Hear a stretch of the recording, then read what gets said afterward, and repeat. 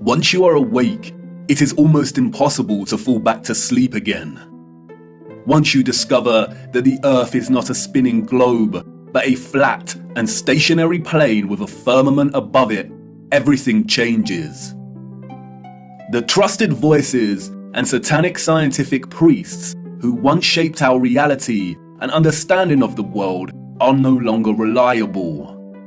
Our first-hand experience of the Earth as a stationary realm is at odds with their fabricated narrative of space and spinning planets. The scarring of our land and the barbaric mining of Earth's once majestic giant trees is at odds with the history books and geological narrative.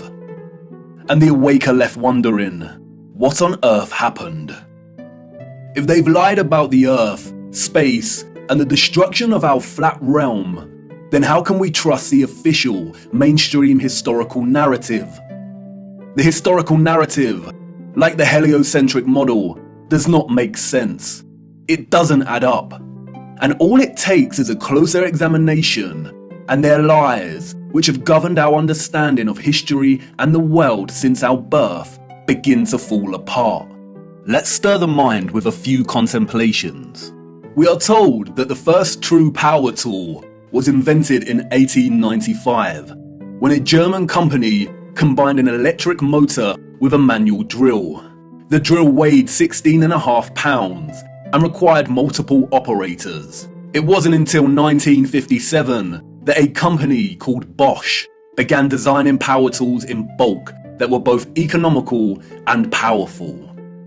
So then how did our historical ancestors, a more primitive, underdeveloped people, design and build some of the structures we encounter? What about all the gigantic monolithic stones we encounter that have been cut with such precision? Ask yourself, could you repeat this today with the arsenal of equipment we have at our disposal? And what about the magnificent ancient stepwells of the East? Stepwells, we are told, were multi-storied wells built by our primitive ancestors as ways to preserve the water supply during droughts. But look at the intricacy and complexity of these structures.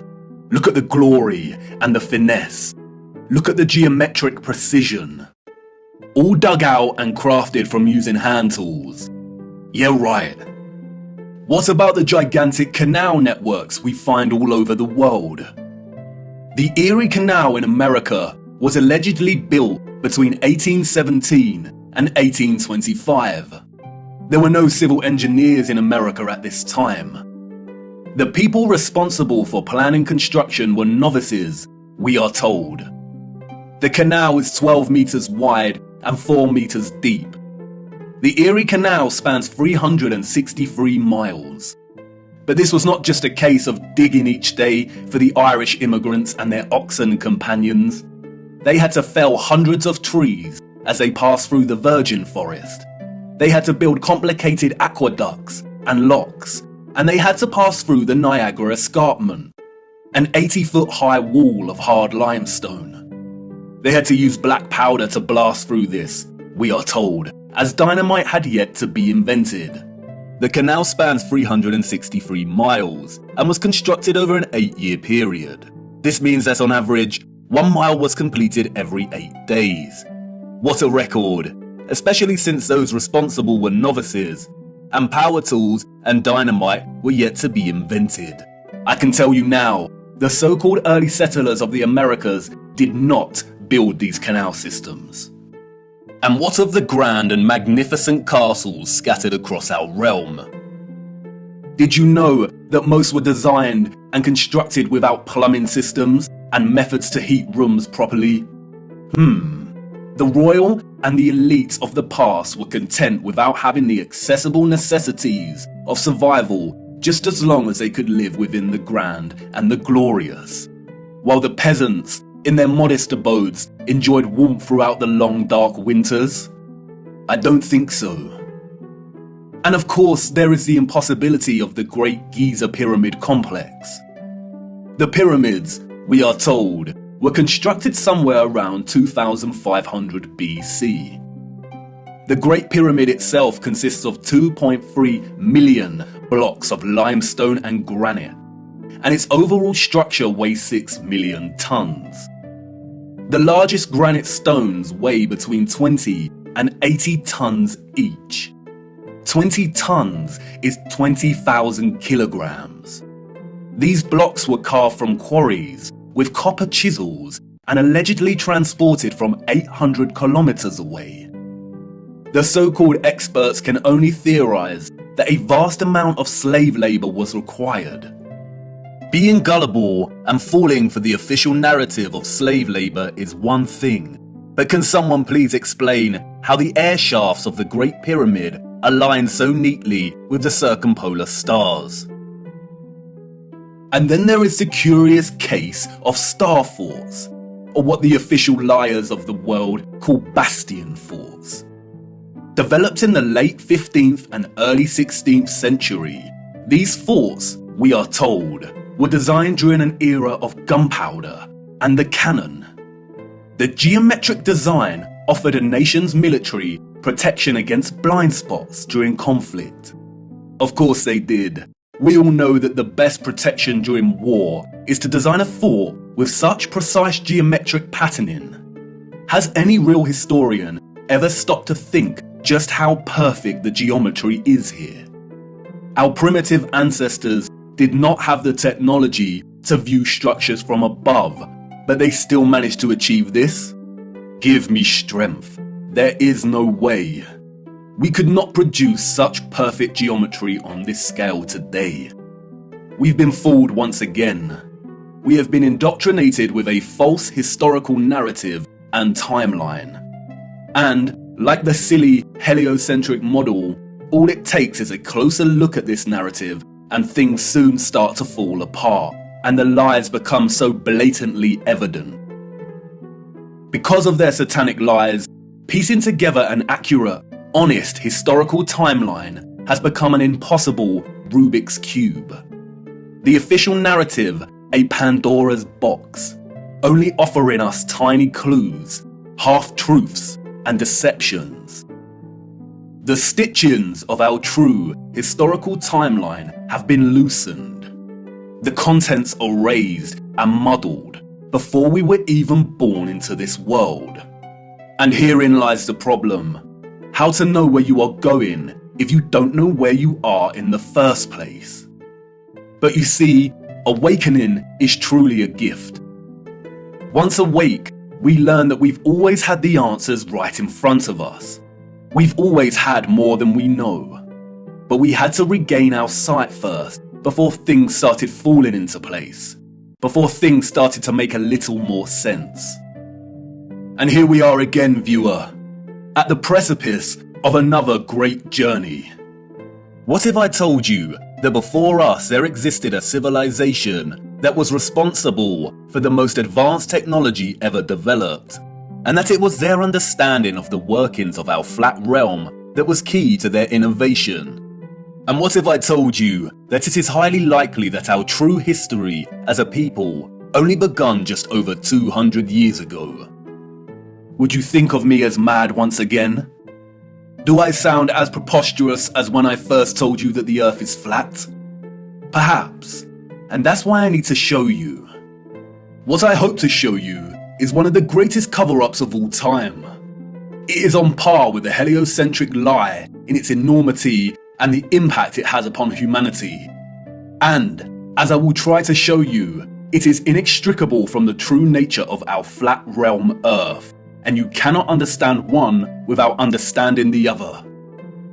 We cannot waste time, for we must journey in search of lost time. At its heart, this is a story about deception. It is also a story of endings and beginnings, of death and rebirth.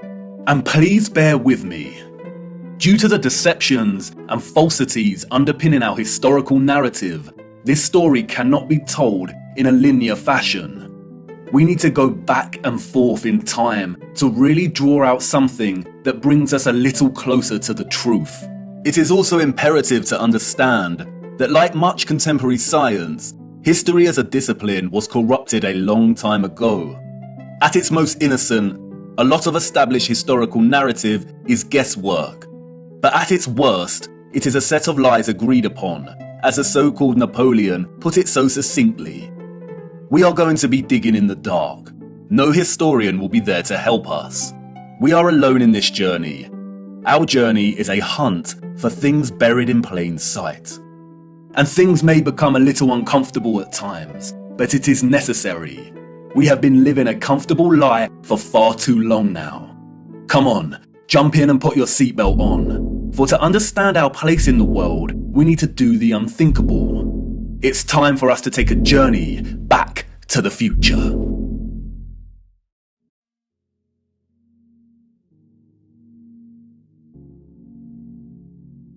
Our journey begins in the unlikeliest of places. 19th century St. Petersburg.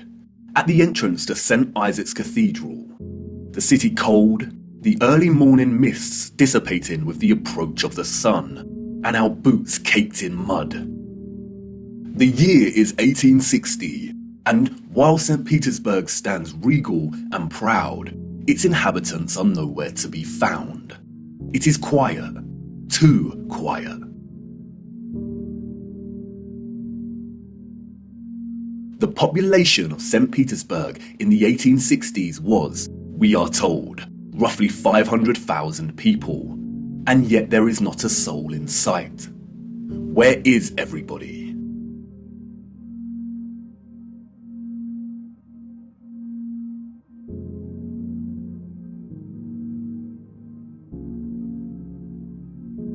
The long shadow of Alexander Column gives us a clue as to the time of the sun's journey above this region.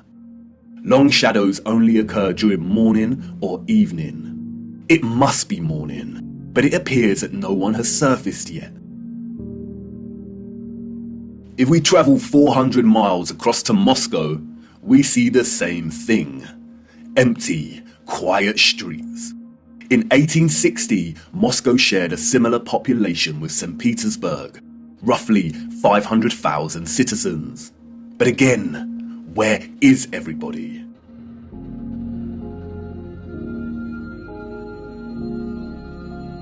What about the rest of the world during this time period? Edinburgh, Scotland, 1840s.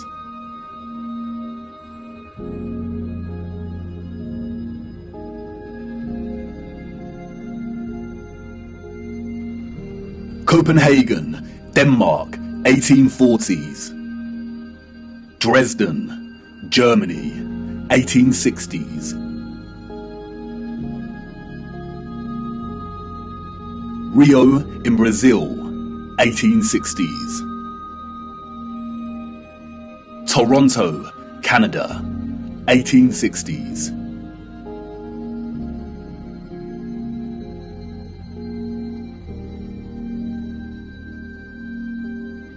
Athens in Greece, 1860s.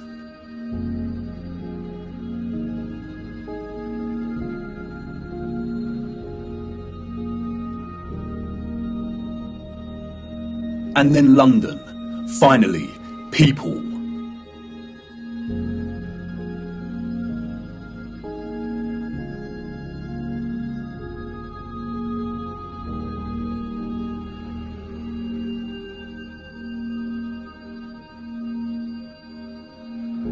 And what about Paris? People, life.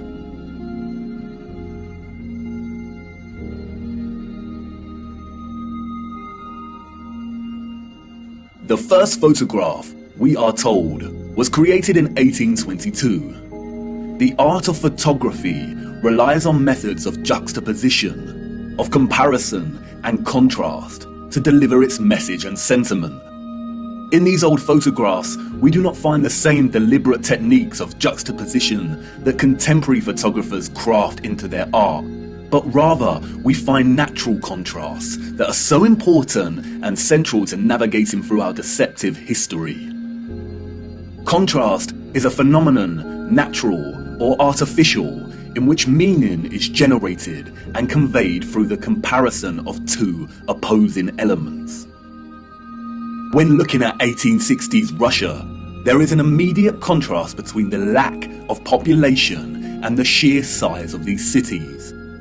Even in the 19th century, both Moscow and St. Petersburg are enormous. The infrastructure found in the photographs could hold a population well into the millions. Why are the cities so vast if the population was only 500,000 in each? Furthermore, the official narrative gives us a population that increases in a linear fashion from 1764. Many of the buildings we see here were built years before the photograph was taken. Did the Russians just plan well in advance? But it's when the population is introduced into these photographs that a new contrast emerges that is staggering. That is, between the people and the environment itself. It may be the reduced population numbers, or it may be the monochromatic starkness of the black and white images, but they present to us something that we've lived amongst our entire lives and never paid any mind to. That is, the enormity and impossibility of the architecture. As we engage with the industry and act of tourism, we journey from place to place and observe, taking it all in, learning, hearing, and being told what we are looking at and how it came to be. And standing in front of a structure like the Arc de Triomphe in Paris, we might even exclaim, "Wow, how did they do this?" But the moment, inextricably wrapped up in the busyness of the scene, perhaps prevents us from really asking that question with sincerity. Standing in front of a structure like the Arc de Triomphe while the crowd frantically takes pictures on their smartphones makes it all a reality. And we conclude, before being shoved away by new tourists, well, they had to have done it somehow because I'm here and looking at it. During our indoctrination at school, we are seldom shown old photographs of the grand cities scattered around our flat realm. And perhaps for good reason. Because when we marinate on images like this, and are presented with the visual evidence of a very primitive Victorian people, dotted around like grasshoppers, within the shadows of the most magnificent, grandiose, brilliant architecture a human could ever imagine, we begin to have doubts. Indeed, how did they build this?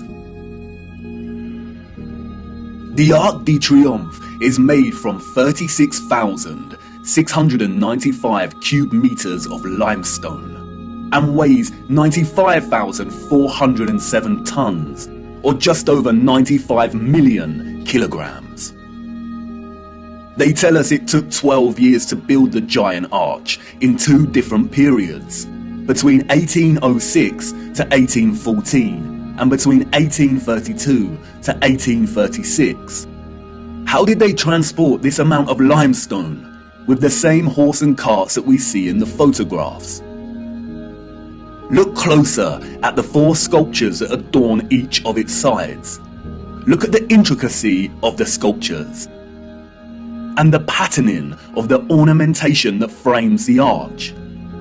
Each section is perfectly repeated without any deviation or inconsistency. The first true power tool was not invented until 60 years after this arch was completed. They tell us this was crafted by hand. Is that even possible?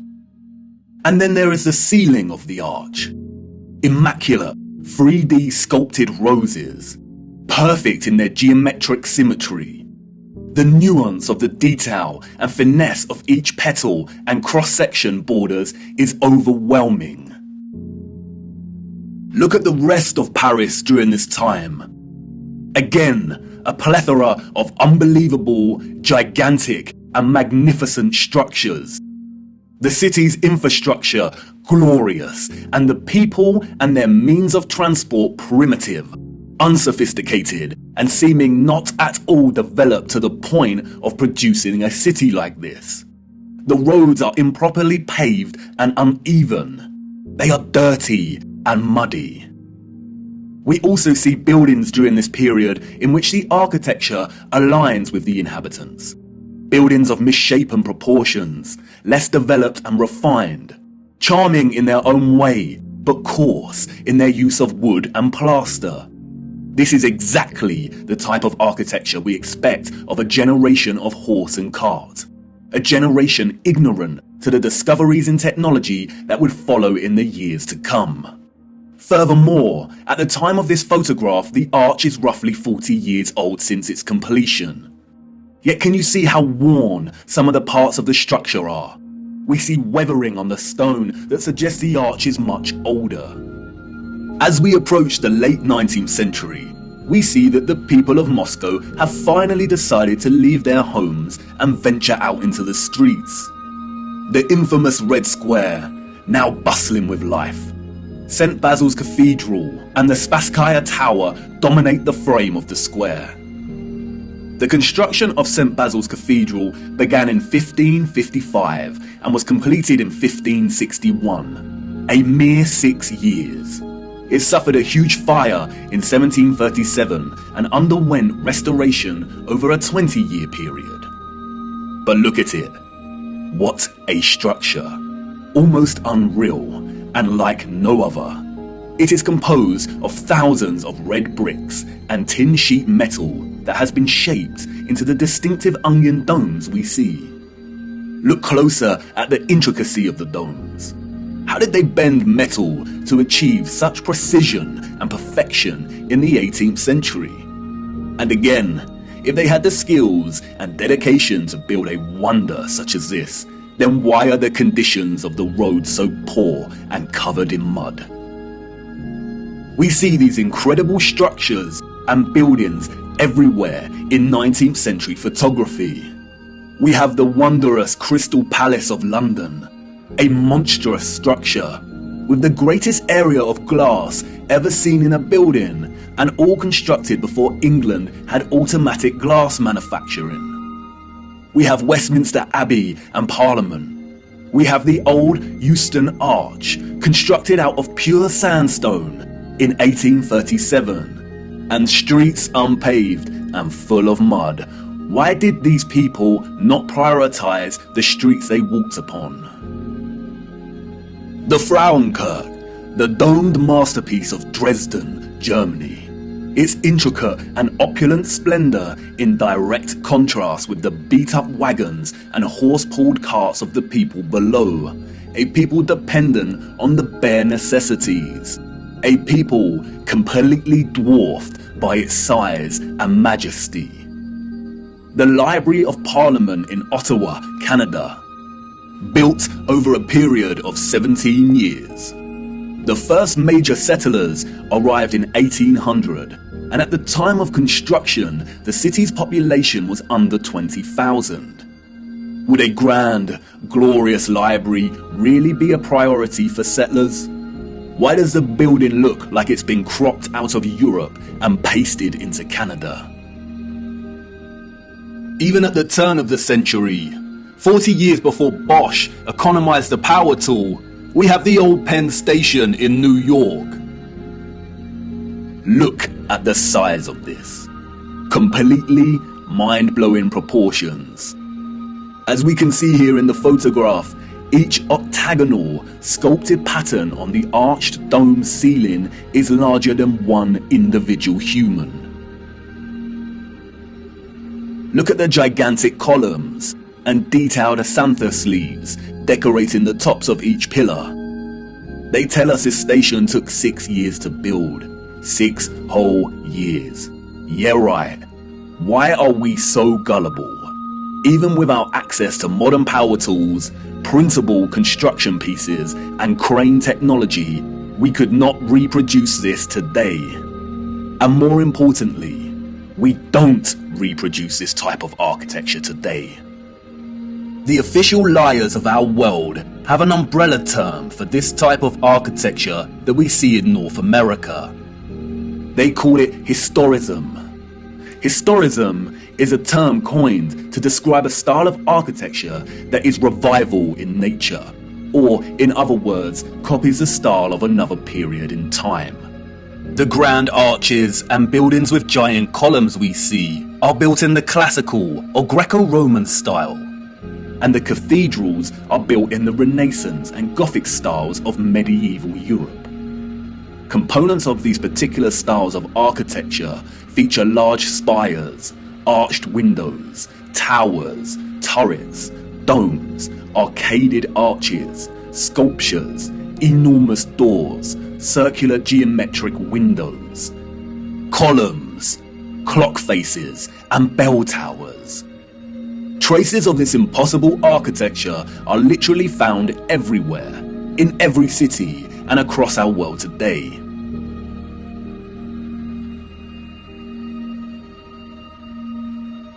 Some preserved and maintained, like the Parisian Arc de Triomphe and Notre Dame, and others lost and long forgotten to time, like the Euston Arch and the old Penn Station in New York. We as a people travel miles to take our own photographs of these wonders. But the photographers of the 19th century gift us with something they would never have expected to give a future generation: perspective. We see a primitive people against a backdrop of clearly advanced architectural infrastructure. The official historians of the world tell us tales of Darwinian evolution and progression between time periods. The people that came after were always more advanced in their ways, refining and redefining the methods of the generation that came before. If the height of innovation and industry during the 19th century was still the horse and car as a means of travel, then, as these photographs tell us, this style of architecture was just as impossible for those living in the centuries before it.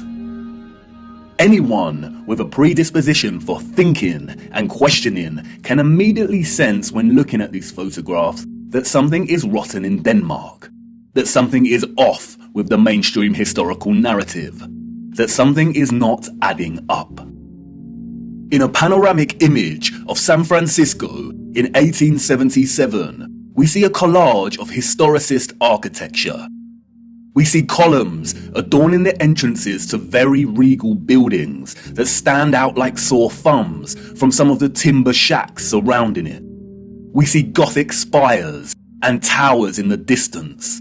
We see domed cathedrals and buildings.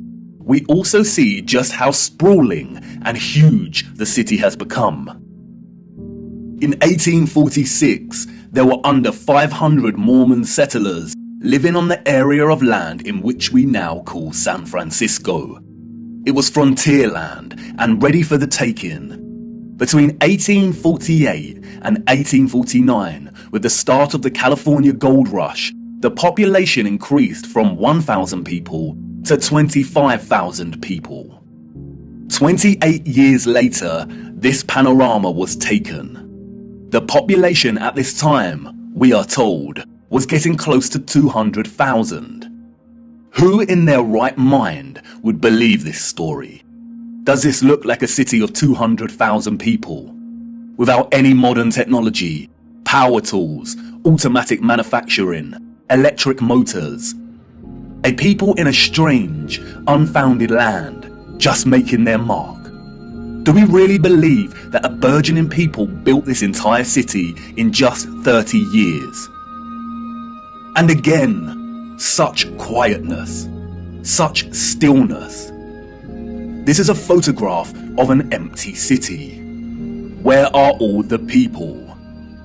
The shadow of the post here tells us that it is not the early hours of the morning. Short shadows only appear toward midday. A city of this scale at noon should be bustling with life. But there is not a single person in the shot of this panorama. The only life we see is that of a horse without any master in sight. It seems highly unlikely that all the people were told to stay indoors because a cityscape photo shoot was taking place. And this silent scene becomes all the more eerie when we consider that there is intention behind the lens. Someone was there, standing at a vantage point and taking this photograph. But who? And for what? And what are the chances that in the 19th century, during similar decades, we see deserted Russian, European, and North American cities photographed like this?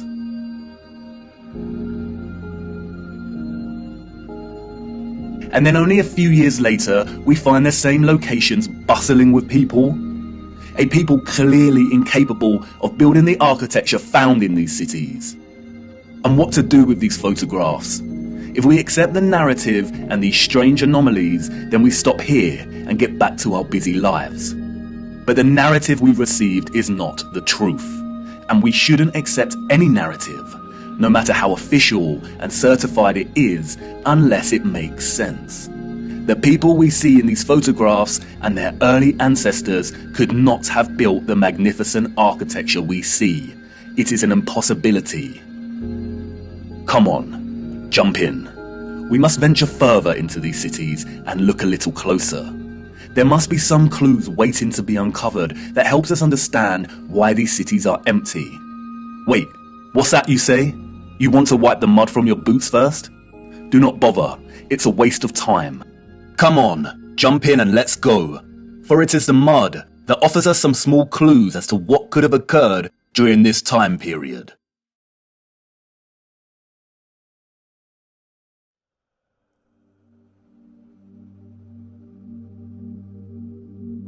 In June 2011, Christchurch, New Zealand, suffered an earthquake that left a lot of the city in chaos, destroying buildings and infrastructure and leaving over 50,000 homes without power.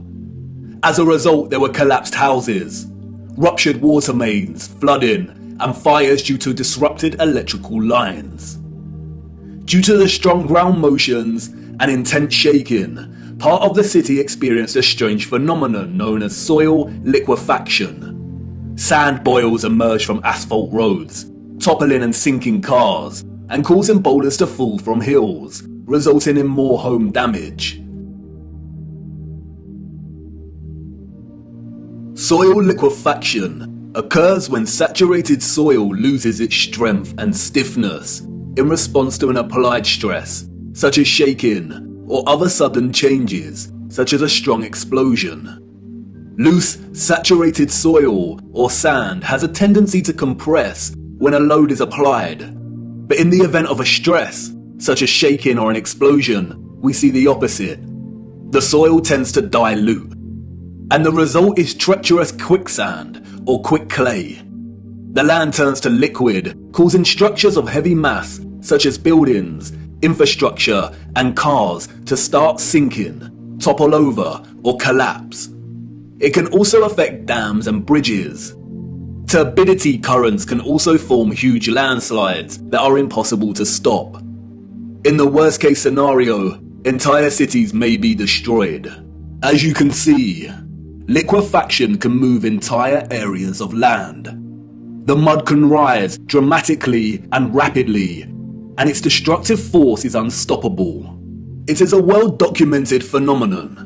The 1964 earthquake in Nagata, Japan caused liquefaction, and we can see the effects very clearly in these photos.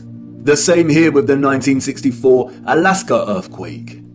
Buildings toppling, cars sinking, infrastructure collapsing. Once the stress has subsided, the soil begins to solidify once again, and we can see the aftermath. Uneven, muddy streets remain where there was once road paving. Returning to photographs of 19th century cities, we see a similar situation here. The roads are unrefined and full of mud. We see unsophisticated, uneven, coarse, and muddy roads everywhere against a backdrop of refined, sophisticated, and magnificent architecture. Could these cities have suffered the similar fate of soil liquefaction that we see in more recent times? Perhaps. But unfortunately, muddy roads is not enough evidence to base any conclusions on, is it? Children ask the most vital of questions, and adults, in their foggy stupor, usually provide the most unsatisfactory answers, often regurgitating learned nonsensical information that leave the child's imagination unfulfilled. Squelching along these muddy 19th century roads, observing their surroundings, a child may ask, why did they build the windows so low to the ground? And what an excellent question. Yes, why indeed did they build windows on ground level? For you see, the people we see in these photographs, sadly, did not build this architecture. And maybe some of them, at some point in their busy day-to-day life, ask the exact same question. We see it everywhere. Windows at ground level.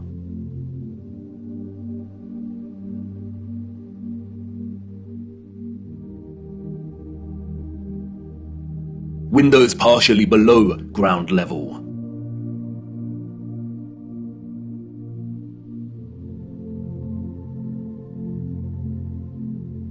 First floor entrances raised from the ground level.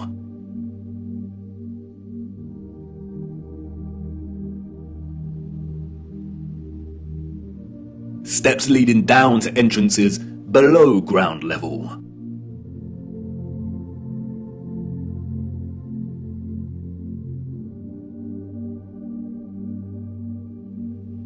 We can find this in almost every major city across our realm, in both old photographs and when we walk in the streets today.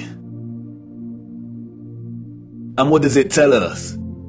That a society with access to modest construction tools and horse and car constructed their infrastructure by first spending countless amounts of hours and energy clearing land with a depth of over 3 meters to begin their construction? Building basement floors is incredibly hard work. Since the 20th century, large powered excavation machines, such as backhoes and front-end loaders, have reduced the time and manpower needed to dig a basement dramatically, as compared to digging by hand with a spade. Perhaps you could say that our historical ancestors were just that dedicated to the architecture they built. And you could say that many of the sunken buildings we see are actually due to elevations and depressions in the natural landscape. The official narrative, which is always full of inconsistencies, perhaps would suffice if it was not for contemporary excavation. When we look at photographs such as this, it immediately dawns upon us that what we are seeing are windows and doors 2 to 3 meters below the ground surface. Why are there windows and doors underground?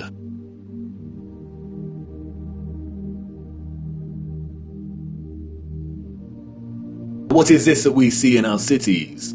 Natural soil accumulation over time? Geologists have never been able to ascribe a consistent value to worldwide natural topsoil accumulation, because it is impossible. Some regions of our realm experience consistent topsoil accumulation, whereas other regions actually experience consistent erosion. Many historians and archaeologists have noted that many cities over the centuries have been destroyed through war and natural phenomena such as earthquakes, volcanic ash, and flooding.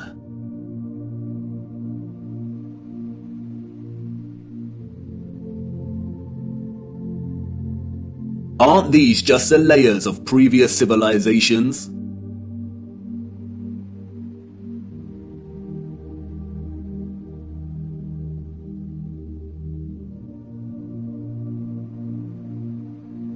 No, they are not. We see over and over again whole floors of buildings consistent with the architecture existing above the layer of ground.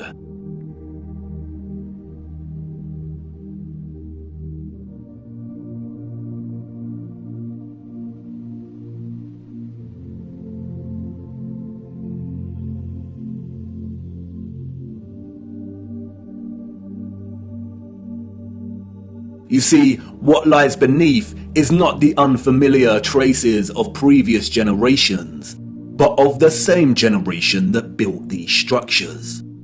And once you really see this kind of sunken, buried infrastructure that exists in such prevalence across our world, you can never unsee it.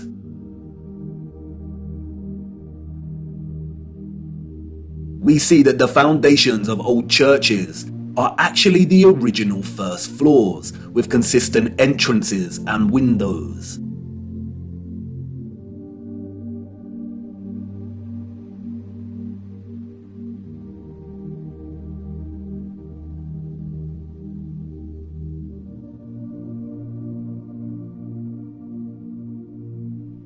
We see mosaics unearthed. We see pillars, columns and arches that were originally much larger, and it was the layer of soil that reduced their size, as if they weren't big enough to begin with.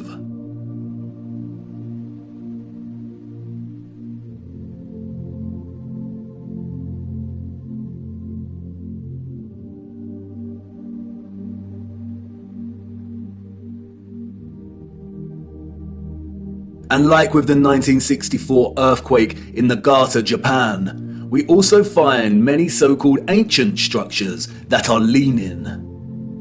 As if at some point, the soil beneath these structures loosened and liquefied. We have the Sahersen Church Tower and Our Dear Lady at the Mountain Church Tower in Germany, the Tiger Hill Pagoda in China, the Leaning Tower of Nevyansk in Russia,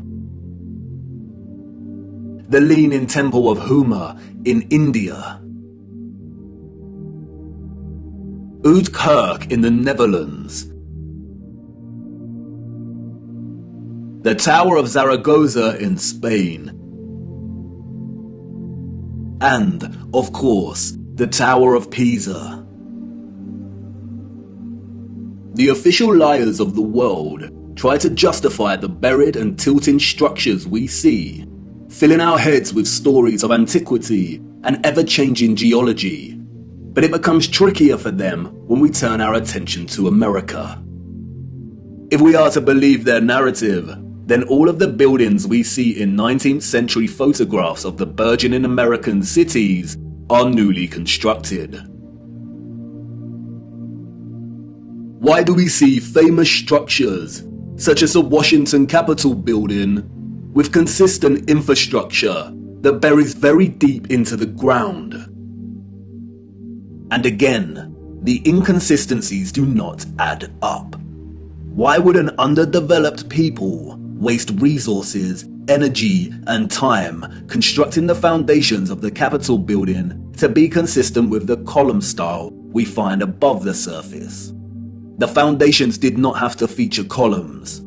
Columns, we are told, are a stylistic choice, not a functional one. So why would they do this? In a nutshell, they wouldn't.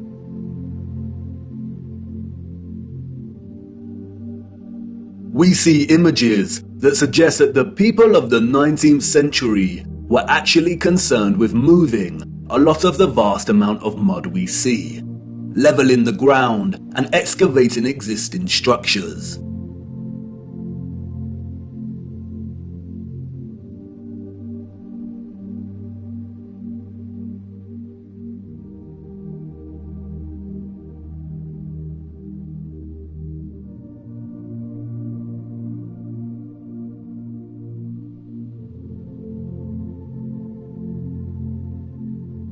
The consistency and prevalence of buried architecture across our realm indicate that whatever happened was a worldwide event, despite regional differences in natural topsoil accumulation and erosion. And there is no official narrative explanation that justifies the buried architecture we see. No explanation provided to justify the amount of mud we see in 19th century photographs of our cities. On the roads, mud piles from clearing, the roads uneven, the land ravaged, but the architecture grand, perfect, and intact. applauded by literary scholars for his use of fog as an opening simile and metaphor to paint a portrait of London as a corrupted hub amidst burgeoning industrialization. Many often overlook that Charles Dickens's 1852 novel Bleak House actually opens with a different image.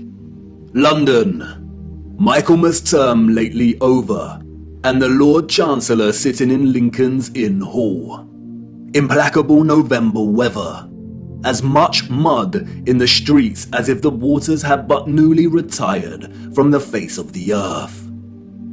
Liquefaction caused havoc across Christchurch and the Garter, but these were isolated earthquake events, and only portions of each city were affected. It is not possible for there to have been huge, simultaneous earthquakes around the world during a similar period. Or is it? Even Wikipedia tells us that liquefaction can occur naturally or artificially, from an earthquake or other sudden change in stress condition. Even if this was the case, we do not see the same structural damage to the buildings in the 19th century like we do in cases such as Christchurch and the Garter. Most of the buried architecture we see is intact. It has either sunken or the ground level has been raised at least 3 meters, sometimes in a uniform manner, and other times partially buried in rolling mud hills, as if there were huge landslides. The strange case of the buried architecture provides the following conclusions: that what lies beneath are not the remains of previous civilizations. More often than not, the buried structures are consistent with the architecture we see above ground, that the structures are much larger than originally suspected, and therefore they are even more of a construction impossibility for a Victorian generation of horse and car, and those existing before them. That natural topsoil accumulation and soil liquefaction are not satisfactory explanations for what we see here.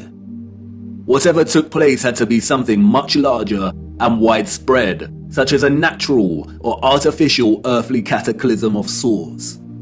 As many of the photographs show, many citizens of the 1800s were responsible for moving much of the mud, leveling the ground, and excavating buildings, which suggests that whatever happened had happened very recently in their past. The complete absence of a reasonable, mainstream justification for the buried architecture we see suggests that the controllers of our realm are deliberately trying to hide whatever happened. And what of the deserted cities we see in the earlier photographs? If these cities were truly empty, then we must ask why. We must also ask how all the people got there in the end. In the space of 30 or so years, we see a city go from barren to bustling. Interestingly, it is Charles Dickens and 19th century literature more generally that offers some clues. 2 central themes run throughout 19th century Victorian literature: that of marriage and female chastity, and that of orphans and adoption. Many of the fictional characters we've come to love over the years are orphans. We have Oliver Twist and Pip from Great Expectations. We have little orphan Jane Eyre and Heathcliff from Wuthering Heights. We have Mowgli from The Jungle Book, Cosette from Les Miserables. We have Heidi, Rapunzel, Peter Pan, Snow White. We have Tom Sawyer and Huckleberry Finn and Anne of Green Gables. And these books were of their time, as far as orphan prevalence goes. The only issue is that these novels romanticize the orphan as a figure dislocated from society by default, and therefore pave their life's path as one of unforeseen opportunity. This was not reality. The theme of marriage and chastity that we find in so many 19th century literary works, such as those by Jane Austen, the Brontes, George Eliot, Dickens, Thomas Hardy, Leo Tolstoy, Victor Hugo, and more, was nothing more than carefully disguised, well-written propaganda. with the sole purpose to solidify and justify a social value framework that would separate children from their mothers.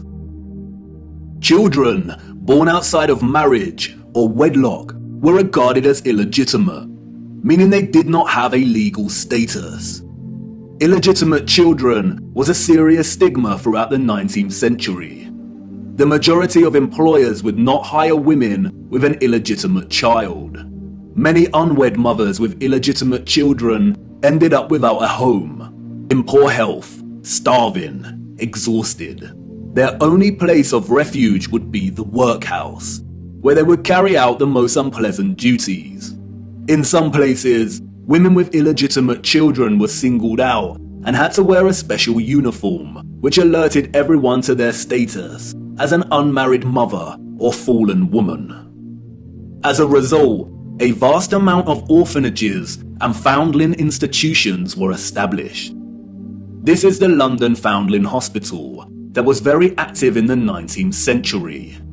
Look at the size of it. Charles Dickens was obsessed with this place. Inspiration, they say. The official narrative tells us that an estimated 4,500 women handed over their children to this huge building. But this was just one institution. Wikipedia gives us a partial list of over 64 orphanages that were founded in the UK during the 19th century. The list is only partial. The peculiar case of the vast amount of parentless children in the 19th century is well documented by many researchers. And most of them agree it is almost impossible to establish figures that really do justice to just how many orphans there were during this period. Their footprint did not enter the record books. It formed in the mud and was then washed away. It wasn't just the UK. This was a worldwide phenomenon. New York City had 4 foundling asylums alone that processed thousands of children annually.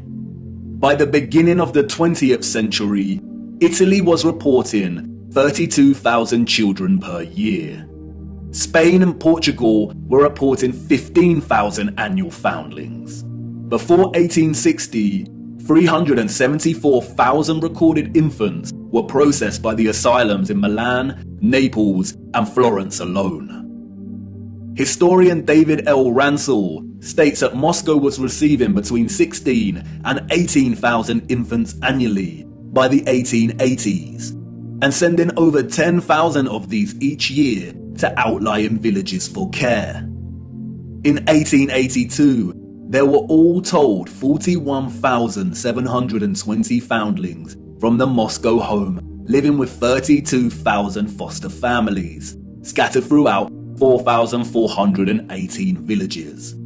A dozen villages had over 90 fosterings each. One thing that is often overlooked is that there were a series of laws passed in the 1800s, making it almost impossible for unwed mothers to keep their babies. The 1833 Poor Law Reformation introduced bastardy clauses that shifted the entire responsibility for the illegitimate child onto the mother. Social stigma meant that she would not be able to provide care for her child and would be forced to hand them over to the authorities, or worse. Advertisements for adoption or nurse care became popular in newspapers. And, as many scholars have pointed out, these were a front for what was termed baby farmers, or paid murder. As Dorothy L. Haller states, the adverts may have been misleading to the general public, but read like a coded message to unwed mothers. No references are asked for, and none are offered. The sum of 15 shillings a week to keep an infant or a sickly child was inadequate, and a sickly child and an infant under 2 months were the least likely to survive, and the cheapest to bury. Infants were taken, no questions asked, and it was understood that for £12 no questions were expected to be asked. The transaction between the mother and the baby farmer usually took place in a public place, on public transportation, or through a second party. No personal information was exchanged. The money was paid, and the transaction was complete. The mother knew she would never see her infant alive again. Most children, however, were not murdered, but were dropped off at the doorsteps of orphanages or the workhouse. All children taken into these institutions were given entirely new identities. They were provided for with shelter, food, and clothing temporarily, and then sent off to workhouses or another location.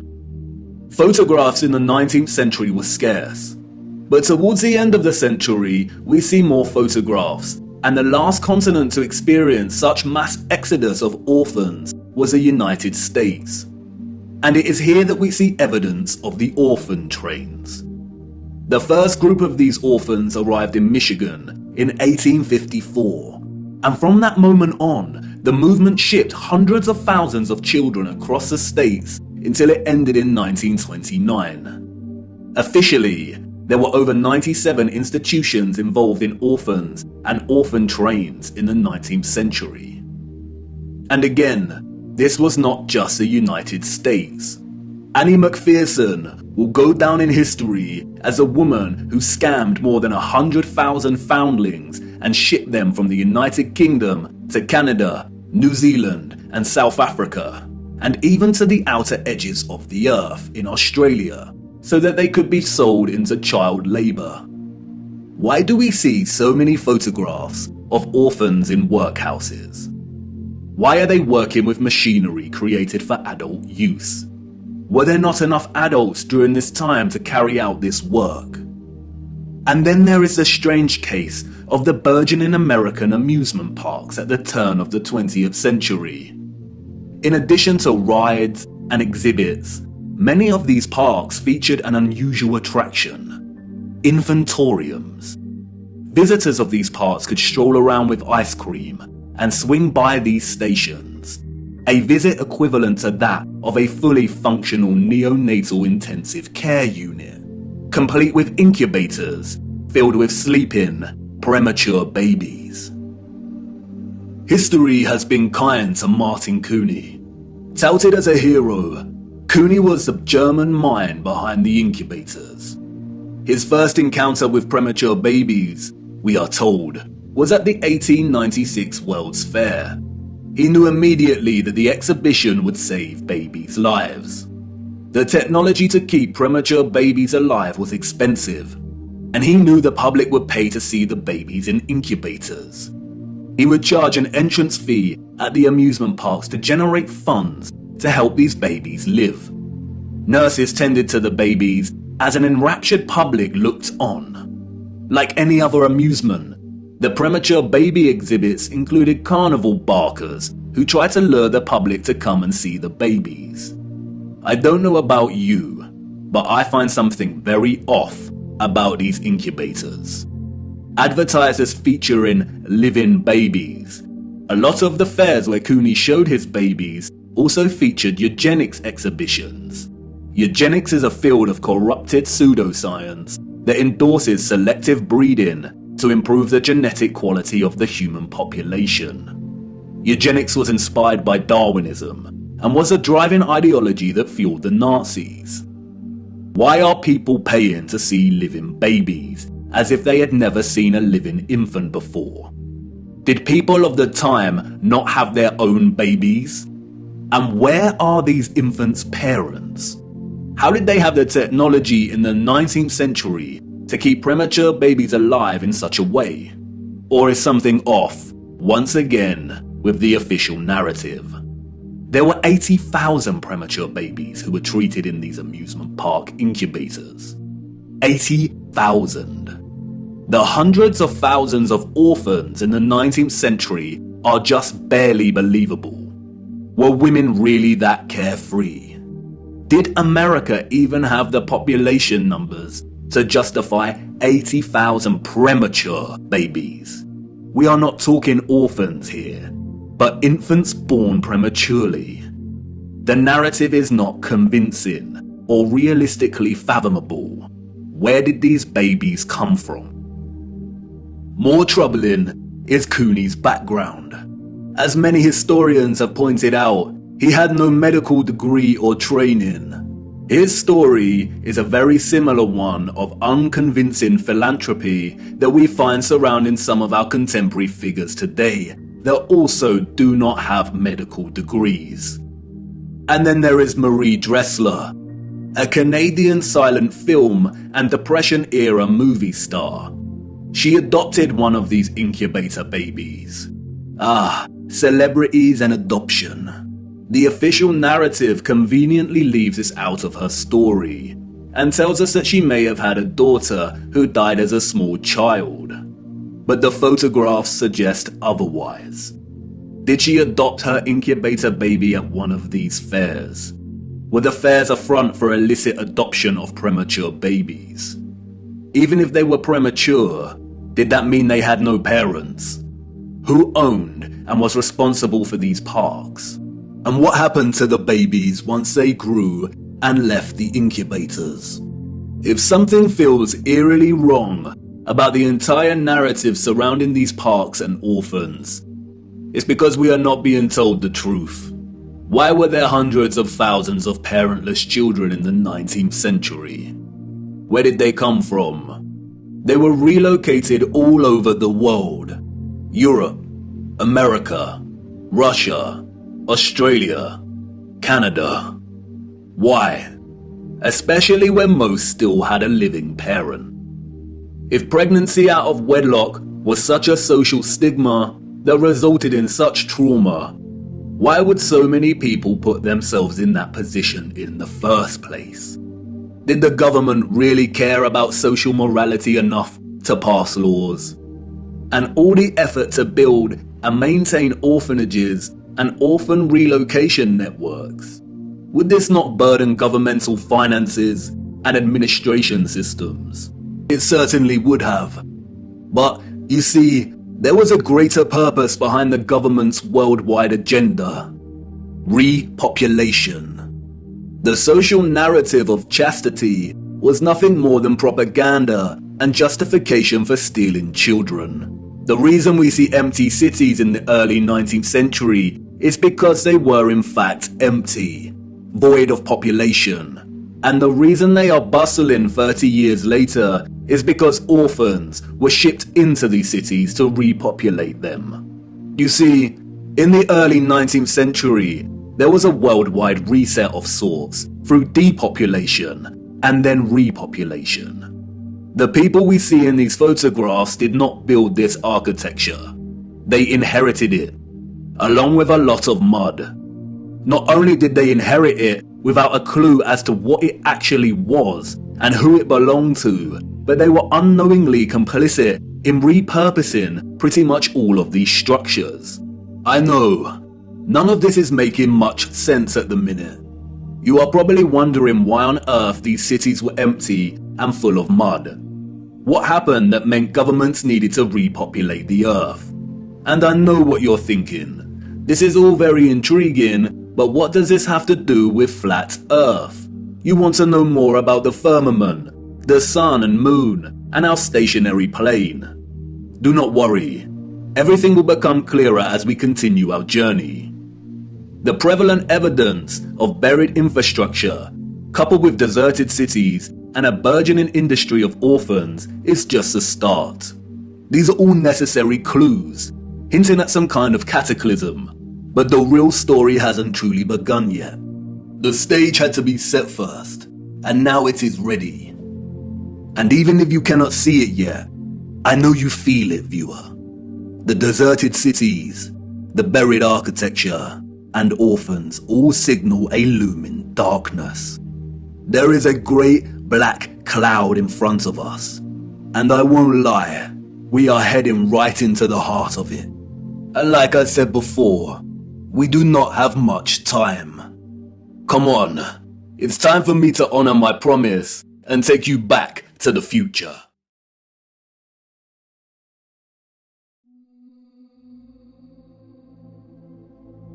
Water, an inorganic, transparent and odorless chemical substance that covers 70% of the known Earth's surface.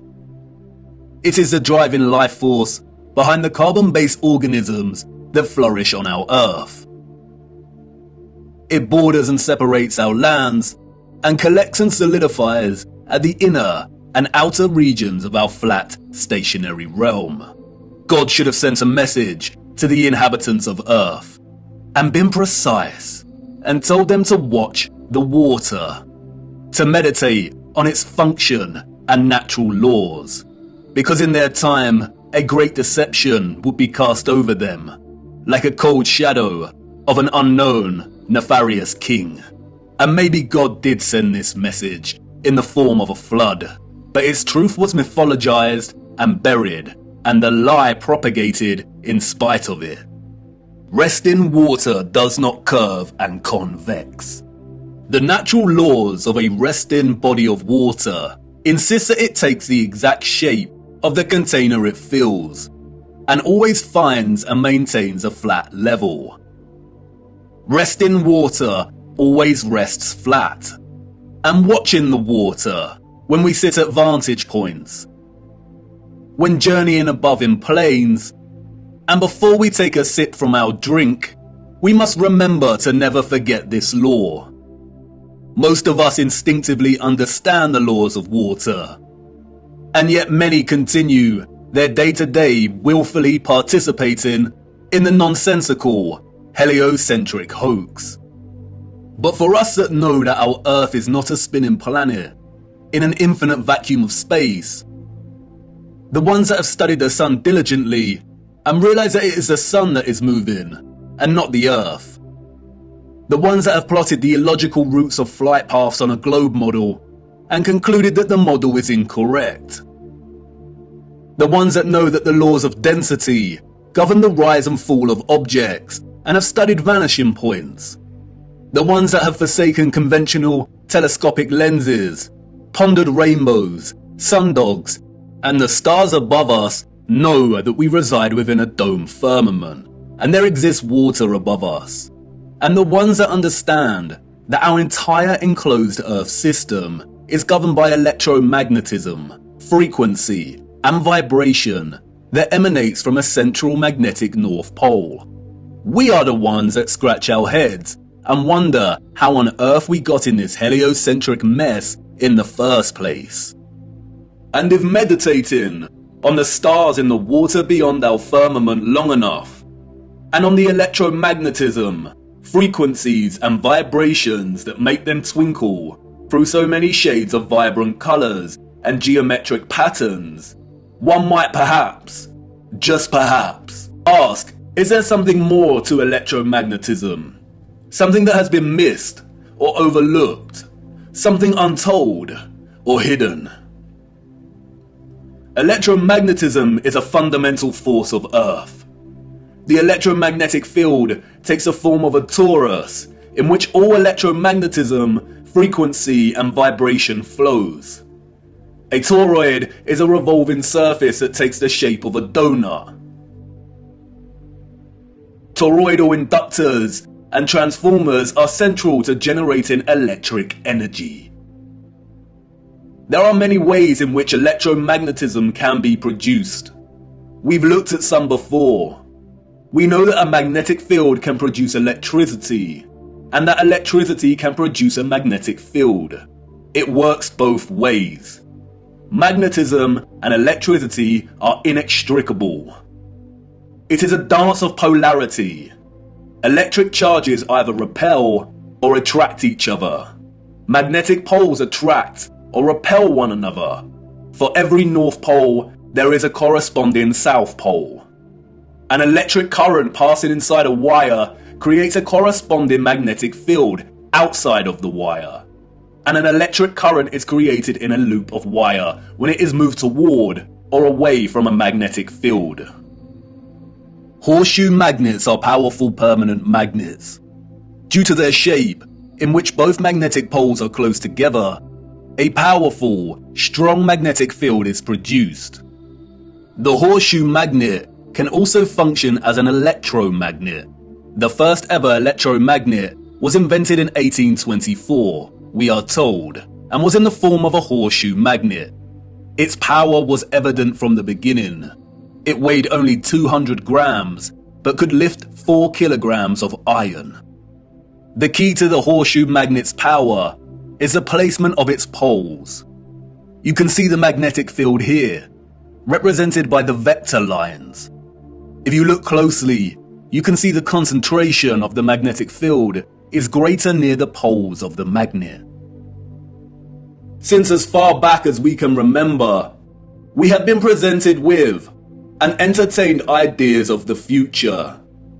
Not necessarily our future as individuals, but the future of humanity, technology, and society at large. Whether it is in the form of Hollywood movies, you know the ones, the action films, the science fiction sagas, and the animated kind, or literature, music, and art exhibitions. In these, we see our technology taken to its limits.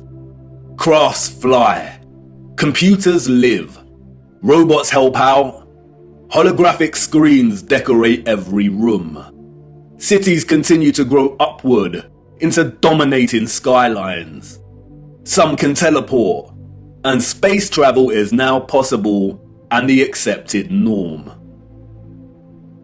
Outside of fiction, we also have sobering documentaries telling us where we are heading, usually featuring narration by an old man, lamenting the unstoppable path we are on.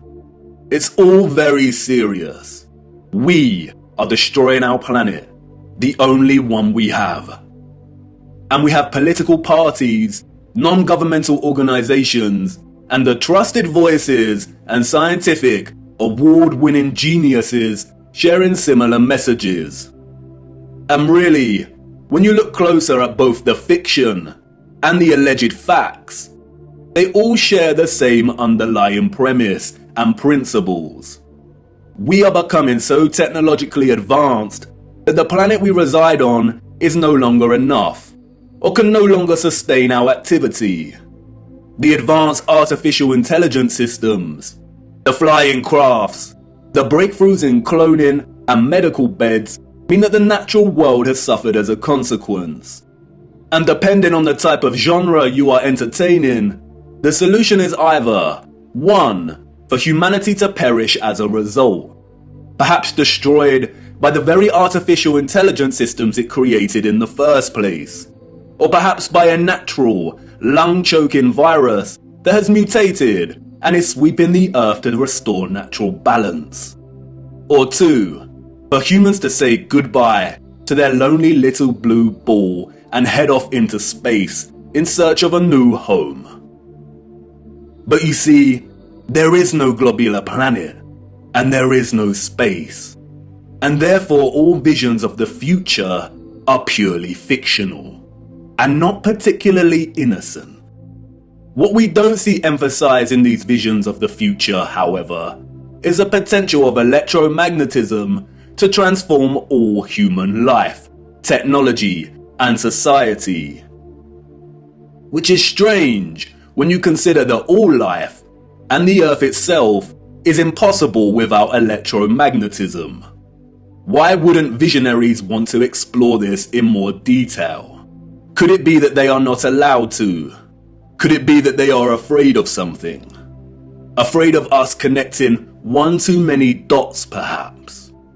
And again, horseshoe magnets can act as powerful electromagnets.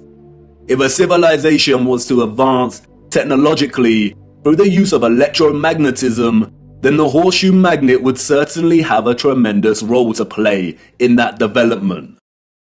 Yes, it certainly would. And it certainly did. The horseshoe magnet. The Arc de Triomphe. Yes, one of the most powerful electromagnets ever constructed.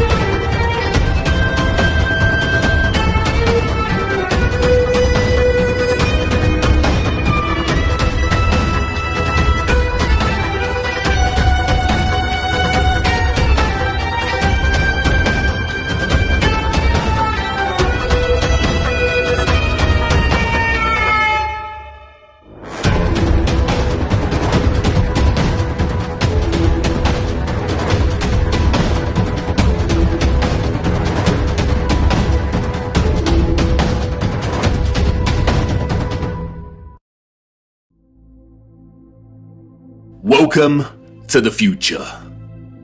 Except it's the past. The future came and went, and we missed it. The magnificent architecture we see throughout our realm, in which the official liars and controllers of our world have termed historicist, neoclassical, Renaissance, Gothic, and so on, all belong to one whole unified civilization. A civilization so developed they had harnessed the power of electromagnetism to such a high degree that they not only built these huge structures, but also crafted them with utter finesse and beauty. A celebration of their own technological advancement. The structures were designed with the sole intention of harvesting and generating electromagnetic energy and distributing it across the world.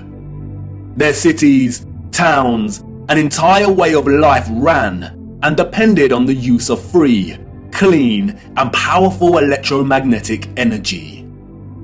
The energy was harnessed and collected from the ionosphere above our heads through the use of antennas, spires, domes, and towers. All the impossible structures we see today have been repurposed and rebranded by our controllers and the citizens of the 19th century. This is not a church. This is not a mosque. This is not a castle. And this is not a government building. These are generators, powerful and gargantuous. They would collect and generate the electromagnetic energy, which was then stored in huge power stations and distributed and redirected by sophisticated, advanced structures, one of which is a huge electromagnet, or what we've come to know as triumphal arches. The energy was stored in batteries and capacitors, such as towers and obelisks.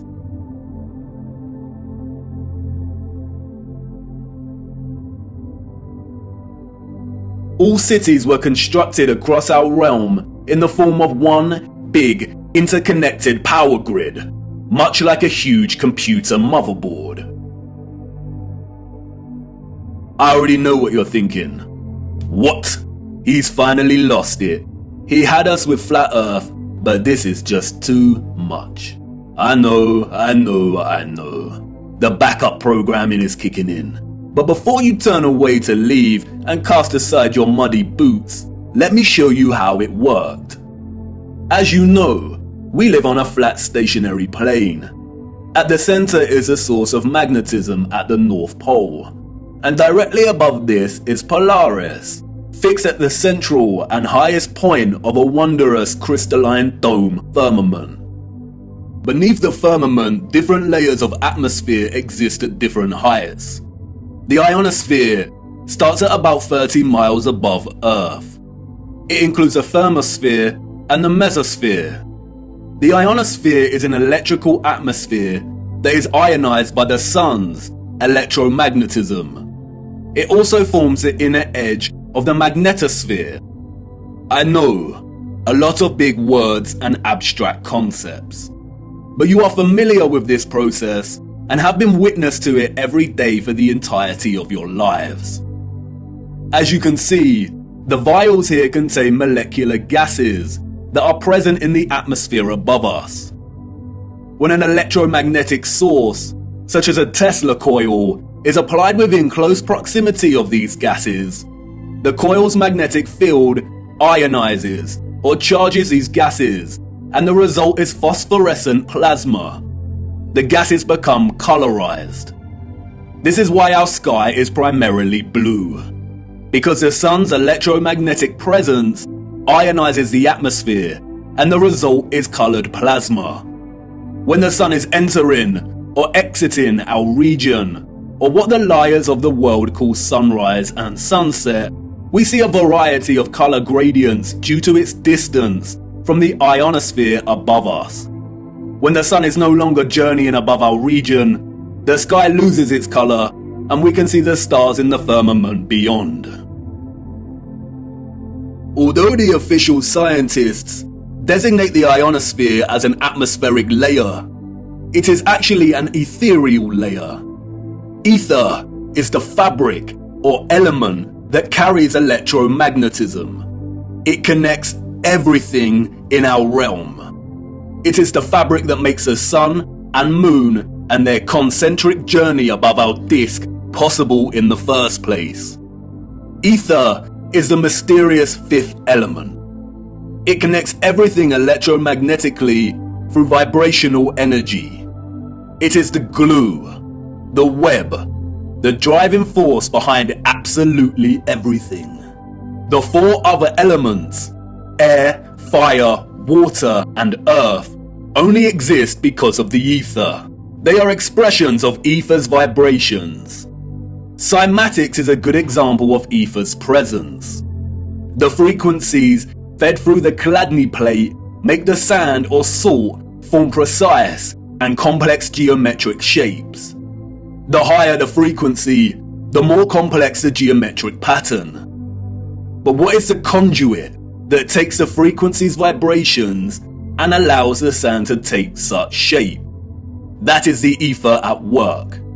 That's why we see fruits and vegetables that closely resemble cymatic patterns. It is the ether at work. All matter is ethereal, and the shape and form of that matter are different expressions of the ether, determined by frequency and vibration. Ether is the bridge between electromagnetic frequency and vibrational energy and the form of matter itself. You could call it the Holy Spirit of God. The historical and scientific discourse of ether is a deliberately manipulated one. The enemy introduced the truth only to discredit and subsequently bury it. Some of the alleged figures of the past have written on ether. The so-called Aristotle called it the fifth element.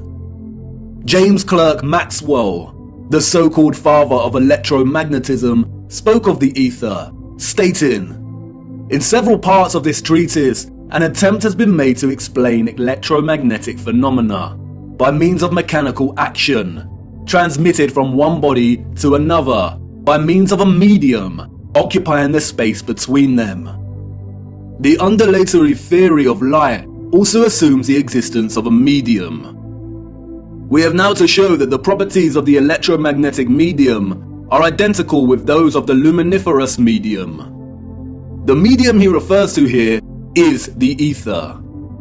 Albert Einstein and others successfully solidified the heliocentric model through fraudulent schools of scientific thought. But even Einstein could not deny the presence of ether. According to the general theory of relativity, space is endowed with physical qualities. In this sense, therefore, there exists an ether. According to the general theory of relativity, space without ether is unthinkable. For in such space there would not only be no propagation of light, but also no possibility of existence for the standards of space and time, measuring rods and clocks, nor therefore any space-time intervals in the physical sense. Even contemporary scientists, under the spell of heliocentrism, admit it is nonsensical to deny ether's existence. Today, the vacuum is recognized as a rich physical medium. A general theory of the vacuum is thus a theory of everything. a universal theory. It would be appropriate to call the vacuum ether once again. Returning to the ethereal ionosphere. As I said, this layer of ether above our heads is a constant sea of electromagnetism, and is responsible for the colored plasma above that we call the sky. The source of its electromagnetism is the sun. It is because of this ionized layer that we get ionospheric lightning in the form of sprites, which in turn influence the thunderstorms below. An ion is a particle, atom, or molecule with a net electrical charge. Electricity is a continuous flow of ions. The electrolytes in our body are ionized. Everything is connected by electromagnetism and the ether. Our highly developed and sophisticated historical ancestors not only understood the workings of the ionosphere and the ether, but they had developed methods to masterfully harvest it as a fuel to power the entire Earth. And while the exact process by which they were able to extract the ether is deliberately hidden from us and remains unknown, the structural remains that humanity has since repurposed and reused as architecture offer us many clues as to how it all worked. The evidence is everywhere for those with eyes to see. And once you see it, it becomes so glaringly obvious that you'll kick yourself for never noticing in the first place. The matter is very complex, and it would take time to really flesh out. So for now, let's have a closer look at some of these structures, and I will introduce some basic concepts. As we continue our journey, we will explore everything in more detail. We see them everywhere. On top of all these magnificent structures, towers, spires, and pinnacles that rise into piercing antennas. It was through these complex antennas that the ether was harvested. You see, after the Great Reset of the 1800s, the enemy fractured the old world's unified understanding of God and created multiple religions to try and hide God and justify the existence of such grand and beautiful technological structures.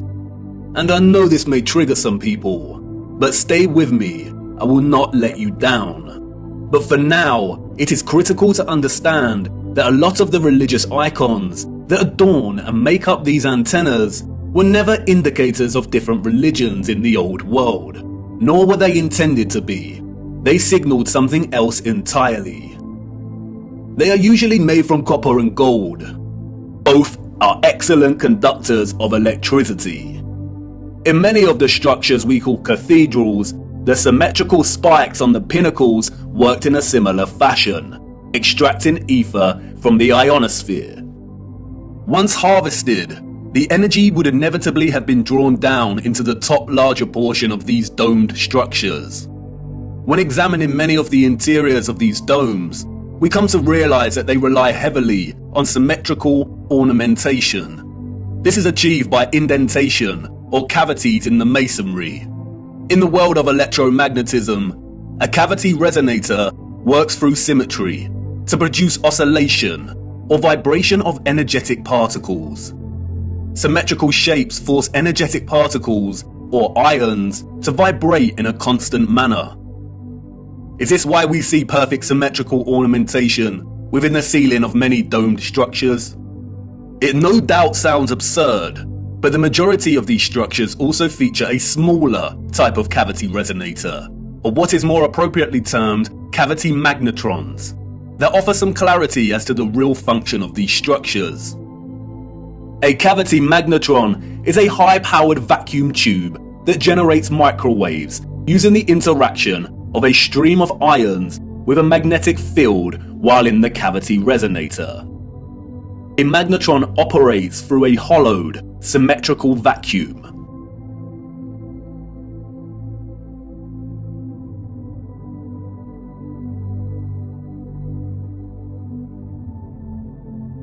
It emits powerful microwaves that can act as a source of free energy. If you break the symmetry or close the vacuum, it no longer functions. But can you see the resemblance? These structures were never intended to hold glass within them. The controllers added the stained glass to the rose windows to shut off the magnetron's function. They closed out instruments of free energy. And they are everywhere in these structures.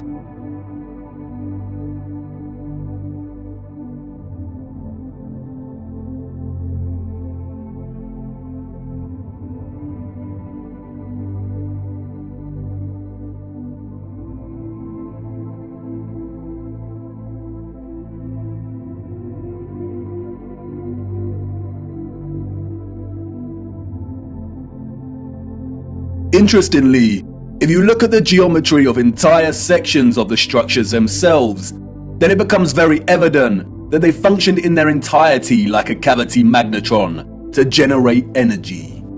All cavity magnetrons consist of a central heated circular metal chamber in which the current leaves, and it's called a cathode. Look at that word.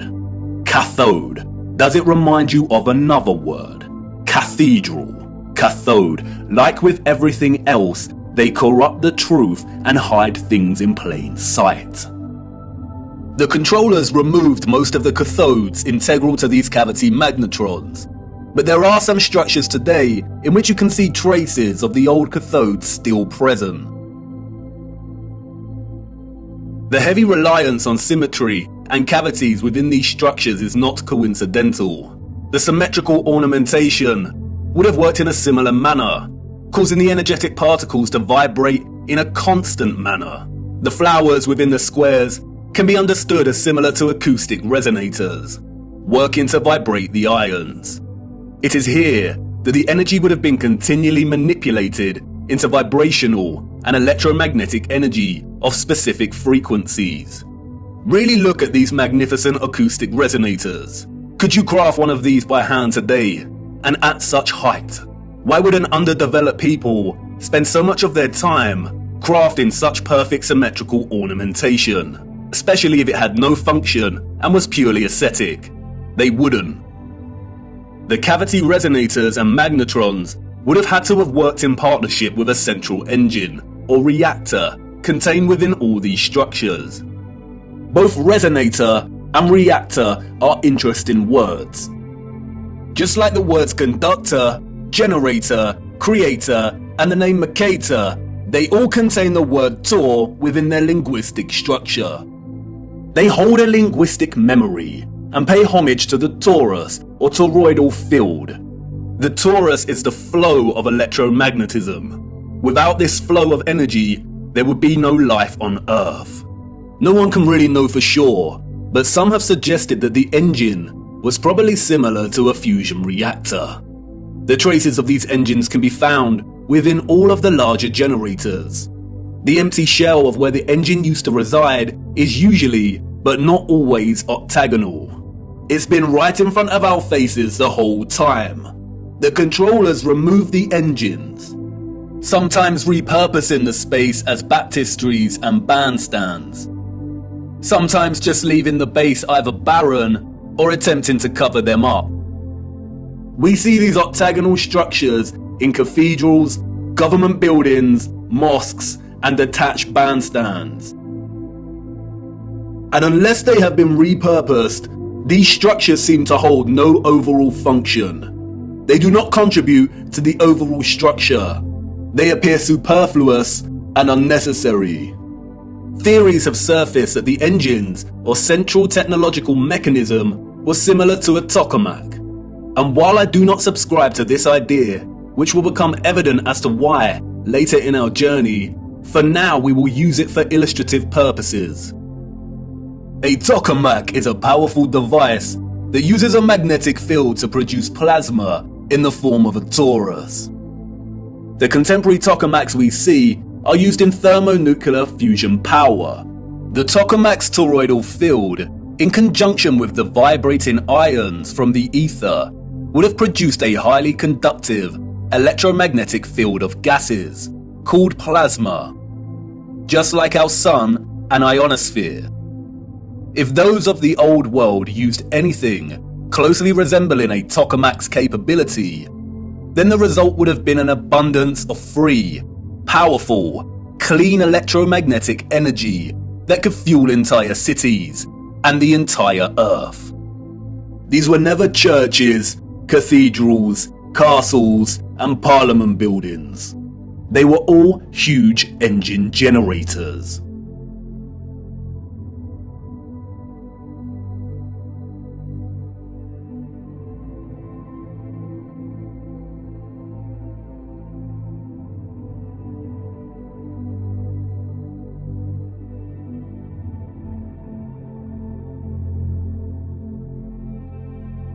The controllers invented labels and terms such as Renaissance, Greco-Roman, and so on to describe the style of these structures. But as you can see, all these magnificent, impossible structures all share the same fundamental structural principles and design, despite location, time period, and cultures. And this is because they were created with the sole purpose of generating energy. And just because these structures were never used for prayer and worship does not mean they were not holy sites. The civilizations of the past had a relationship with the Source and the Holy Spirit, or the Ether, like no other. And they paid homage, reverence, and thanks to it by constructing their generators with such splendor and beauty. And not only that, but they constructed the entirety of their structures, statues, and ornamentation in reverence of this gift, in reverence of the energy production that made their way of life possible in the first place. The laurel wreath, which the satanic controllers have corrupted in their appropriation of the symbol and redesignation of it to represent Apollo and Lucifer, is, in fact, a toroidal coil. And we see the toroidal coil throughout the old world's infrastructure, as simultaneously having both a function and a celebration of this function. Electromagnetic coils are electrical conductors. They are used in applications where electric current interacts with a magnetic field. In devices such as generators, motors, inductors, and transformers. Most coils take the form of a toroidal coil or spiral. Wire coils are used in conjunction with a magnet to produce powerful electromagnetism. The more turns of the wire, the stronger the magnetic field. Coils generate vortexes, which in turn create an electromagnetic field. It's all one interconnected system.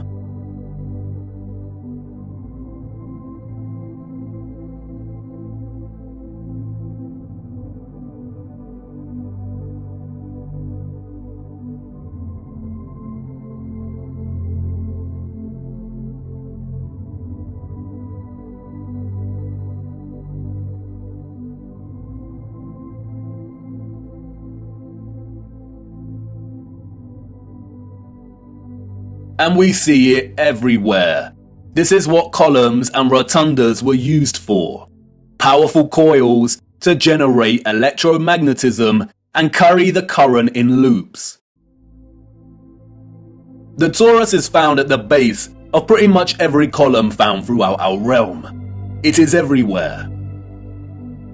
Look at the movement of electricity through a wire and the simultaneous magnetic field it produces.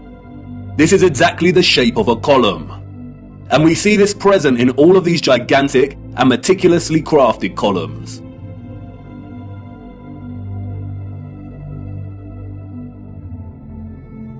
This is why we see the magnetic field represented at the top of a lot of columns.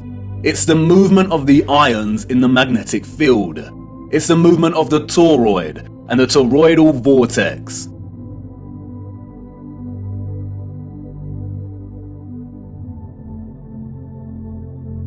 As you saw, coils of copper wire are essential in electrifying the magnet. And I know what you want to say. That's great, but the columns and other structures you are referring to are made of stone. But you see, all of these impossible structures are made from a mixture of stone and metal. They used iron bars in their construction. Iron is magnetic.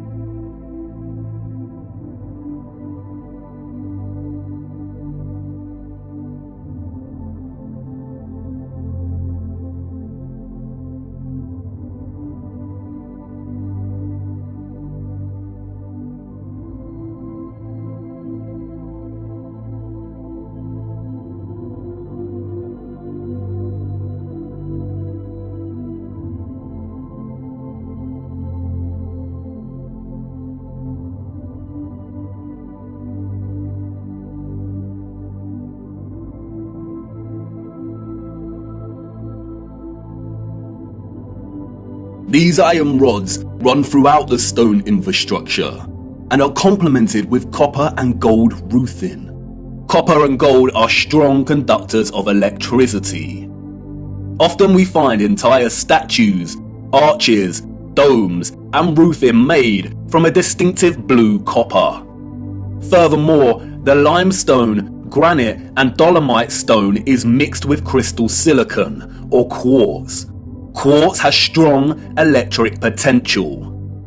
The colonnades and arches we see everywhere were at once integral components to the overall electromagnetic infrastructure, while also constructed in geometric forms that mirror the flow of electromagnetic energy, such as coil loops, horseshoe magnetic fields, and toroidal vortexes. As with everything else constructed in the old world, they were both functional and crafted as a homage to that function. A lot of ethereal energy was stored in structures constructed from red bricks and concrete. Red bricks and concrete are excellent conductors of electricity. They operated as huge capacitors or batteries. According to new research, red bricks can be converted into energy storage units that can be charged to hold electricity, like a battery, and can store energy until required for powering devices. The key to this battery-like function inherent within red brick is the iron oxide. The development and use of red brick is so important, and we will be returning to this subject much later in our journey. The really big red brick power stations and batteries were designated and recognizable by their white stripes, such as St Pancras Railway Station in London, and many other famous structures. We still carry this red and white stripe designation of power stations today, and it is also an indicator for the magnet. Some were constructed of blue, black, and brown with white stripes. Towers, obelisks, and small clock towers functioned as the intermediate capacitors or batteries to store, distribute, and provide energy throughout the grid. The entire flat realm Earth was connected as one whole grid, a complex interconnected system of free energy production, distribution, and consumption. And this entire grid was destabilized and deactivated somewhere between the 17th and 19th century. Power grids like this do not function on a spherical mass. Our historical ancestors knew that the earth they walked upon was flat. This type of futuristic technological advancement is the result of a civilization knowing exactly what type of earth they lived upon. They were not subject to the same satanic deceptions and abuses as we are. They were not raised believing they existed on a lonely, globular rock spinning in the vacuum of space. The true, ethereal, electromagnetic properties of the Earth were not hidden from them. They knew there was a domed firmament above their heads. They studied it, they imitated its properties, and understood its central relationship with the entire ethereal existence of electromagnetism. They revered the magnificence of its craft, and showed utmost gratitude to the Source, to God, and the ethereal Holy Spirit for giving them everything they needed. Look. Domes.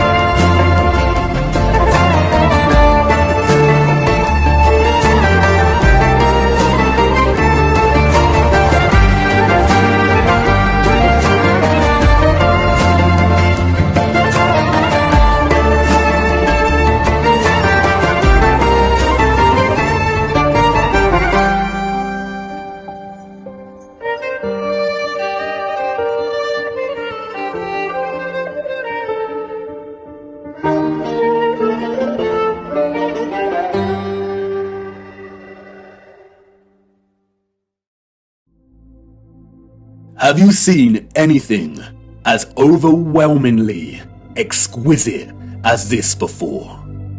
How have we lived our entire lives and not seriously considered the impossibility of these structures? How have we lived our entire lives walking amongst the skeletons of the future long forgotten? I know this is all a lot to take in, and I know that the picture has not formed properly in your mind yet. It is hard to imagine an interconnected electromagnetic power grid of this size across the Earth. And the technical nature of electromagnetism doesn't help. And I know that you're full of questions. Who were these people or beings that built these structures? Where did they go? And why were the power grids deactivated?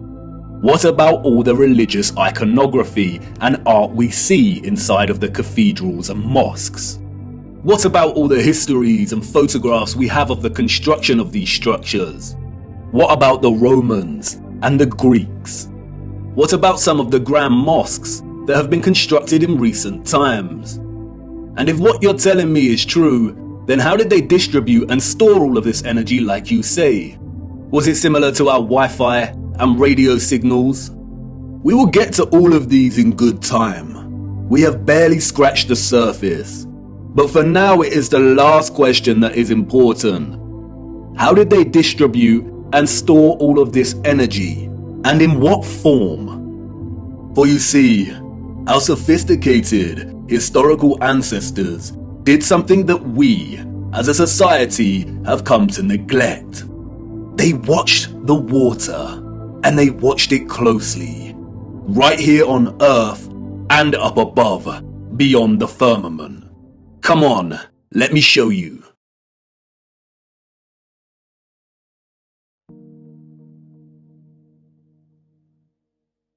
Tip-tap goes the rain, spitting on my window pane. Drip-drip from the trees, sodden earthy and soggy leaves. Splosh, splash, puddle pools, jumping on their way to schools. Onomatopoeia, the formation or use of words that imitate the sounds associated with the object or actions they refer to. The property of a word of sounding like what it represents. Water has many. The interdependent relationship between water and sound is so fundamental to our connection and understanding of water. The rain patters and drums, the waves roar, the brook murmurs and whispers, the puddles of mud squelch, that it is intrinsically woven into the very linguistic code of our language. Many have explored the powerful connection between sound and water.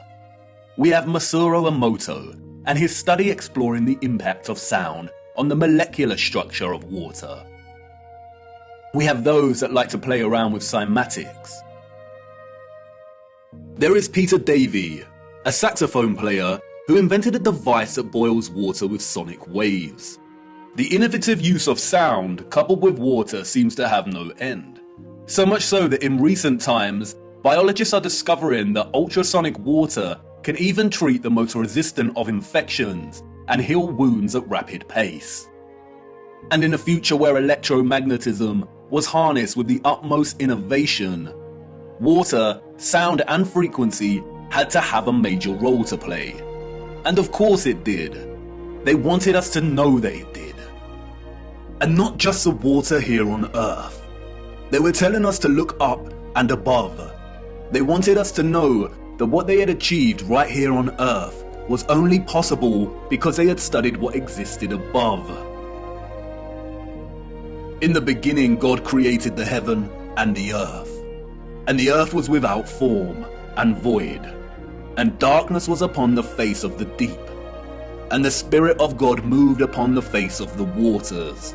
And God said, "Let there be light," and there was light. And God said, "Let there be a firmament in the midst of the waters, and let it divide the waters from the waters." And God made the firmament, and divided the waters which were under the firmament from the waters which were above the firmament. And it was so.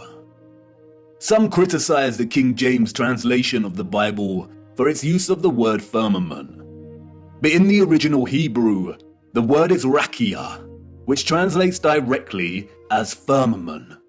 In the New International Version, it is called the vault. In the English Standard Version, it is an expanse. In the Good News Translation, it is dome.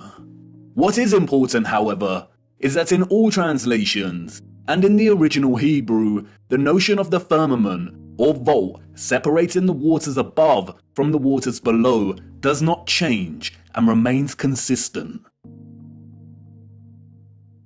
There is water above our realm.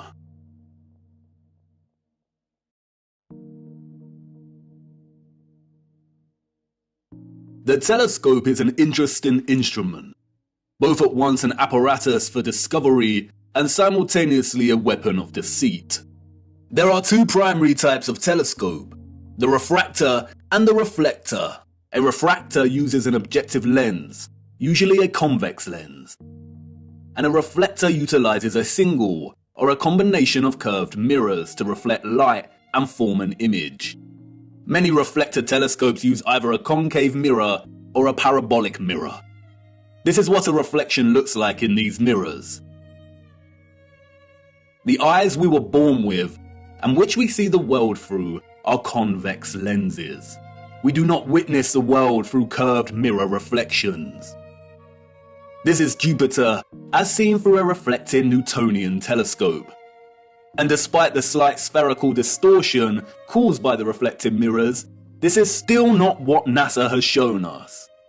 Your mind immediately sees a planet, because you have been programmed, since birth, to associate an image like this with the notion of a planet. Just in the same way you associate the moon with a ball of rock by default.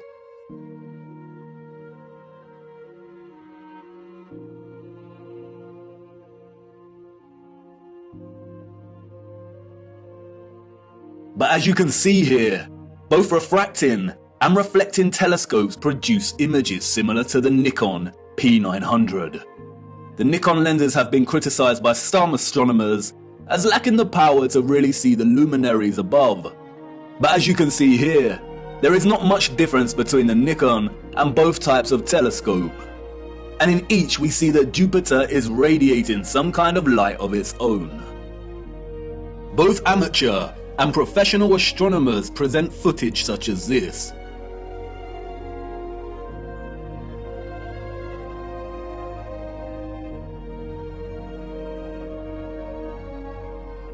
But look what happens next.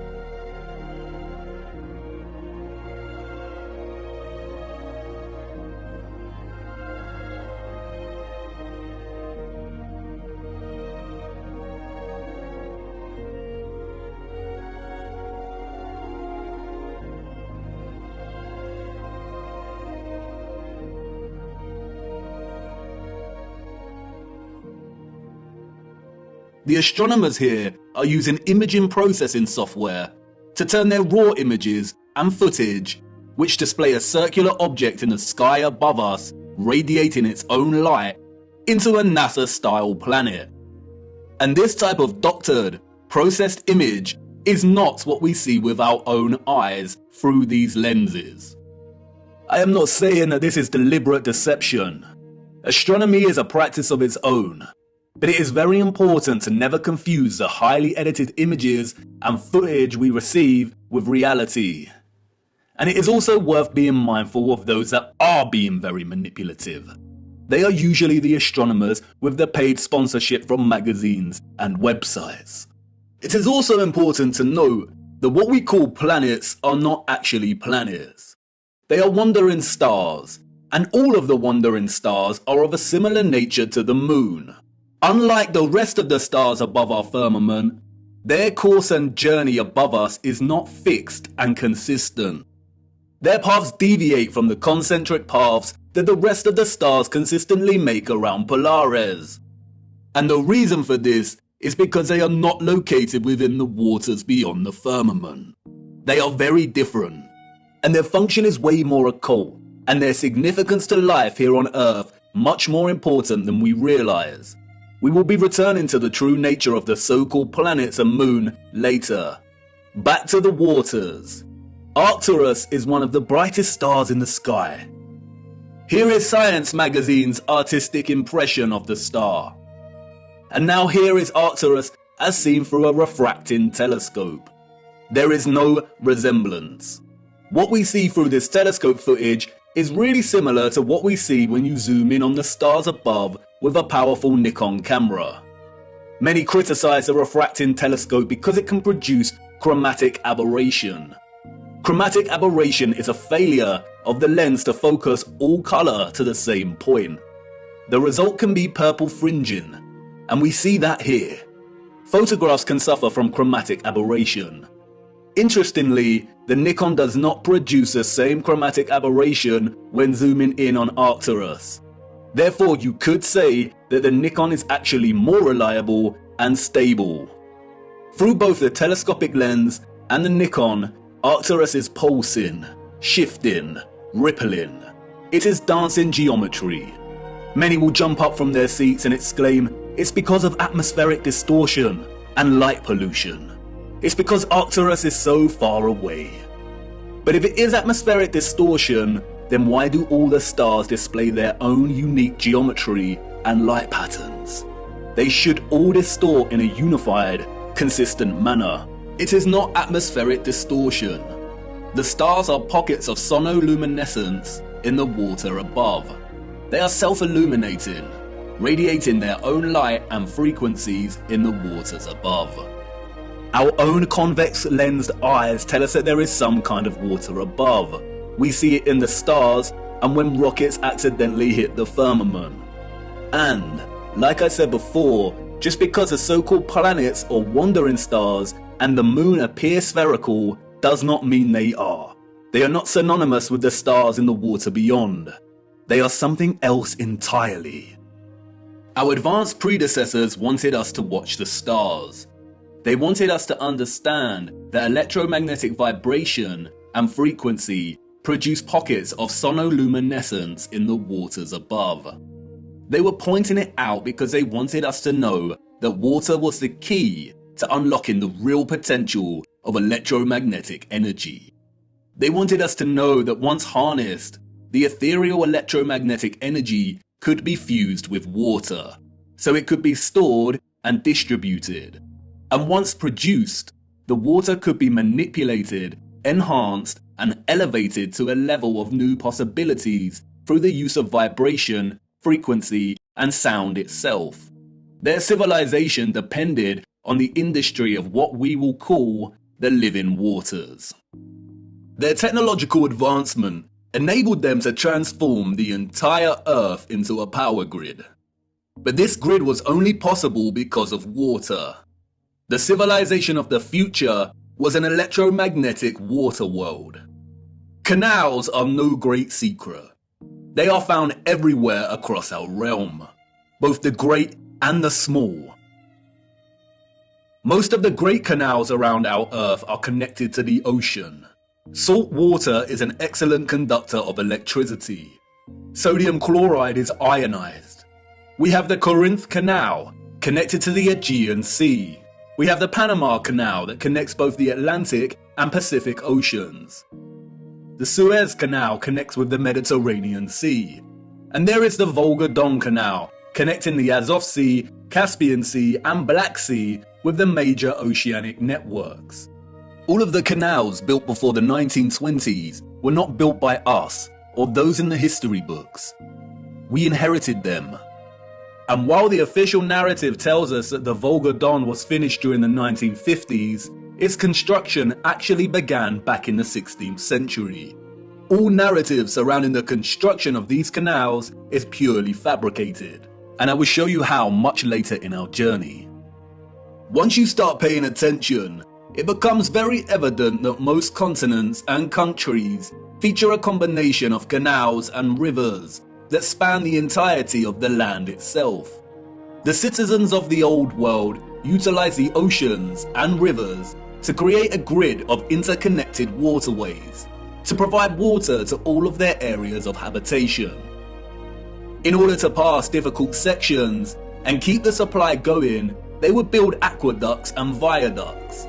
Sometimes these were constructed with the purpose of energizing the water as it passed through and into different areas, and that is why many were designed with symmetrical archivolt structures. The Romans did not build these structures. The entire infrastructure of so many cities found across our realm are designed around canal systems. Look at Amsterdam from above. The precise geometric grid lines here are not roads, they are canals, and the sole purpose was to supply water from one area to another. The water was stored and manipulated for a variety of purposes in reservoirs, water towers, pumping stations, cisterns, and other structures. The water also functioned to provide necessary balance. A complex grid of electromagnetic production, distribution, and consumption would generate a lot of heat and magnetism. Water provided not only a balance of diamagnetism, but also ensured the entire grid did not overheat. When looking at all the magnificent generators and other instruments of power from the old world, we can always find water nearby, or the remains of water storage. Sometimes this is hidden primarily underground. Many do not realize that many so-called Victorian cisterns and reservoirs run very far under a lot of our cities, and other times it is a central characteristic feature of these structures. An example of which is what the controllers have redesignated as castle moats. The electromagnetic water grid was not just an energized version of what we are already familiar with in our cities and towns. It was much, much, much more. It was way more magnificent, impressive, and futuristic than we could even imagine. The grid was connected to central, bigger power stations, or what is more appropriately termed star stations. Sometimes these were isolated stations, and other times they comprise entire cities. We are going to have to fly to a higher altitude for this. I need to show you. Hold on tight now and keep your eyes open. Look.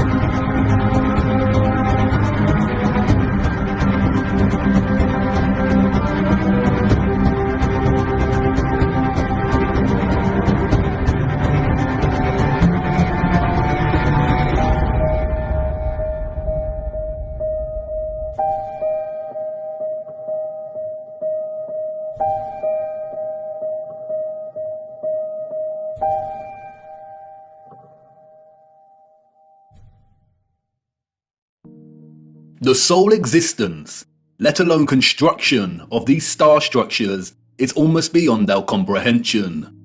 As you saw, they are found everywhere across our realm, with undeviating geometric consistency. A wondrous impossibility. Perhaps they had some kind of technology that allowed them to view huge areas of land from above while planning and building. They were never forts. That is a fairy tale invented by our controllers. The stunning geometric precision and symmetry of the star structures would most likely have functioned to enhance the power of the generators and to etherize the water, or turn the water into living, energized water. We can see from comparing some of these ruined sites, and some left a little more intact, that water would have been present throughout the structure. Before the controllers destroyed and drained most of these structures, they were full of water. They were connected to rivers and canals and the oceans. They were a key component of the entire power grid. The star structures are fractals of symmetrical geometry, just like many of the ceilings of these huge energy generators.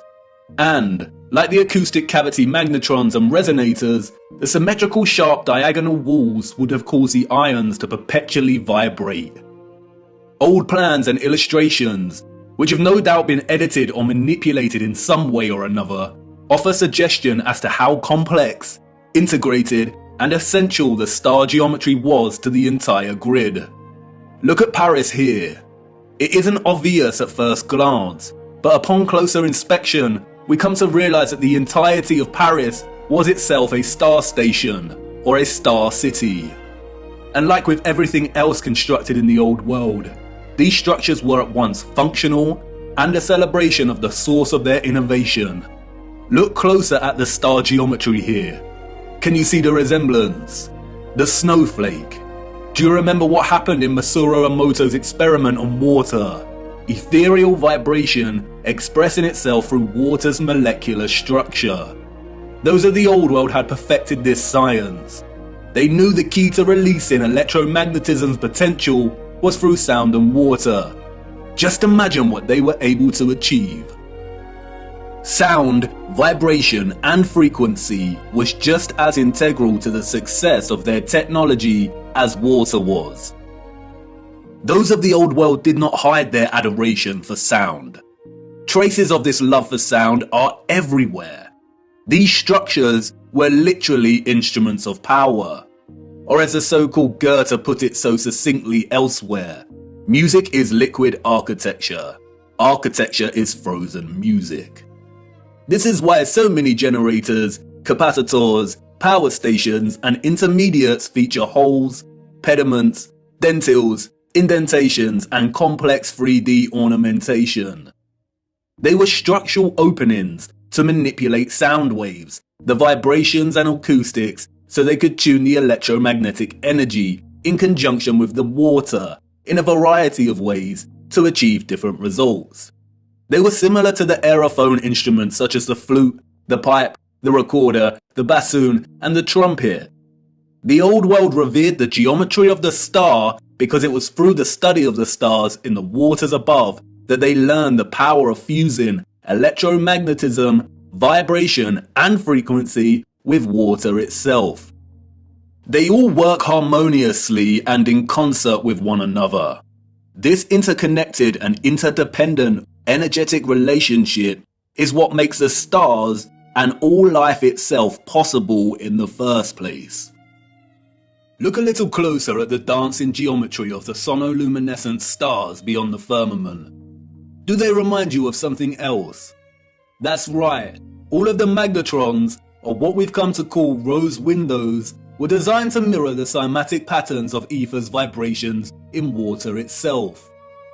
Artist Tanya Harris was onto something in 2013 when she turned her attention to studying and recording the silent resonant frequency of churches.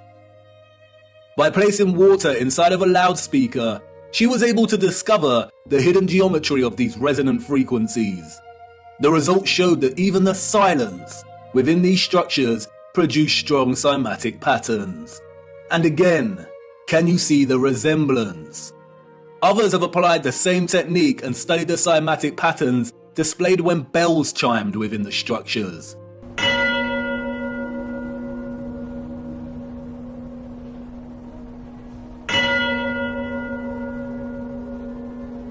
Look at the patterns. Magnetrons. This is why so many magnificent rose windows resemble cymatic patterns so closely. This is why they look like the petrified pulsations of a star. The entire ceilings of many cathedrals also mirror this sacred cymatic geometry. This is why so many of the structures contain huge bells and chiming clocks.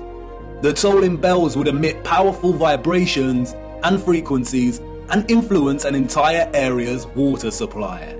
The sound would influence the molecular structure of the water, which was then used for a variety of purposes.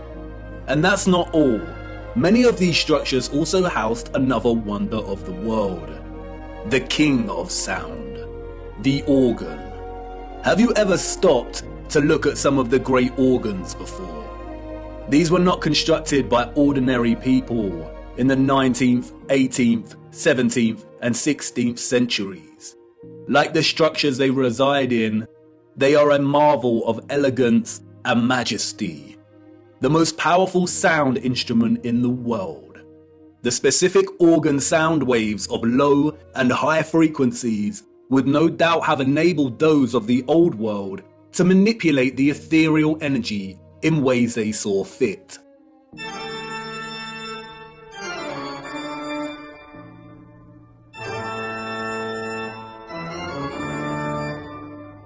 The magnetron rose windows that would not have contained glass would amplify these sound waves, which in turn would influence the molecular structure and properties of the etherized living water.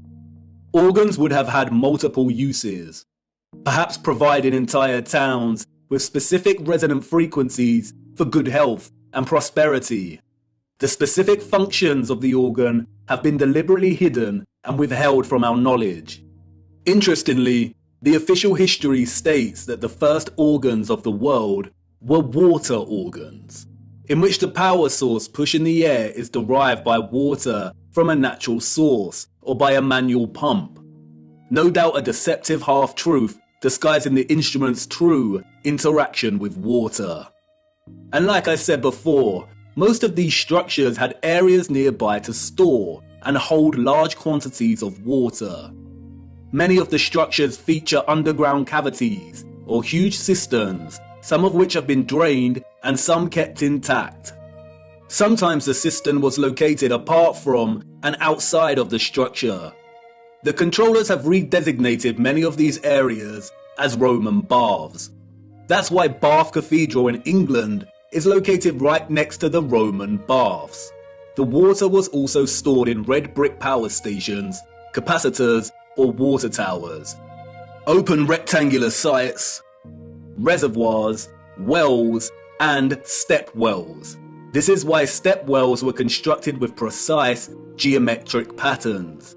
Again, the symmetrical structures here work to encourage oscillation or vibration of the ions.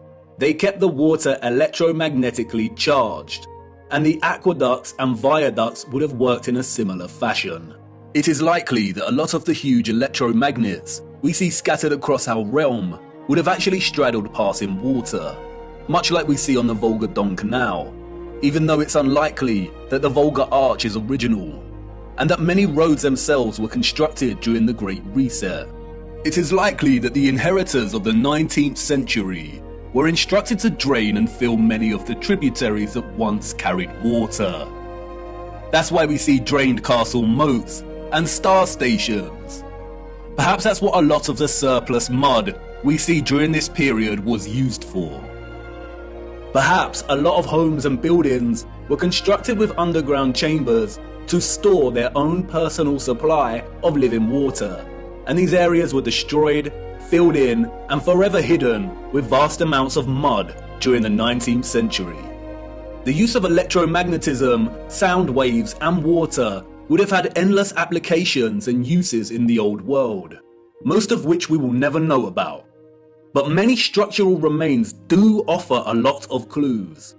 The abundance of remarkable and impossible stately homes, halls, and manors found throughout our realm all point to the mass-scale farming practices of the old world.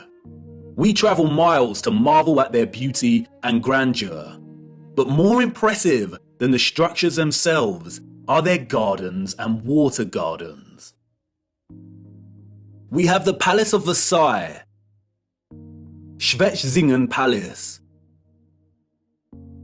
the Royal Palace of Caserta, Nymphenburg Palace, Herrenhausen Palace. Even today, they still retain much of their splendour and brilliance. But it's when we look at some of the old plans of these areas that we realise just how otherworldly these sites were. They were never constructed to house the elite. They were the farms of old. Look at the gardens. They are cymatic gardens. Even from these old illustrated plans, we can see just how gargantuous these farms were. Microcosmic grid systems, suggestive of the entire larger power grid itself. The cymatic gardens were likely grids cultivated with sound and the living water to grow food, herbs, and who knows what else. Even contemporary scientists openly acknowledge that sound waves strongly influence the growth of fruit, vegetables, and crops. And to this day, some of these structures retain a lot of their glory when viewed from above. The Palace of Versailles, a wondrous geometric marvel, a collection of impossible structures, extraordinary cymatic gardens, and water systems. Let's venture closer into the Palace of Versailles and have a look. Hold on now. Wait, what? This is not the Palace of Versailles. I really need to fix this thing. It's been acting up a lot lately. Where are we? Wait a minute. I recognize this place. Memories from a long time ago. This is Chatsworth House in the Peak District, England. Oh well, this should do. Come on, let's see what we can find. Chatsworth House was completed in 1708, we are told. Its story, much like the story of the entire Peak District, is a fabrication, a complete lie. The place has changed much over the years. It is situated beneath two large bodies of water, the Emperor and Swiss Lake. The water from the lakes is channeled across a broken aqueduct before falling 79 feet and meandering gently down the hills in complex waterways and running right into Chatsworth Estate. The waters feed the estate's own lakes, rivers and streams through a series of runways and a multitude of complex tunnels beneath the estate and the structure itself. Due to the estate's repurposing, much of this remains hidden, but you can see the tunnels quite clearly here, snaking their way down. It is one interconnected water system. Waterways deliver themselves into waterfalls at the impressive rockery before continuing on their journey. All of the water gathers into a central, rectangular front piece, which feeds the Emperor Fountain. The water then continues underground until it pours into the River Derwent, a 66-mile-long tributary of the River Trent, which runs throughout the Peak District. While much of the estate has undergone some serious restoration, which is actually a fancy, deceptive word for criminal gutting and destruction of technology, there are a lot of haunting remains of its former glory. It is important to note that unlike many of the huge energy generators, Chatsworth House was probably partially occupied. By farmers, that is. The central engine was located off-site and has been subsequently removed and repurposed as a larder to store hunted game. This magnificent, gorgeous structure would have functioned as a small generator, which also contained a small engine in its centre. It was repurposed as the stables. The horses of the 19th century clearly lived better lives than most of the population. Above, Atop of the hill next to the Emperor and Swiss Lake, we can see the quadruple capacitor, or water tower. This was repurposed as a hunting tower. But, stalking the 105-acre grounds, a visitor with eyes to see might spot some unusual sights. One of which is the half-ruined obelisk hidden away in the tangled overgrowth at the bottom of the hill below the lake. The official, controlled history that visitors receive when touring Chatsworth conveniently leaves out any mention of the obelisk. For you see, the hunting tower was not Chatsworth's only capacitor. The entire estate needed constant water storage to fulfill its energetic requirements and purposes. There are many odd structures dotted around that remain unexplained. And then there is this, the cascade, a true little wonder. The dome, a series of toroidal circles that rise to meet the smaller copper dome. They tread carefully here, making sure they force a distorted history on you. But, as always, they cannot help themselves. They just have to tell you, in their own roundabout controlled manner. As the placard states, water can be made to flow over the roof and out of 13 spouts. Some of these spouts are crafted in the form of immaculate stone dolphins and giant fish. There are even hidden jets in the floor, they tell us. The water is received from the lakes above and is used twice more in its journey to meet the River Derwent below. Once in the South Lawn Fountain, and again the private West Garden. But look closer at what they acknowledge. Each step of the cascade is different from the one below and above it, to vary the sound of the falling water. This was allegedly built in 1703. Why would an 18th century people be concerned with varying the sound of falling water? How did they even have the knowledge and skills to manipulate the sound of water like this? And it's everywhere in the estate. The waterways, streams and rivers all meander gently down to rest briefly at ponds and lakes before continuing their journey toward the River Derwent. Their journey is one of such splendid sounds.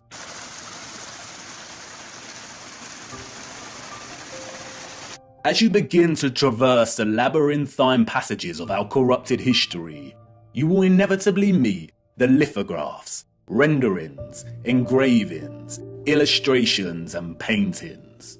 How easy it is to lie when there is no photographic or visual evidence, just artistic interpretation. We would never accept illustrations as reliable sources of information today.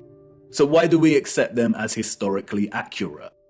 And while these are not to be trusted, devoting some time to browsing their particulars can yield some interesting insights. For instance, the fountain here looks wildly out of proportion. Did it used to jet water more powerfully? And some would claim artistic exaggeration. But if you dig a little deeper, you come to learn that the original Emperor fountain, constructed in 1843, was able to jet water at a height of 296 feet. What? How? This is the 19th century we're talking about. And like I said, they cannot help themselves. Even Wikipedia states that the water power of the fountain found a practical use in generating Chatsworth's electricity. There it is, barely hidden in plain sight. And as we continue browsing these little illustrations, we stumble across it. An old engraving of Chatsworth from above. Look at the size of this. Cymatic gardens, rows and rows of crops, large bodies of water that are no longer there. And again, many would claim artistic exaggeration, the unreliability and inaccuracy of illustrations, and rightly so. But when we look at Chatsworth from above on Google Earth, what is this we find? Shadows on the ground across from the river? No, these are the markings of old infrastructure that was torn down. The markings suggest there was once a bridge here, a bridge we see in the illustration.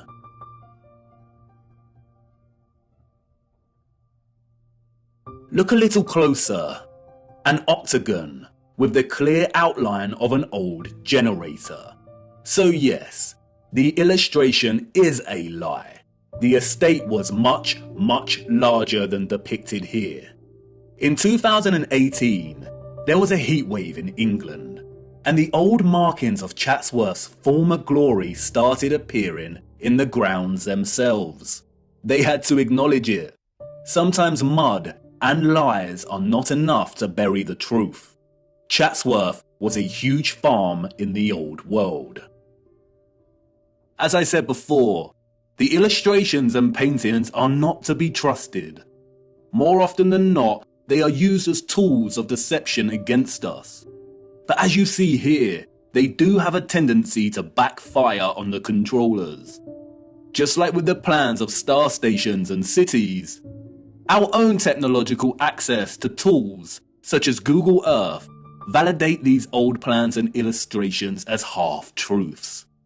You can bet good money that even the plans and illustrations are only giving us a fraction of the full picture, just like here with the plan of Chatsworth.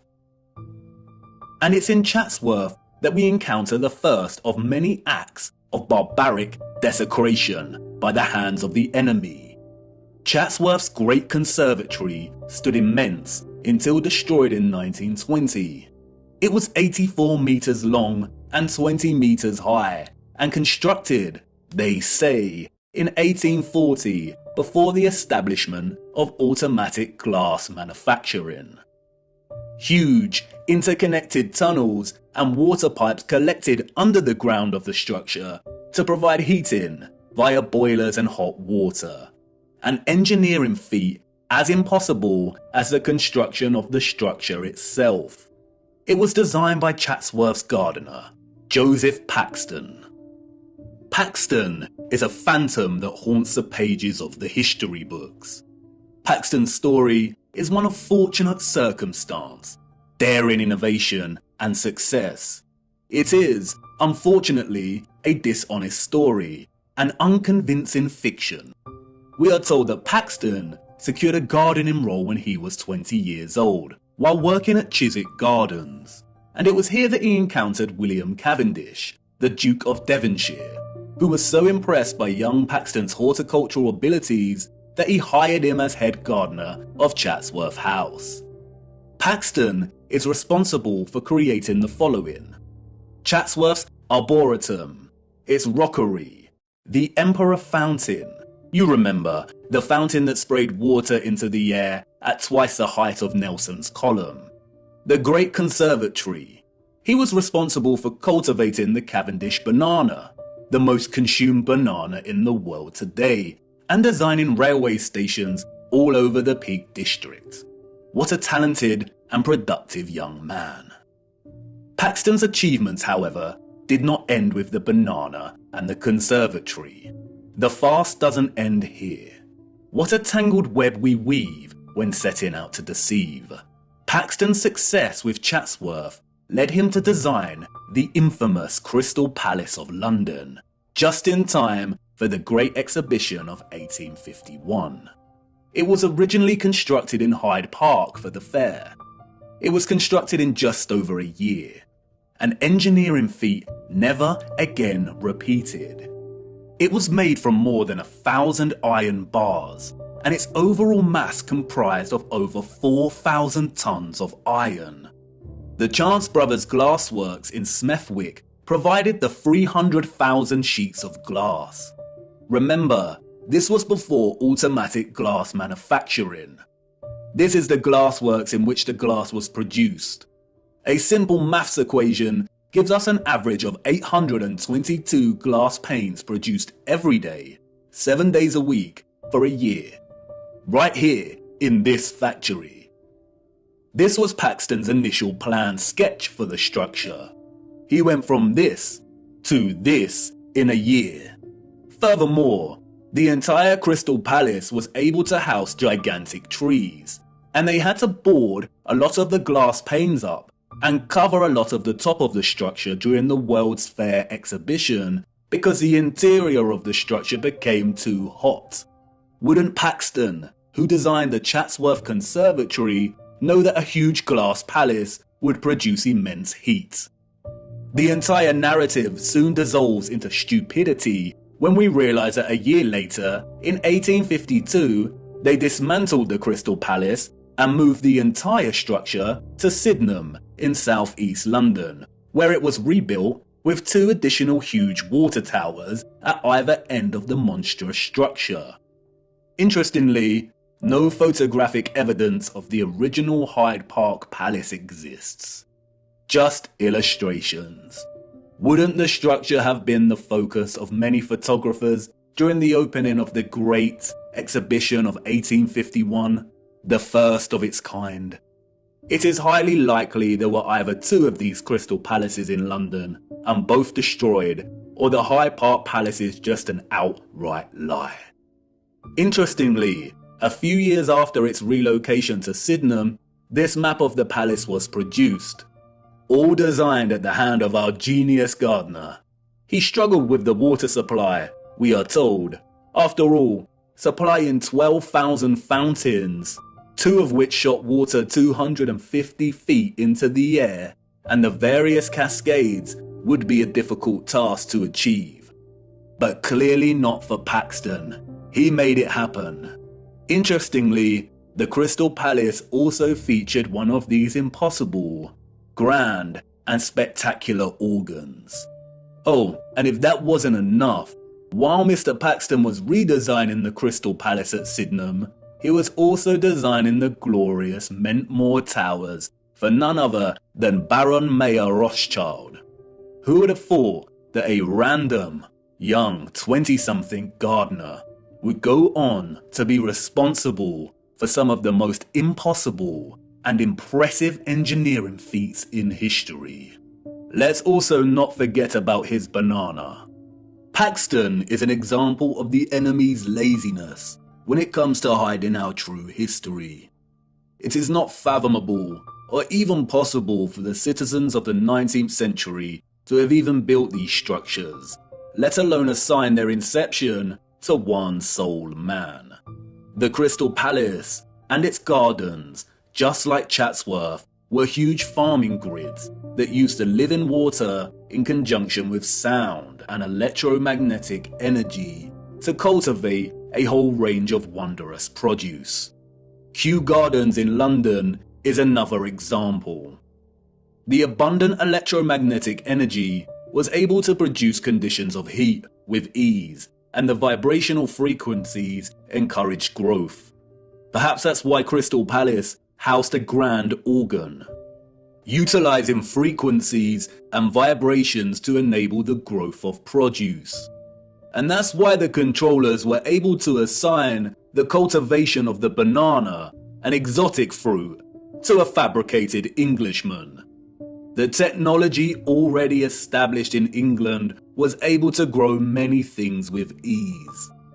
Among other impressive horticultural achievements attributed to Paxton's genius were the perfect pineapples, another tropical fruit he grew at Chatsworth. He grew enormous lily pads, which could hold the weight of a human. He grew gigantic sequoia redwoods at Chatsworth, which usually only thrive in humid conditions. He grew them with ease, and many of these redwoods remain today, a spectacular sight to behold. It's probably worth noting that among Paxton's many other talents, Wikipedia also tells us that he became quite skilled in moving gigantic trees, as well as gigantic crystal palaces. The largest of these trees weighing 7,000 kilograms. How? With horse and cart? Why are humans so gullible? They destroyed the beautiful and impossible Chatsworth Conservatory in 1920. As the Duke's son said in a letter to his father, they blew off well over 200 pounds of explosives to tear it down. So it must have been well built. The structures of the old world were built to stand for centuries. What a great shame. The lies surrounding the Peak District do not end with Paxton. The entire national park was one gigantic interconnected electromagnetic water system of the old world. It was most likely one of Britain's primary suppliers of farming goods. The national park boasts one of the largest collections of stately homes, halls and manors, all of which would have functioned as huge farms. It was also a regional retreat that specialised in healing. Yes, that's right, healing. The Peak District is home to two large towns, Matlock and Buxton. Buxton is famous for its bottled water, and Matlock is renowned for its historical baths. Even today, both towns boast an enviable collection of old world structures. We see an abundance of old generators, domed pavilion structures, capacitors, colonnades, columns, bandstands, gardens and water systems. Overlooking the town of Matlock is River Castle. Its silhouetted frame and turrets stand regal in the distance. It is a derelict structure and has been derelict for over a century. The curious public are not allowed near the structure. They tell us it was built very quickly by a Mr. John Smedley. Smedley was, we are told, an industrialist. By the 1850s, he had become the driving force behind Matlock's hydropathic industry. Hydropathy is the practice of healing and curing diseases through the use of water. The official narrative states that Smedley built Smedley's Hydro, which sits on Smedley Street in Matlock. It is now a government council building. Smedley's Hydro was just one of the hydropathies in the region. At one point, we are told, there were over 20 hydropathic establishments in the region. Just look at these structures. Smedley did not build the Hydro. Its structure, an immense water tower, evades his capabilities and the capabilities of all the 19th century citizens. The citizens of the 19th century Peak District inherited all of this infrastructure, and the controllers of our realm knew that they needed to squash any possibility of it being used for its original intended purposes, or for any of the inheritors to discover the truth. It was just too obvious, and soon someone amongst the crowd might start putting two and two together. So they did what they do best and employed a puppet. But unlike Paxton, who was able to achieve fame and fortune for taking all of the credit, Smedley had a different role to play. A role that many puppets in our society today still play. His mission was to carefully control the introduction of hydropathy, only for it to be declared primitive or fraudulent, and then subsequently buried and eradicated as a serious practice. His story is a very similar story to another enemy puppet that has gained a lot more attention over the years. I too once fell for the lies surrounding this man's story. The hydropathies were able to accommodate hundreds of patients, and they were tremendously successful in curing a whole host of diseases and issues, ranging from inflammation and bilious attacks to paralysis, rheumatism, and fevers. This was conducted through an array of different bathing techniques, applying dripping sheets as bandages, and fusing electricity, sound waves, and water. There were, as one newspaper reported, electric bells throughout the buildings. No doubt the actual potential of hydropathy was never fully expressed in Smedley's array of hydros, but they nonetheless helped people tremendously. And they were a huge success, so the controllers temporarily profited financially. The hydros healed and increased the well-being of people through water and its fusion with sound, vibration, frequency, and electricity. Look at the electric treatment menu from one of the old brochures. Options for high-powered parabolic reflector, electric ionization, and high-frequency treatment. Smedley also demonstrated the ability of etherized water to heat entire rooms in a profound way. The fernery at the hydro had a water heating system built into its walls and always maintained a constant temperature of 65 degrees, even when the room was filled with a crowd of 350 or so visitors. The temperature never deviated. How was this kind of technology available in the 19th century, and yet today we do not have access to this kind of sophisticated heating? Historians and journalists of the time would deliberately smear Smedley, casting hydropathy as pseudoscience, comparable with homeopathy. Smedley had many battles with the burgeoning medical industry, and after his death, the hydros were purchased and the structural alterations began. Like Tesla, Smedley played his role and successfully introduced the science of the old world to have it debunked, tarnished, and sidelined forever. Hydropathy today is regarded as nothing more than a relaxing spa venture. All of its original applications of frequency and electricity have been eradicated from the practice. Smedley's role-playing allowed the controllers to justify the entire water grid system of the Peak District, successfully preventing the current 19th century and further subsequent generations from questioning its presence. The remains of the grid today are so evident. You can sit and relax to the soothing sound of water falling over the turreted regal Derwent Reservoir, which connects the entire region for its branching rivers and canals. You can stroll around shopping inside of old power stations and at old pumping stations. And in every area of the region, there are wonders waiting to be discovered. Not only in the larger towns do we find old fountains that once provided the living waters, but also in the remote villages. Tucked away, we find an old dry fountain. Look, the Lord's gift, a bittersweet joy to behold. The citizens of the old world unlocked the power of electromagnetic water by studying the stars above in the firmament. The stars above taught them that the key to manipulating the ethereal energy they harnessed from the ionosphere was through water, sound waves, vibration, and frequency. They honored this gift by constructing domes, by crafting star cities, cymatic magnetrons, and praising the Lord and Holy Spirit for the living waters they received in return. They understood the firmament as both scientists and disciples. Viewer, I am hoping the picture is starting to become clearer in your mind, and you will inevitably start to see things in a different light when pondering all of these impossible structures. It is not a coincidence that some structures like the Colosseum are also referred to as amphitheaters.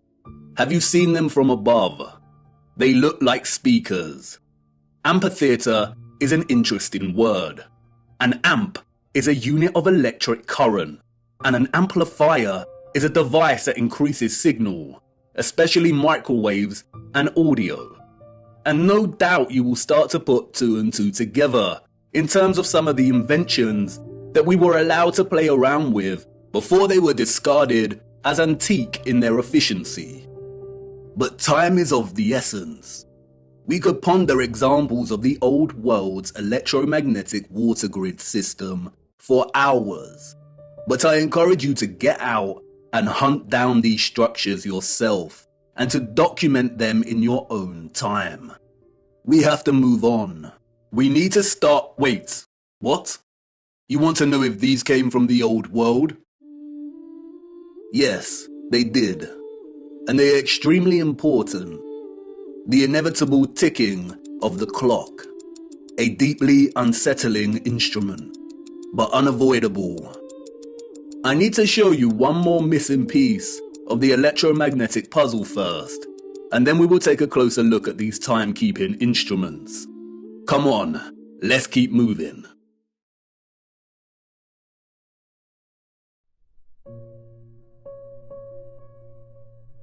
a missing piece of the puzzle. When observing the old world structures today, there is a great sense of absence and alteration. Structures have evidently been altered and changed drastically over the last 200 or so years. And when journeying across our realm and studying these structures, a tremendous sense of absence persists. Something is missing. The concept of ethereal harvesting through these wondrous antennas is not enough. It is not concrete enough to complete the picture. Something else was once present that made the entire technological grid possible. This, of course, is the key technological component of these structures, the engine, and the central mechanisms that made them function in the first place. The engines were, of course, not tokamaks.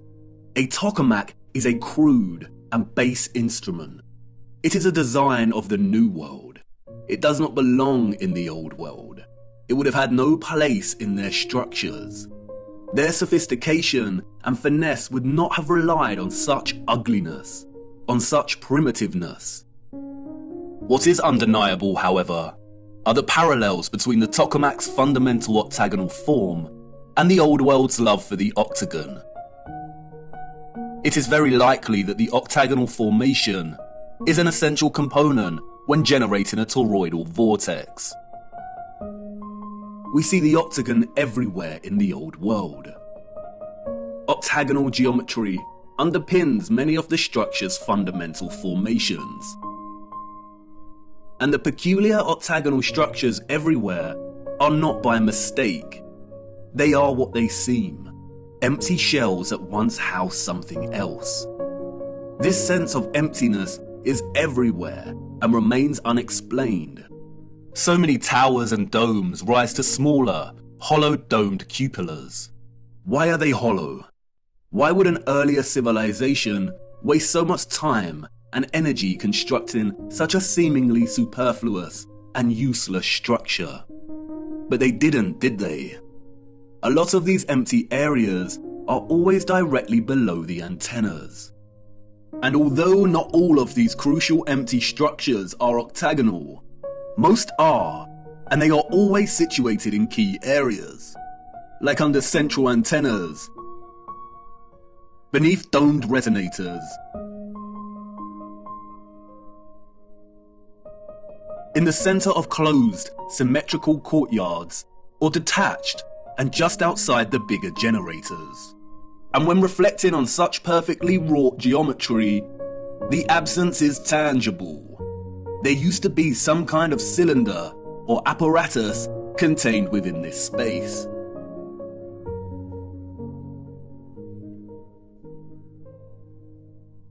Furthermore, we also find various historical relics that closely resemble the Old World structural style. In these relics, we see that empty cylinders or vessels are an integral part of the object. Could these be miniature functional objects that mirror the form of the larger empty spaces we see in the Old World structures? Perhaps a kind of micro household object that enabled access to the wider power grid's energy production? Did the larger structures themselves contain similar cylinders within? In many old photographs, the cupolas and octagonal spaces are already emptied.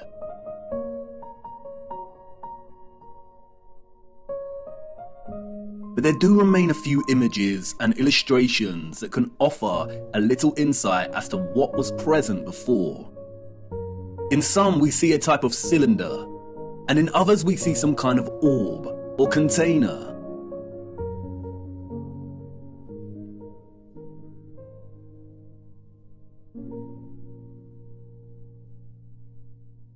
Due to the lack of images, it is hard to present a consistent finding. And so much has been altered, and in ways that are almost impossible to recognize.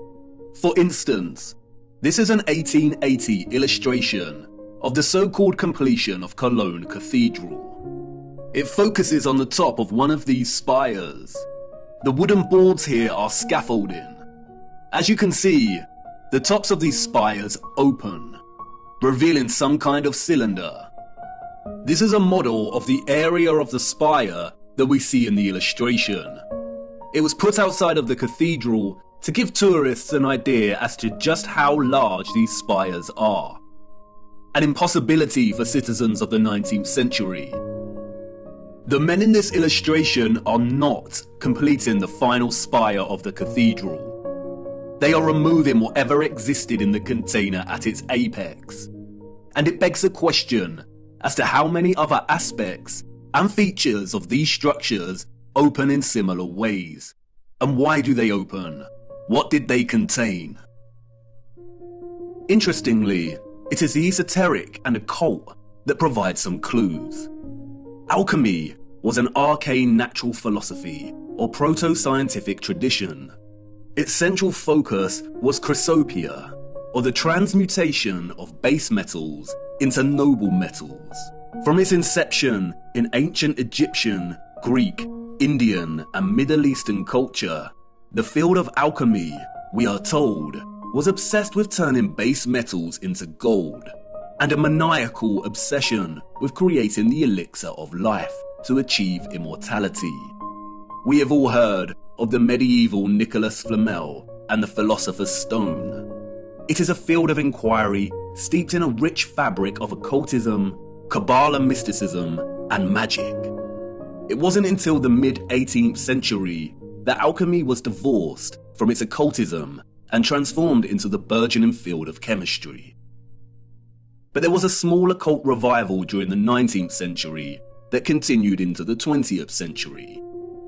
In 1922, a mysterious text was written by an equally mysterious figure.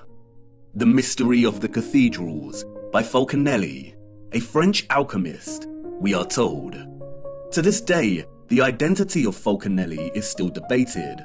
No one knows who he truly was.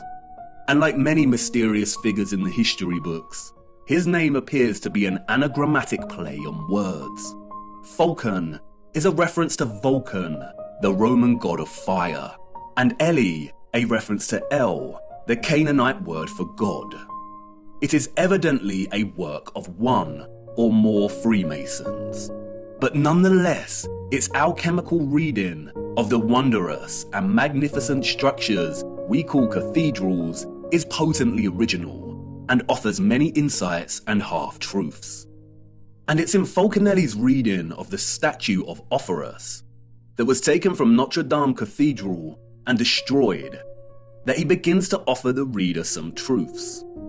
As the legend goes, Offerus was a strong giant, but with a dull mind.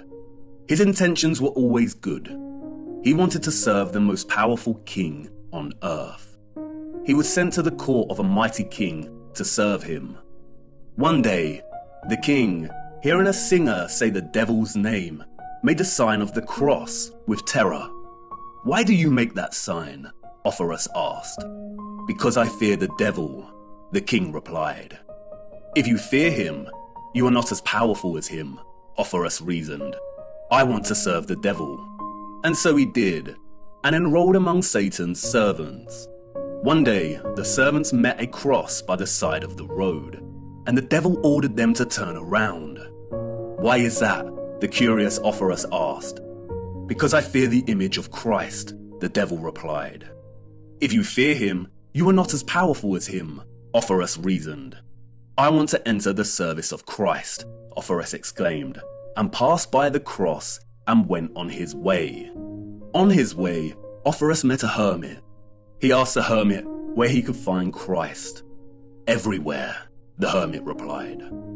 The hermit knew the type of dull giant he was dealing with, and he knew he would not take to prayer. So he led Offerus to a violent river and said, "The poor people who have crossed this water have drowned.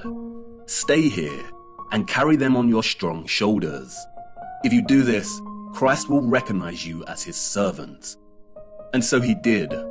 Offerus spent his days and nights carrying people across the river. One night, overwhelmed with fatigue, Offerus received a knock on his door. It was a child who wanted to cross.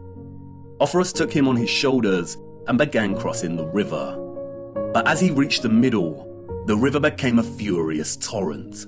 The waves swelled, and Ophoros began to buckle. In fear of letting the child fall, Ophoros uprooted a tree to lean on, but the child was becoming heavier and heavier. Ophoros began to fear the child would drown. He lifted his head up and asked, "Child, why do you make yourself so heavy? It seems to me that I carry the world." The child replied, "Not only do you carry the world, you carry the one that made the world. I am Christ. As a reward, I baptize you in the name of the Father, in my own name, and in the name of the Holy Spirit. From now on, you will be called Christopher." Christopher walked the earth for the rest of his days to teach the word of Christ. Christopher, the one who bears Christ for the masses. In his focus on Ophoros, however, Falconelli reveals a certain key to unlock another layer of meaning in the legend's symbolic expression. In his enigmatic manner, Falconelli writes, "Christopher stands for Chrysope, who carries the gold. From then on, we better understand the great importance of the symbol, so eloquent, of St. Christopher. It is the hieroglyph of solar sulfur, Jesus, or the nascent gold, raised on mercurial waves and then carried by the clean energy of this mercury to the degree of power possessed by the elixir." Cryptic indeed, almost impenetrable prose. But let's look at this passage a little closer. Falconelli is stating that in the symbolic legend, Jesus, or Christ, is the nascent gold. Nascent means coming into being. The word's etymological roots stem from the concept of beginning or birth. Nascent gold here, or the solar sulfur, is not just gold, it is gold growing into its full potential. The final section of the excerpt explains why the gold is growing. Because it is being carried on the mercurial waves. The mercurial waves here refer to the metal mercury. Gold is achieving its potential because of the clean energy of mercury. Falconelli explains that mercury's color is an emblematic grey, and that explains why many of the representations of St. Christopher coat him in that color. We will return to the legend of Ophoros soon, but first let's look closer at Mercury. Mercury is of the utmost importance when it comes to understanding not only the mechanics behind the old world's technology, but also in understanding our own contemporary time in which we find ourselves traversing the enigmatic landscape of symbols that have shaped our understanding of history and our place in it. The symbol here represents the element hydrogyros. Its literal translation from the Greek means silver water. Hydrogyros has many names. It was also called quicksilver. Today it is referred to as mercury. The alchemical symbol is precisely the same symbol used in classical astrology to represent the so-called planet Mercury. Pure or native mercury is an extremely rare element in the Earth's crust. It's primarily retrieved from cinnabar, a bright scarlet or red pigmented form of mercury sulfide. Cinnabar is the most common source ore for refining mercury. Both Wikipedia and World Atlas tell us that mercury is the 66th most abundant element in Earth's crust. In its pure state, mercury is a silver-like liquid. It is the only metal that is liquid at standard temperature and pressure. It has a freezing point of -38.83 degrees and a boiling point of 356.73 degrees. It is an excellent conductor of electricity. Its uses are primarily electrical based. It has a primary role in fluorescent lighting. Its other uses include thermometers and dental amalgams. Mercury dissolves all metals, including gold and silver, to form amalgams. The only exception is iron. It is also used in vaccines. Governmental, medical, and pharmaceutical industries declared mercury toxic in the early 21st century, gradually phasing out its use in medicine and leading some countries to completely ban the element. In some countries, it is illegal to trade mercury. Before this, Mercury was a staple in certain traditional medical treatments, such as a traditional Chinese medicine. And while I do not dispute mercury's potential toxicity when injected into the body, the concerns surrounding its hazardous potential are largely overblown. All metals, especially when injected and taken in excess, are toxic. High iron, copper, zinc, and aluminium levels in the body contribute towards a whole host of disease, arguably more so than mercury. And yet the governments of our world have not banned aluminium foil. They have not stopped fortifying grains with iron oxide, and zinc and copper supplements are available to purchase with ease and without constraint on the value of dosage a person can expose themselves to with such supplements. Could there be other undisclosed reasons for demonizing and restricting mercury? Let's look a little closer at this extraordinary element's electromagnetic potential.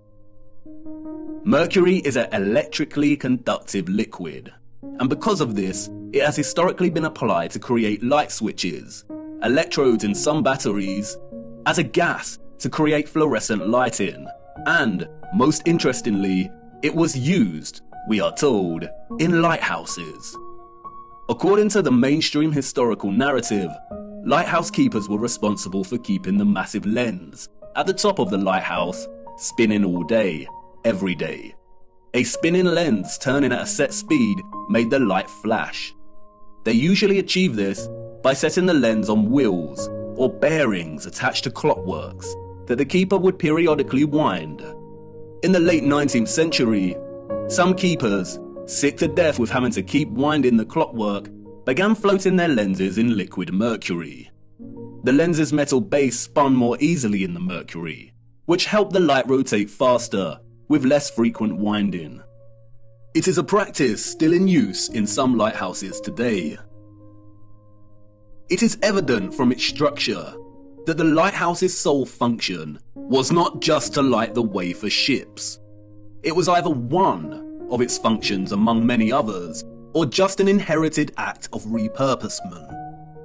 Many lighthouses are constructed in the familiar octagonal structure.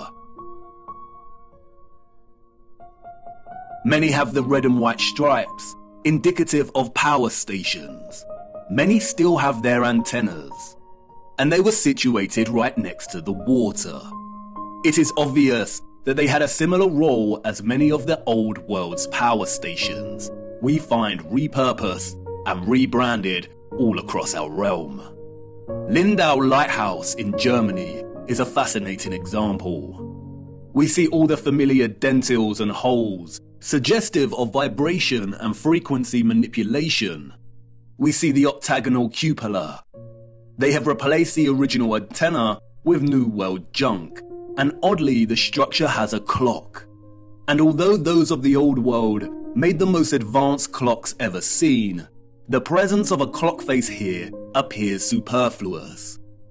Perhaps the abundance of clock faces we see on so many of the old world structures and towers are actually repurposed steam gauges that used to be present to measure the pressure of the energetic water. The intricate and complex design of these lighthouses would have been a feat of engineering for those of the 19th century and their predecessors, unless those that came before the 19th century were technologically advanced, which of course they were. Mercury's role in lens rotation is a subtle example of repurposement. It is very likely that the complex apparatus at the top of these lighthouses were modified as illuminated lenses during the Great Reset, and what existed before operated to extract ethereal energy. For most of the 19th century, gas and oil burners were used as sources of light in these structures. And yet look at the size of some of these lenses. Look at the complexity of the designs. All to house light running on gas and oil? I don't think so. The history of the lighthouse is of utmost importance because it, 1, provides evidence of Mercury being present in some kind of apparatus directly located in a cupola, the very spot we see emptied on so many structures today.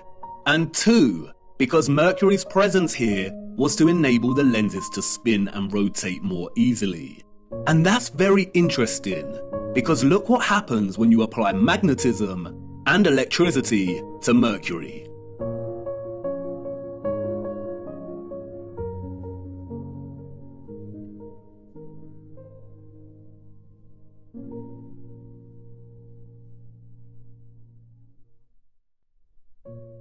It rotates and creates a vortex, either clockwise or anti-clockwise, depending on the application of the current. A vortex, as you know, is an integral expression of a toroidal field. There are three main types of vortexes: electrical, magnetic, and electromagnetic. In addition to Mercury's electromagnetic potential and its susceptibility to form a vortex when under the influence of current, the silver water also has another unrecognized application. Look.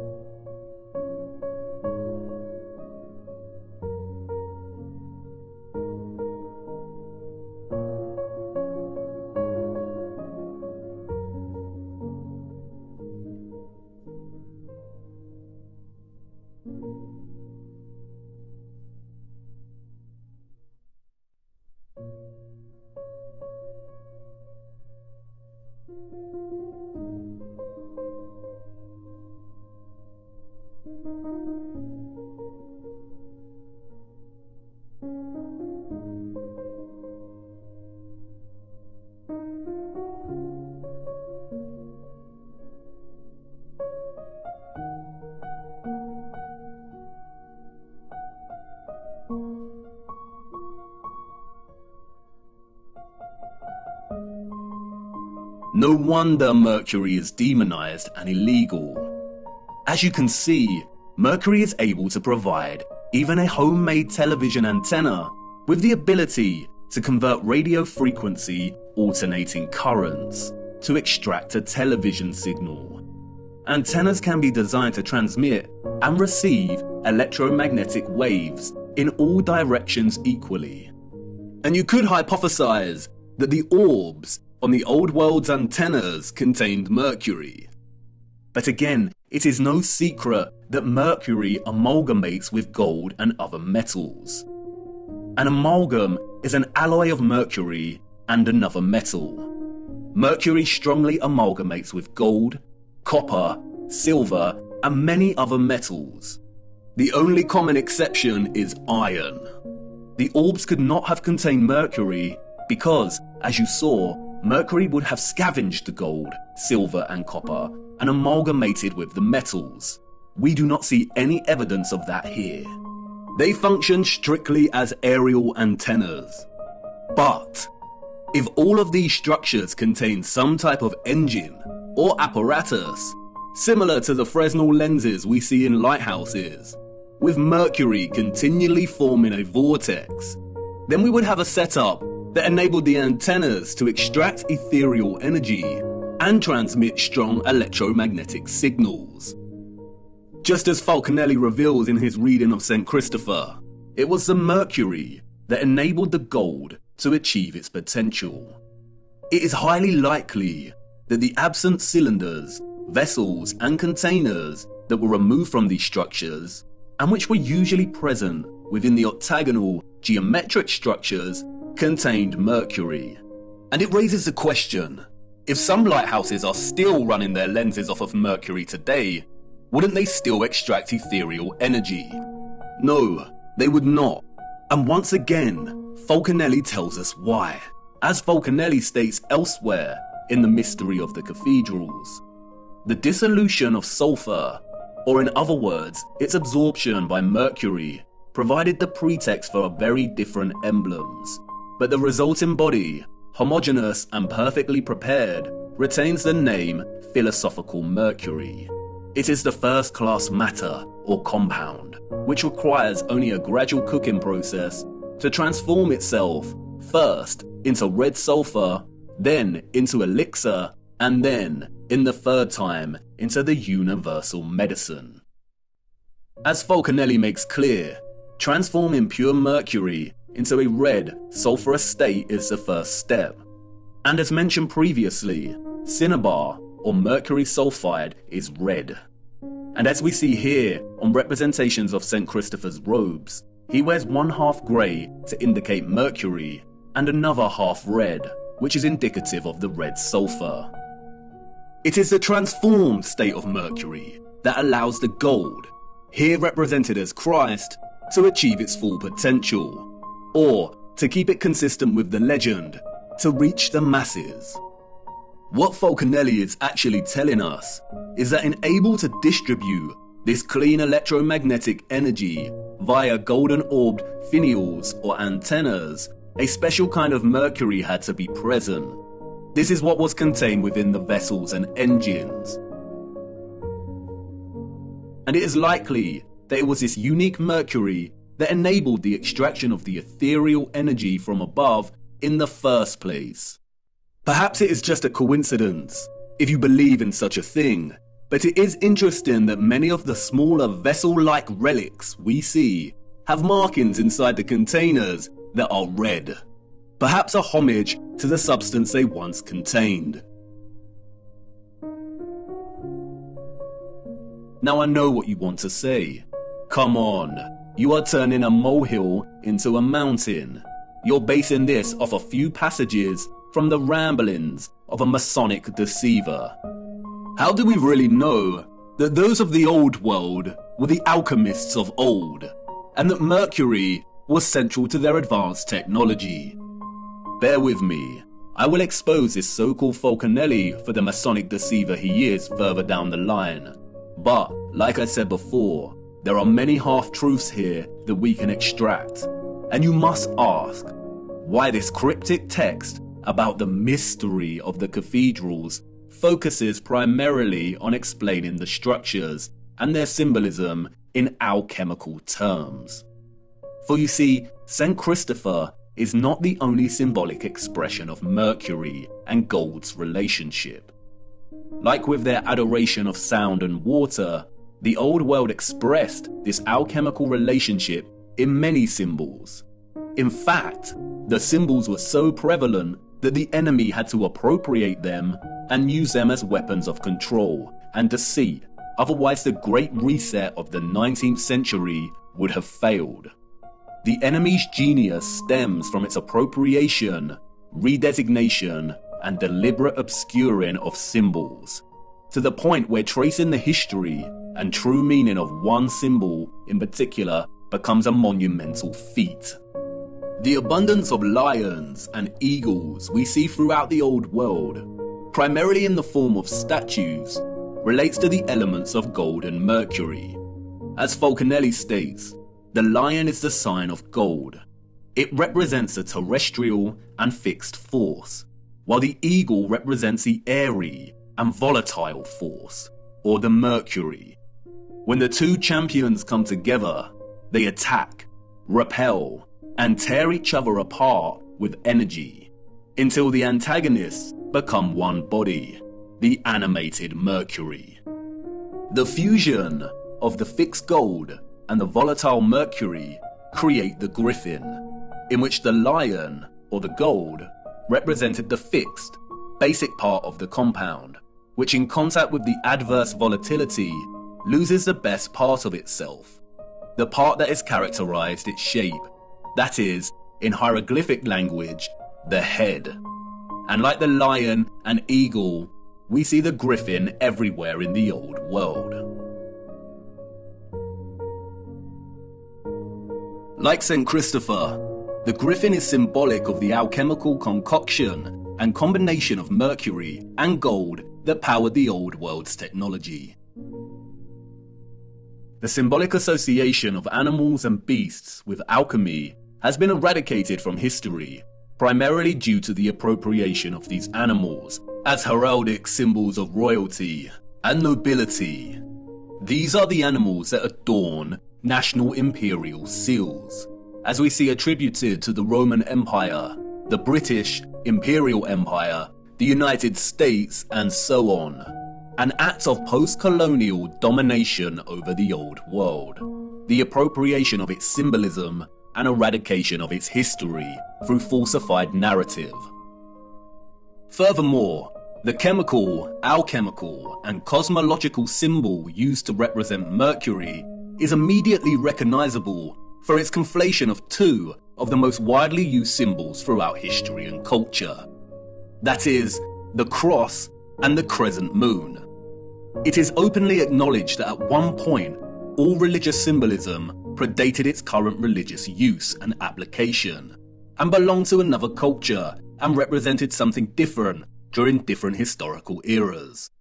But just because this is openly declared does not mean it makes any sense. Were our historical ancestors and their own historical ancestors really that uninspired that they needed to recycle already established symbols, or are we not being told the truth once again?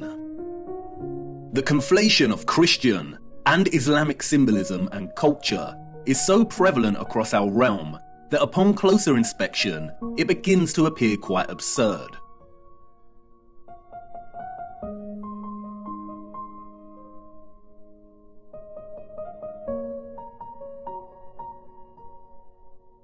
If we are to believe the official historical narrative, that is. If we believe the narrative of the Crusades and Ottoman Habsburg Wars, of the continual warring between West and East, then the presence of the crescent symbolism displayed on many so-called medieval European coats of arms and crests indeed makes no sense. Perhaps this is just more cultural appropriation, but the narrative becomes very unconvincing when we turn our attention to the structures themselves. Why was the Hagia Sophia Holy Grand Mosque originally constructed as the Church of Hagia Sophia by the so-called Roman Empire? It remained a church, we are told, for almost 1,000 years. Its 4 minarets were constructed after the Ottoman Empire took the region. But look at its original design. It does not resemble a traditional cathedral whatsoever. And we see this over and over again. The Cathedral of Cordoba in Spain, originally erected as a mosque in the 8th century, and then converted to a cathedral in the 13th century. We see right here the conflation of both styles of East and West. Interestingly, the structure also features the red and white striped arches, indicative of power stations that we find throughout so many impossible structures. And even without their unconvincing narratives of structures passing between cultures, we still see the presence of both styles in many structures that do not have this narrative attached to them. St. Mark's Basilica and the Doge's Palace in Venice look extremely Eastern, as does the Brighton Pavilion in England. These structures were impossible for all of those, East and West, in the official narrative, unless they had advanced technology, which the narrative tells us they did not. The official narrative tells us tales of architects being inspired and influenced by the structures of East and West alike. But remember, at the time these structures were built, the people didn't have accessible transportation. Journeying between continents and countries took weeks, and they had no cameras to document the structures in order to be able to replicate them with such accuracy in the first place.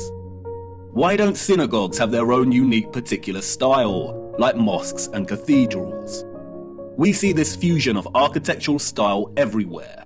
We see water pumping stations that resemble cathedrals. We see water towers that resemble castle turrets. We see cathedrals that also resemble official government buildings.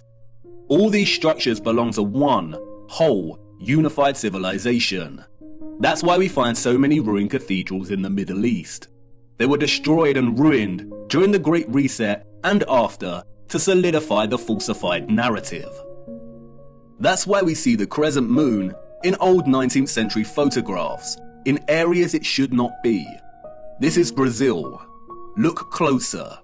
Even today, Brazil's Muslim population comprises a total of 1% of the country. So why is this crescent present at the top of one of these antennas in the 19th century? Why is it present in San Francisco in 1905? Why do we see many structural antennas composed of both the cross and crescent moon. In many of the old photographs, we see many structures without any religious symbolism, but just standard antennas. And what about all the unusual antennas we see? Many of the antennas functioned as symmetrical instruments to enhance ether extraction and to transmit energy to other antennas. They were never signs of different religious factions in the old world.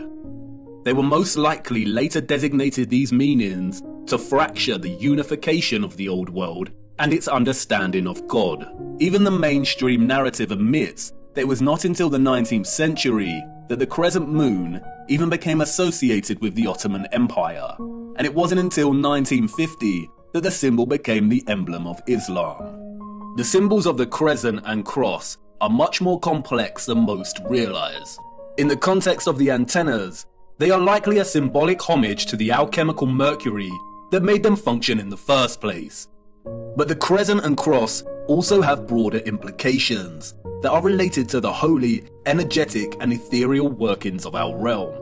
We will be returning to these symbols later. This is not meant to discredit the meaning of these symbols today. Symbols evolve over time, but this evolution was carefully orchestrated by our controllers. It is also not to discredit God, and this point is crucial. I understand that much of this may trigger some people, but it is imperative to understand that religion, in an institutional sense, was created by our controllers as a means of control. Many religious organizations today are corrupt and use religion as a front when their true allegiance lies with the psychopathic controllers of our realm. Religion was an essential tool of deception to justify the old world's infrastructure. Religion is not synonymous with an understanding of God, faith and prayer. And it is also not to discredit the life of the Son of God. No, and this is crucial, and you will see why later in our journey. And in many a sense, this is what Christ tried to teach people, to see through the deception and manipulation. And when thou prayest, thou shalt not be as the hypocrites are, for they love to pray standing in the synagogues and in the corners of the streets, that they may be seen of men. But thou, when thou prayest, enter into thy closet, and when thou hast shut thy door, pray to thy Father which is in secret. You see, the scriptures are more accurate than most understand. They are at once historical accounts, instruction manuals for living, and sacred texts of prophecy. There are a handful of texts that are so important that the enemy has been desperately trying to steer people away from them in recent times. And you will see why this is of utmost importance later in our journey. Stay with me, the best is yet to come. And it doesn't end there. The basis for the alchemical symbol of Mercury, we are told, was a caduceus. And we see the caduceus throughout the remains of the old world. Another symbol appropriated by the enemy, adorning many coat of arms, and adopted by centralized, corrupted medical industries that have been responsible for mass crimes against humanity that continues today.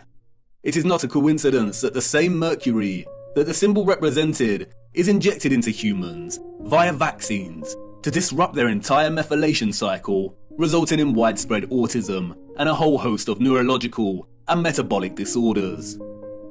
The caduceus illustrates clearly how both Roman and ancient Greek mythology serve the enemy as a tool of deception. In Roman mythology, the caduceus staff was carried in the left hand of the god Mercury.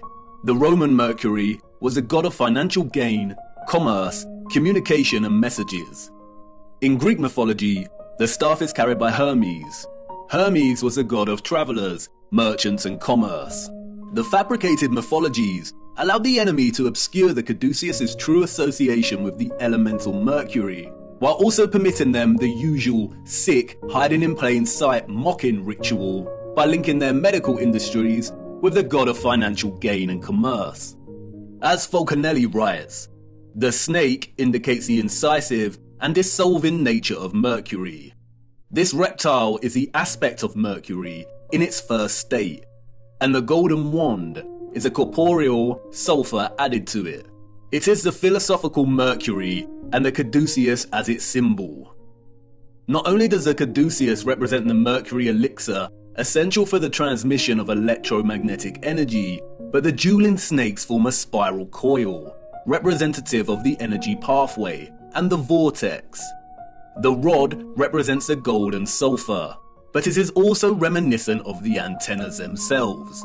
And just as the mythologies hide in plain sight, the wings here represent the connection, the communication, the messages, the signals between antennas in the electromagnetic grid, and also the connection between the antennas and the ether itself.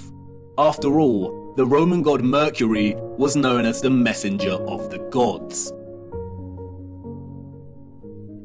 And it's hiding in plain sight throughout alchemical art and illustration. We see the eagle and the lion, we see the caduceus, and we see similar geometries and objects that adorn the top of the old world structures. And yet it is still difficult to imagine the energy grid. And even more difficult to imagine is the level of labour required to remove all the engines and vessels, to destroy and hide enough of the old world, and to begin rewriting history in order for the Great Reset to have been a success. What we are seeing in the 19th and early 20th century is the final stages of the reset. There was a transitory period, and like any transition phase, the period still utilised some of the old world's technology that it was trying to phase out. And like I said, the enemy is lazy. They really should have done away with these photographs and footage. Look.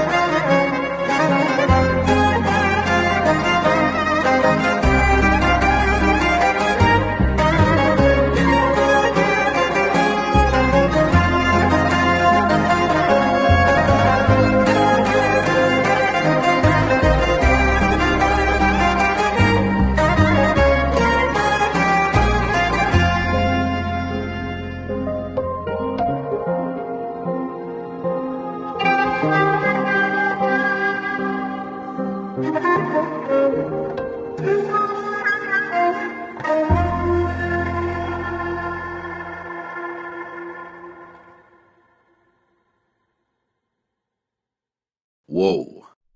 Most of these images were taken during the world's fairs of the 19th century, and at the turn of the 20th century. Any electrician will testify to just how impossible illumination in this time period and on this scale would be. What an absolute nightmare to wire. But they didn't need complex wiring, did they? How did they have moving sidewalks during this period? We also see this technology on display in the burgeoning American amusement parks of the early 20th century. There is a reason they called them electric parks. In fact, the reference to electricity can be found everywhere amongst repurposed old world sites, even in the unlikeliest of places. Even in this transition phase of the reset, these environments look glorious. This is with most of the water grid already destroyed. Just imagine what they were able to achieve. So many of the major symbolic icons of our time can be traced back to the mercury that made this electromagnetic, technological old world possible in the first place. Interestingly, in his reading of Ophorus, or St. Christopher, as a mercurial carrier, Falconelli takes his Masonic trickery of half-truths and deceptions to the limit. He begins discussing Ophorus's belt as depicted by Julian Champagne, whose painting of Ophorus hangs in Jean Lamant's mansion, what Falconelli calls one of the most attractive and rare philosophical residences. The painting depicts Ophorus wearing a belt stitched with crisscross lines. It is important to note that none of the other famous artistic renditions of Ophorus depict him wearing this belt. Falconelli exclaims that the artist did even better than the rest. Under the inspiration of the Hermetic scientist who has commissioned the painting, the artist depicted Ophorus tightened by a wide belt at the level of his abdomen. It is this belt, Falconelli writes, that gives St. Christopher his true esoteric character. Listen very carefully to what he states next. According to some documents kept in the archives of the Lallement mansion, we know that Jean Lallement belonged to the alchemical brotherhood of the Knights of the Round Table. What we are going to say here cannot be taught. Ophorus's belt is the sign that all philosophers recognize as the external mark that indicates the extreme, intrinsic purity of their mercurial substance. It is a sign that the old authors called the Seal of Hermes, the Star of the Magi, the Bear Cub, the constellation in which the pole star is found. Comparing Ophorus's belt and the Bear constellation by the pole star, or what is known as Ursa Major, or the Big Dipper, at first provides no insight as to what Falconelli is referring to. Is this just a rambling of an insane cryptic mason, or are we missing something? But if you begin to trace the pattern on the belt, then another hidden and familiar pattern begins to emerge within the pattern itself. When documented throughout the year, at each season, the Big Dipper constellation also forms this pattern, the symbol of the swastika. A now infamous symbol of evil. What many do not know is that according to the official narrative, the swastika was one of the most widely used symbols throughout history and different cultures. It is an important symbol in Asian countries, representing Hinduism, Jainism, and Buddhism. It was used by the so-called ancient Greeks and Romans, the Druids, the Celts, Native Americans, early Christians, and so on. We see it in mosaics, rock churches, bracelets, rose windows, crosses, pottery, clothing, and flags. We see it everywhere throughout time and culture. Interestingly, Swedish and Norwegian power companies used the symbol in the late 1800s and early 1900s to represent electric power stations and hydroelectric stations. This connection cannot be purely coincidental. The task of erasing memory and history is not an easy feat. It takes time. Out of all the symbols, this is the one that the enemy had to corrupt and dilute the most by appropriation. Not just because of its now lost association with electromagnetism, but because, as Falconelli let slip, its original association with Mercury's involvement in the old world's power grid. Like the caduceus's spiraling snakes, it depicts a vortex that Mercury produces in the presence of electromagnetism. The swastika is the vortex. It also represents another vortex, the one below Polaris and the Big Dipper, at the center. The same vortex that NASA has teased hiding in plain sight here on Earth and in their representation of other planets' poles. It is the same vortex that Mercator and others documented in maps and writing. The whirlpool surrounding Rupes Nigra and located at the North Pole. Interestingly, scientists have recently discovered large natural stores of the so-called toxin mercury at the North Pole. They are worried about it melting and causing toxicity. Of course they are. As Kevin Schaefer writes in the National Geographic article, it turns out that not only is there mercury in permafrost, but the Arctic is also the biggest pool of mercury on the planet. Is this another mocking on their behalf, or is there actually a vast amount of mercury at the north? We will return to this much later in our journey. The noble metals and their original location on Earth are very important, and it is the scriptures that hold the answer. The old world knew. They knew the Earth they walked upon better than anyone else. They knew the alchemical metals, gold, iron, copper, mercury, and so on, could be fused in ways that allowed them to access the ethereal electromagnetic energy.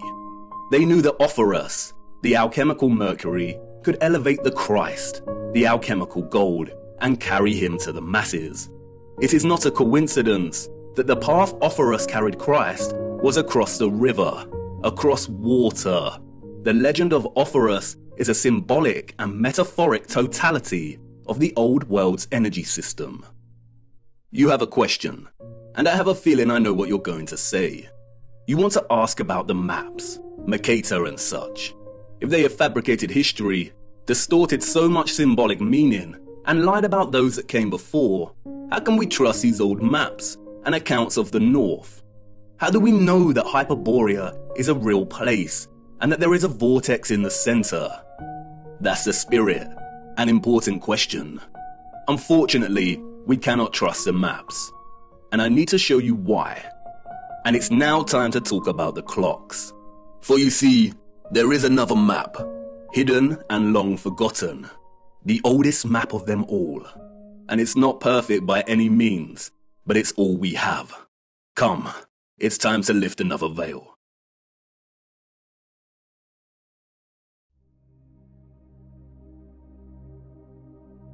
Midway upon the journey of our life, I found myself within a forest dark, for the straightforward path had been lost.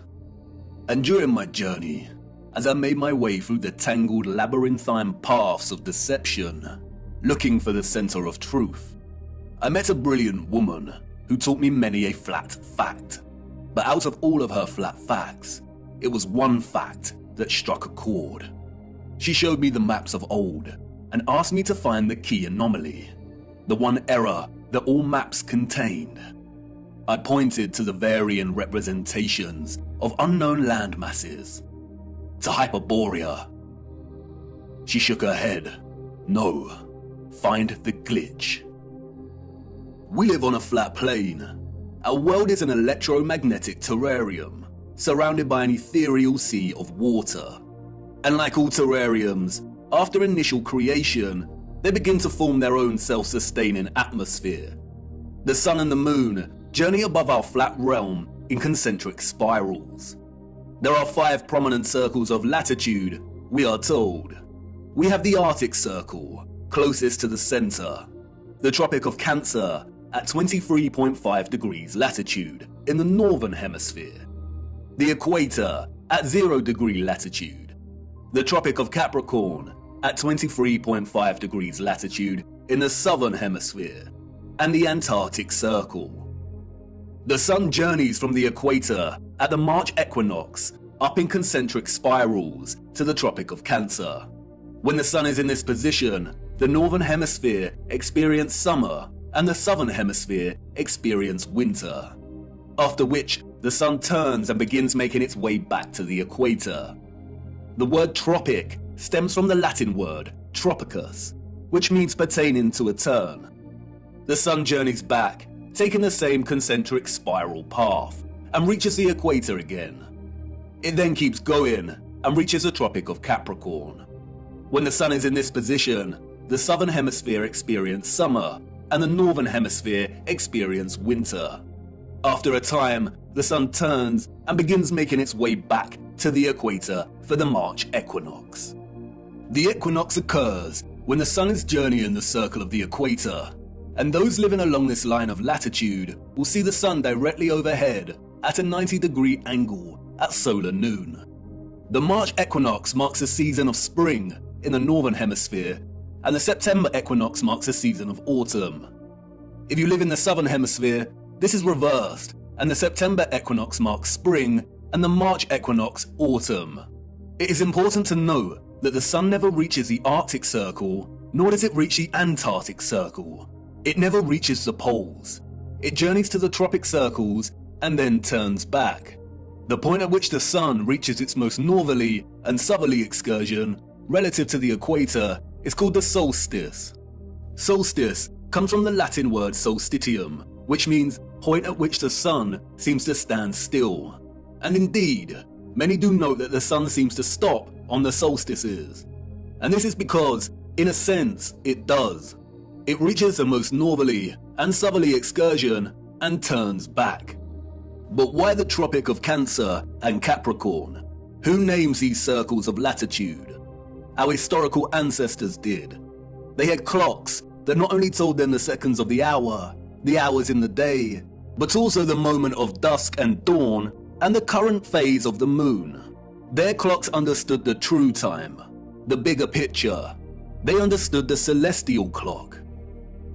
The stars above us, beyond our firmament, and in the waters above, revolve at a constant 1 degree every 4 minutes, from east to west, that is, anti-clockwise. This means they revolve at 15 degrees each hour. 15 degrees multiplied by 24 hours is 360, a full circle.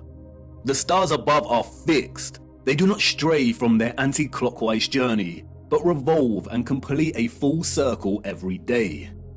Our ancient, historical ancestors knew this. They assigned the stars above into fixed constellations. They divided the 360-degree circle of the sky above into 12 divisional arcs of 30 degrees, in which each constellation of the zodiac resides in. They designated each constellation in each 30-degree arc with an anthropomorphic symbol, most of which are animals. Zodiac is an interesting word. Zodiac, the arcs of the zoo. Yes, the parallels with Noah's Ark are strikingly obvious. Each constellation of the zodiac moves from its fixed position in the waters above at 1 degree every 72 years. The stars in the circle above us are fixed in their positions, but every 72 years, the entire circle shifts 1 degree. This is what is called the precession of the equinox. Remember, each arc is 30 degrees. If we multiply 72 with 30, we get 2,160 years. It takes 2,160 years for the circle above to shift 1 whole arc. Astronomers call this an age, and this is what is meant by entering or the dawn of a new age. As Wikipedia tells us, the Tropic of Cancer and Capricorn were named such because many years ago, in the days before Christ, the days before BC, the sun was in the constellation of Cancer at the June solstice, and the sun was in the constellation of Capricorn at the December solstice. What does it mean for the sun to be in a given constellation during the solstice? It means a position of the sun in the sky at solar noon. Of course, during solar noon, we would not actually be able to see the stars in the firmament beyond. Therefore, to discern the sun's position relative to the constellations requires either 1, a thorough understanding of the stars and their positions above. Our ancient ancestors, we are told, created star charts and used devices such as astrolabes. Or 2, computer technology that is able to map and overlap the sun's position against the backdrop of the stars and constellations at solar noon. The sun's presence in the constellation of a given zodiac sign means exactly as it sounds.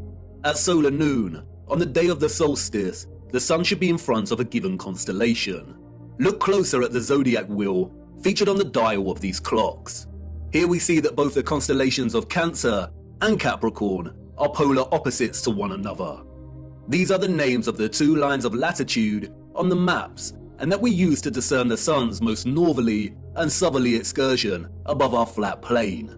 All historical cartographic world maps display both these circles of latitude as Cancer and Capricorn.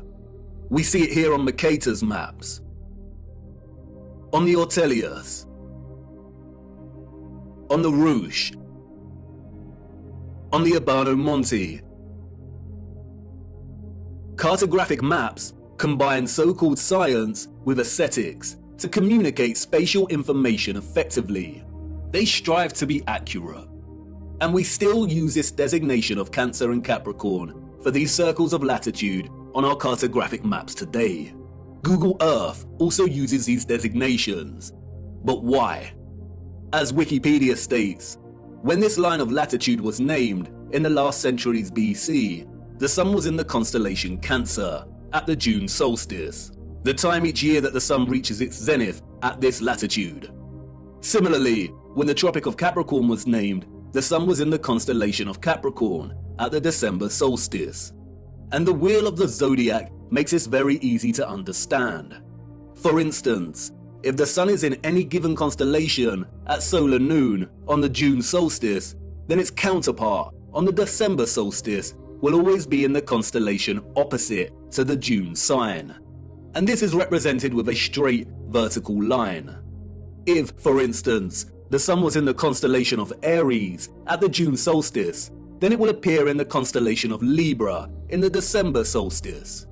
If the sun was in the constellation of Pisces at the June solstice, then it would be in the constellation of Virgo during the December solstice. These signs are, in a sense, bound in their opposition to one another. And this is where it becomes interesting. The vertical line here represents the tropic circles and their respective constellations during the solstices. But they are governed by another circle of latitude, the equator. On the wheel, this is represented by the horizontal line. And you'll see that the lines form a cross. The equator and the tropic circles are bound in unison by this cross. Remember, the zodiac is the clock face of the circle of stars above us. When one turns anti-clockwise, the rest follow. And just like the signs of the solstices, the left hand of the horizontal line here represents the constellation the sun is in during the March equinox, and the right hand side representative of the sign during the September equinox. And it is the left hand side of the cross, the March equinox, or what is referred to as the vernal equinox, and its zodiac sign, which acts as a reference point for the entire celestial coordinate system. It's called the first point of Aries. The naming of this reference point after the sign Aries is arbitrary, or so they say. We also use it as a reference point for naming the age we are in. And if we start in the age of Aries, we can illustrate the precession of the equinox and the designation of constellations to their corresponding circles of latitude quite clearly. For instance, if the sun is in the constellation of Aries during the March equinox, then we have the Tropic of Cancer and Capricorn. We also see that the sun will be in the constellation of Libra during the September equinox. Now the stars above us are revolving anti-clockwise from their usual fixed positions at 1 degree every 72 years, and a whole zodiac arc every 2,160 years. So let's jump 2,160 years to the age of Pisces. The sun is, of course, in Pisces during the March equinox. We have the Tropic of Gemini and Sagittarius, and the sun in Virgo during the September equinox. You'll no doubt have noticed that the wheel represented here turns clockwise, and that's because it's a representation of the constellations, as if your view was outside of the firmament and looking down on the stars. If you were standing underneath this wheel and looking up, it would rotate anti-clockwise. I am using the clockwise representation because it is the best way to illustrate the precession of the equinox. This rotation keeps shifting one arc every 2,160 years until the wheel makes a full circle, or what is known as a great year. Why is this important? What we see here, and what the mainstream narrative confirms, is that the tropics of Cancer and Capricorn occurred during the age of Aries. For the last 2,000 years or so, we have been in the age of Pisces. Remember, an age lasts for roughly 2,160 years. And we are now on the cusp of entering into the age of Aquarius. On June 2020, during the solstice, the sun entered the border of Taurus, and therefore the transition has already begun. And Google will tell you this yourself if you search. A new age, or a precession of 30 degrees into a new constellation on the March equinox, is not some new age, pseudo-spiritual fantasy of astrologists and yogis alike. It is an astronomical law of the stars above in the firmament, and you can track it yourself every equinox and solstice. It is a critical and integral component in the function of our realm. If we are entering the age of Aquarius, then that means that the sun has not been in the constellation of Cancer or Capricorn during the solstice for over 2,000 years, when our realm was in the age of Aries. All the old and current cartographic maps, and even Google Earth, represent these circles of latitude as a tropic of Cancer and Capricorn. There are no maps that present the tropic lines correctly as they should be in the age of Pisces, our current age.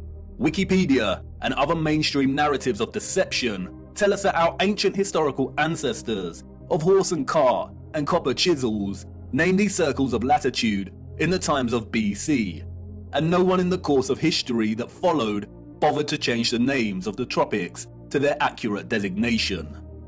We are in the age of Pisces, and have been for over 2,000 years.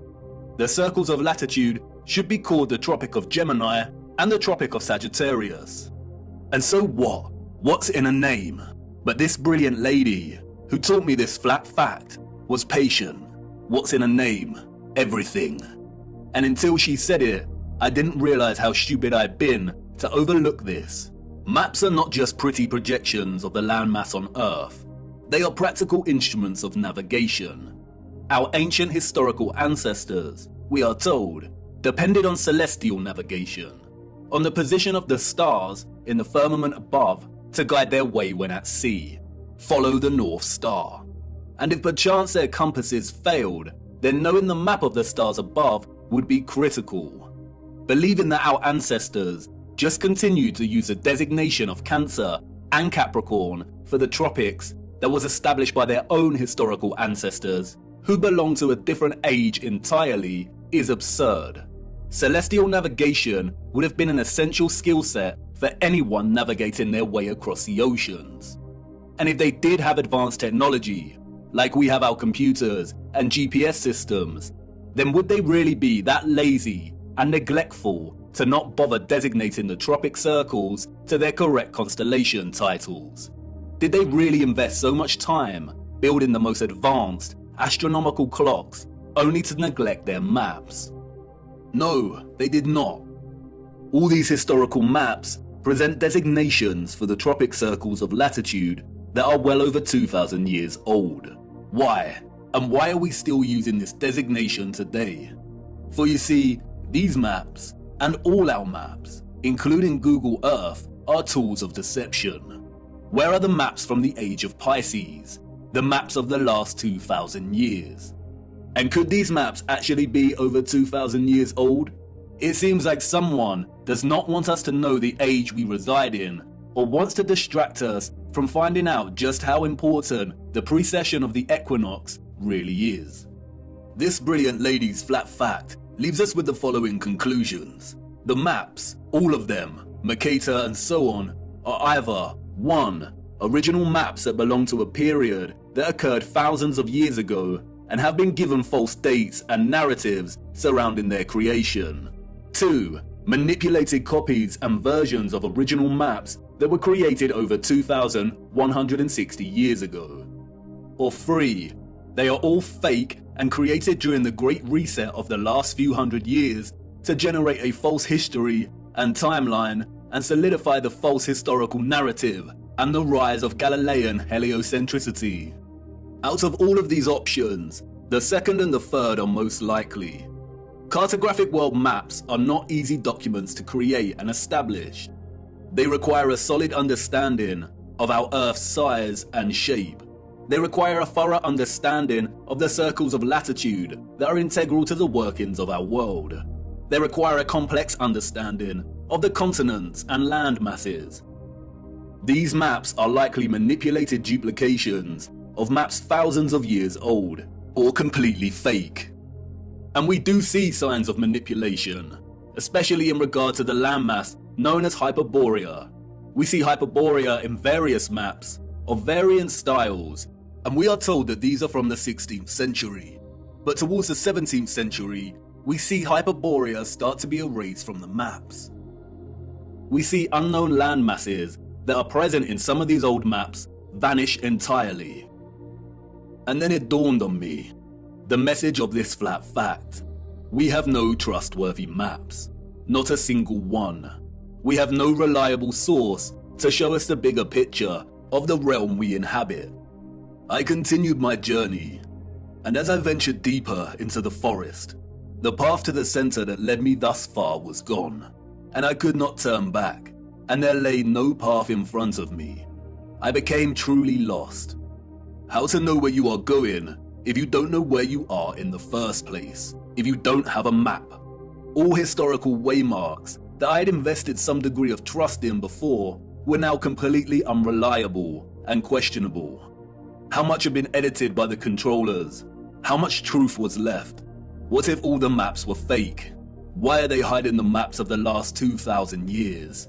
We do not have one single accurate or honest world map. And like in all moments of being lost, right before despair takes hold, an unforeseen circumstance arose that set me back on course. I stumbled through thick overgrowth and out into a moonlit clearing with a small lake. At this clearing, I met a mysterious figure named Sturgios.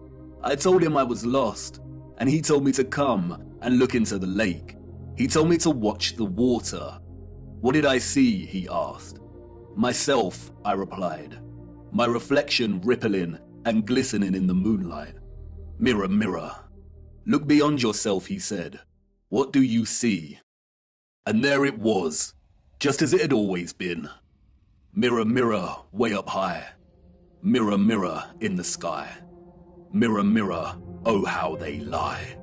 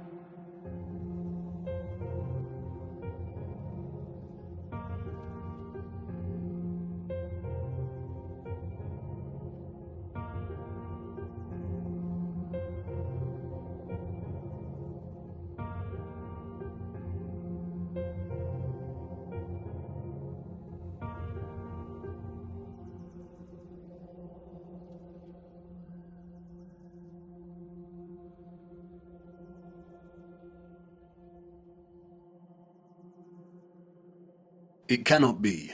All this time, hiding in plain sight. A distorted, unreliable yet steadfast reflection, a quasi-photographic image of both our known world and what is this? This is the unknown world. Thank you, Sturgios, for all your work. Sturgios has mapped out each continent to the minutest detail. His work is meticulous. He has mapped time zones, seasons, flight paths, and distances. The first true flat Earth map, and it is of utmost importance primarily due to the unknown landmass over here that Sturgios has named Terra Vista, after the Ewaranon Monte landmass of the same name. Why have we never heard of this land before? If the area here is our known world, then the realm is absolutely enormous. But wait a minute, Sturgios' presentation of our known world here maps the 5 prominent circles of latitude. We see the Arctic Circle, the Tropics, the Equator, and the Antarctic Circle. And Sturgios has mapped the Sun's concentric journey around these circles of latitude, mapping seasons and time zones with the utmost precision and accuracy. So what's going on? The Sun and Moon cannot journey the entirety of the landmasses presented here because it would take too long. Does this landmass not have its own sun? Or perhaps the Moon is not a map of the greater realm after all.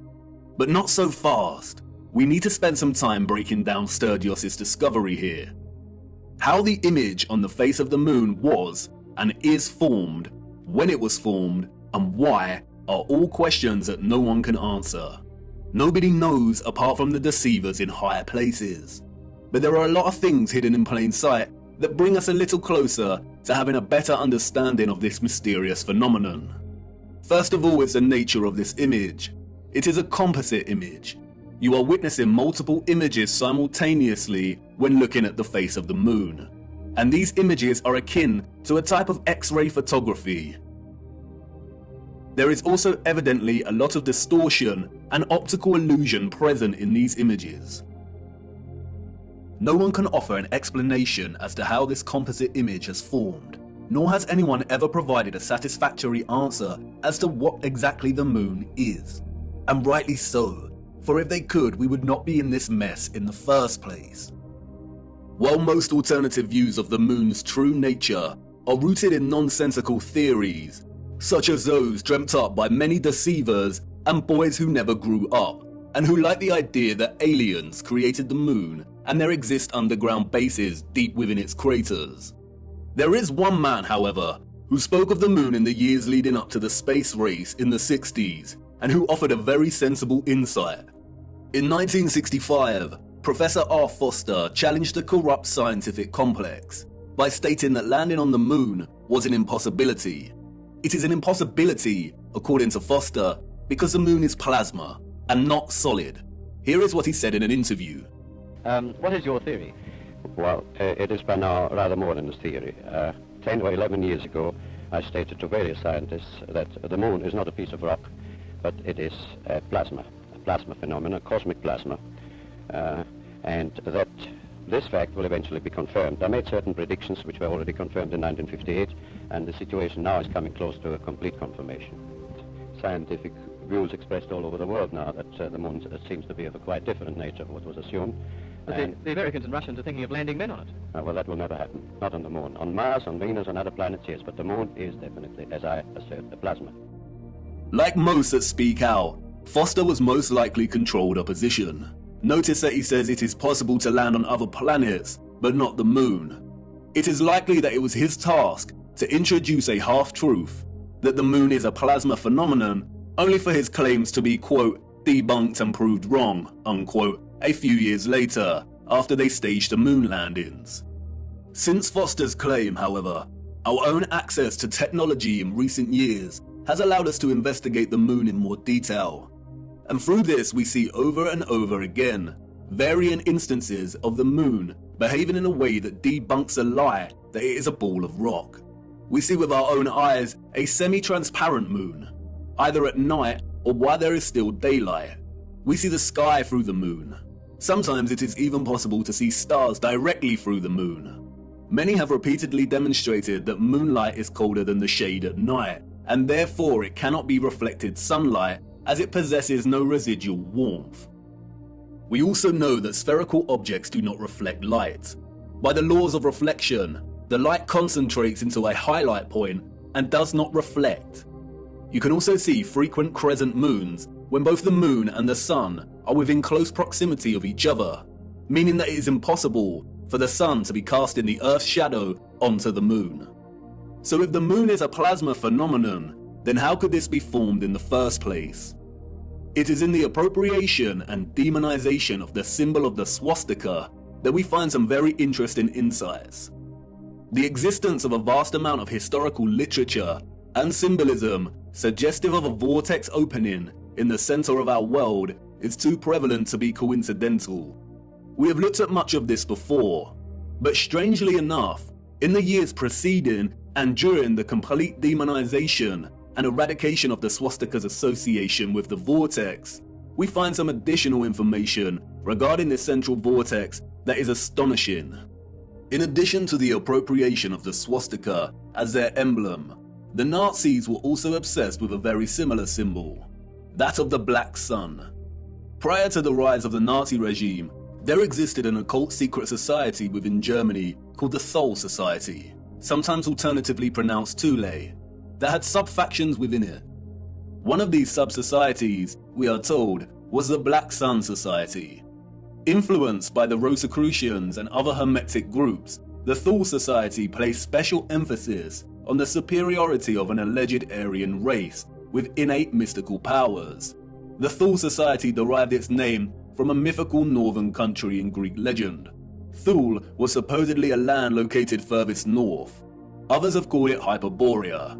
The Thule Society believed, we are told, that an elder race, the Aryans, colonized our Earth, and they were located within the center of our hollow Earth. Admiral Byrd, the military Antarctic explorer, also made reference to a hollow Earth with an entrance at the North Pole. The Thule Society also believed that the Black Sun was a big ball of primer materia that existed in the center of the Earth and emanated radiation in the form of vril energy. This energy has many names. Some have called it chi, astral light, odic forces, or orgone. In 1933, the main architect of the event known as the Holocaust, Heinrich Himmler, acquired Wavelsberg Castle, a wonderful piece of old world infrastructure and technology. He supposedly remodeled the castle, and in doing so imprinted the symbol of the Black Sun into the marble floor of what came to be known as the General's Hall. Much of what has surfaced regarding the German secret societies before and during the Nazi regime is deliberate misinformation, carefully controlled with the sole intention of distraction and demonization. The misinformation regarding these societies has served to further fuel the UFO and alien agenda, which many, such as Jordan Safer, David Wilcock and Corey Good, have since latched onto and promoted. They are part of a controlled opposition agenda. They are liars. The sole intention of disclosing information regarding German secret societies was to yoke together a ridiculous concept of a superior alien Aryan race existing within our world's northern core, or opening at the center, with maniacal dictatorship that resulted in gruesome genocide, or in other words, to make them seem crazier than they already were. The controllers of our realm had to appropriate the swastika and eradicate its symbolic association with the Earth's central electromagnetic and physical vortex. And while I do not think there exists a black sun underneath us, if the notion of this seems absurd and far-fetched, just remember that the majority of the world's population have already accepted that there is some kind of dark sphere beneath them, acting as a source of our world's electromagnetic energy. Heliocentrism has convinced so many that inside their little blue ball hoax, there exists a spherical core of solid iron at a temperature of over 5,000 degrees. Their own black sun. Interestingly, they never represent this iron core with the metal's usual black or dark grey colour associations in their illustrations, despite telling us it is a crystalline sphere of solid iron. Surrounding the iron solid core is an outer layer of molten iron, and it is because of this hot liquid iron, we are told, that the Earth has a magnetic toroidal field. And millions have accepted this, and these silly diagrams that resemble Satsuma's, despite the hard fact that the furthest depth a human has ever drilled into the Earth is a mere 8 miles. The heliocentric model has to acknowledge an inner core energy source because it is in fact a reality, and our world cannot exist without it. It is likely that the notion of a black sun beneath us is more distraction, although it is not as absurd as the heliocentric Satsuma model. We will return to this later. What is important now, however, is that not only have we another instance of the concept of a black core at the center of our realm, and another reference to a central vortex and opening, but we also have reference to energy, or what the Thule Society called vril, radiating out of this opening. And if this is truly the case, then we have a theoretical model in which both the formation of the sun and moon makes complete sense. What I am going to try and convey now is complex, and I will do my best, but I need you first of all to forget every model of our Earth you have become familiar with. Things may not make sense at first, but by the end it will. Let's start with the realm and the firmament, and then a central opening. And now let's incorporate our known world, as outlined on the moon by Sturgios. And finally, let's add the source, or electromagnetic coil beneath. Whether a magnetic rock or an electromagnetic coil, the source of our world's magnetic field is located at the center and beneath, and any source of intense electromagnetism would produce strong radiation. No one can say indefinitely, but it is highly likely that the concentrated plasma that we call the moon is a result of a unique form of radiation, similar to X-rays, that emanate from this source via an opening or vortex. X-rays, or very strong radiation beams, would, by the laws of physics, emanate from this central vortex in diverging straight lines. Like X-rays, they would also be invisible. The divergent beams would continue up until coming into contact with the firmament itself. X-ray beams differ from light beams and do not tend to reflect. X-rays are like a super powerful form of light, and because their wavelengths are shorter than ordinary light's wavelengths, it means their frequency is much higher. Because of this, X-rays can travel through objects that ordinary light cannot, and it means that X-rays are not reflected easily. There are not many materials that reflect, scatter, refract, or redirect X-rays. And while I'm not strictly saying that X-rays are the cause, any form of strong radiation beams would behave similarly. There do exist some materials that can reflect high energy rays, and it was a man named Lawrence Bragg in 1913 that discovered that crystalline structures reflect X-rays. That's right, crystalline structures, a crystalline firmament.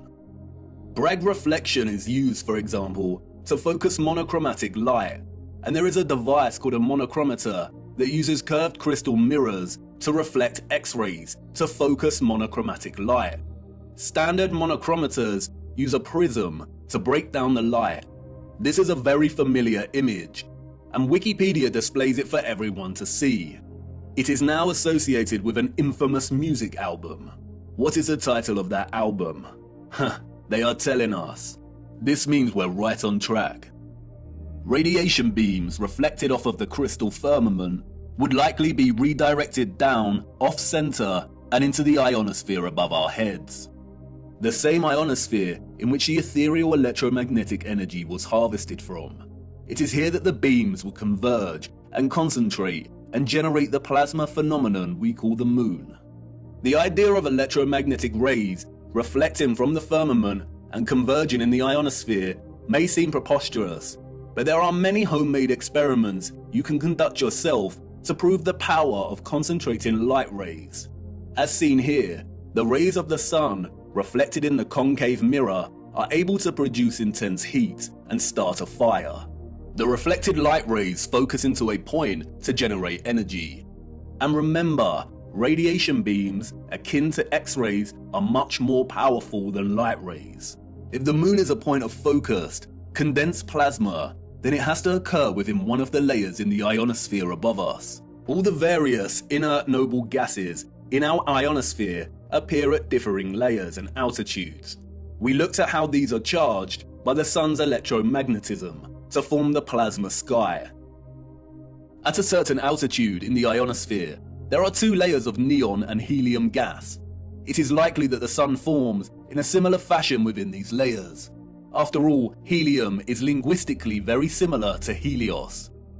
It is likely, however, that the moon is formed at the level of altitude in which the gas krypton is present. Krypton is known for its phosphorescent white light. It is also used to create non-thermal or cold plasma, as demonstrated by contemporary scientists developing this field today. The primary reason that the moon's light is cold and not hot like the sun's is not known, but it is likely due to a polarity produced by their interaction with our electromagnetic field in the ionosphere, the moon being the dielectric negative polarity to the sun's positive charge. The craters seen on the moon are likely from the generation of this plasma. Perhaps it is some kind of plasma emulsion that displays a kind of outgassing or bubbling, much like we see with urethane paint defects. Recently, bizarre theories have emerged that we live within one of these craters on the moon. This is not correct. The moon is some kind of phosphorescent, concentrated plasma and not a solid object. You can see the formation of this plasma and its craters right here. It is not solid, it is a light. And this is great because we have a very realistic and working model as to how the moon is formed. What we don't have, however, is an explanation as to how the composite image on its face is formed. As I said before, the image we are seeing on the moon is akin to a composite X-ray photograph of our greater realm. And it is not an active reflection, but rather a historical moment captured in time. And of course, no one knows how it is formed other than those in high places. The moon is a paradoxical phenomenon, at once a volatile luminary of plasma that waxes and wanes in its luminosity, and also a steadfast image captured at some point in time that does not seem to change. We only ever see this image on the moon, and it never changes. This strange and mysterious image that has puzzled and inspired millions could be a result of a natural, organic phenomenon, or perhaps even artificial. Again, only the controllers know. The word photo originates from the Greek photos. It means light. Hence we have words such as photosynthesis, which means the synthesis of light, in which plants harvest light energy and convert it into chemical energy. A photon is the quantum of the electromagnetic field, including electromagnetic radiation, such as light. A huge misconception is the notion that photographic imaging is not a natural, organic phenomenon. This is not correct. The word photograph means light drawing. The concept of natural light-sensitive material is well understood.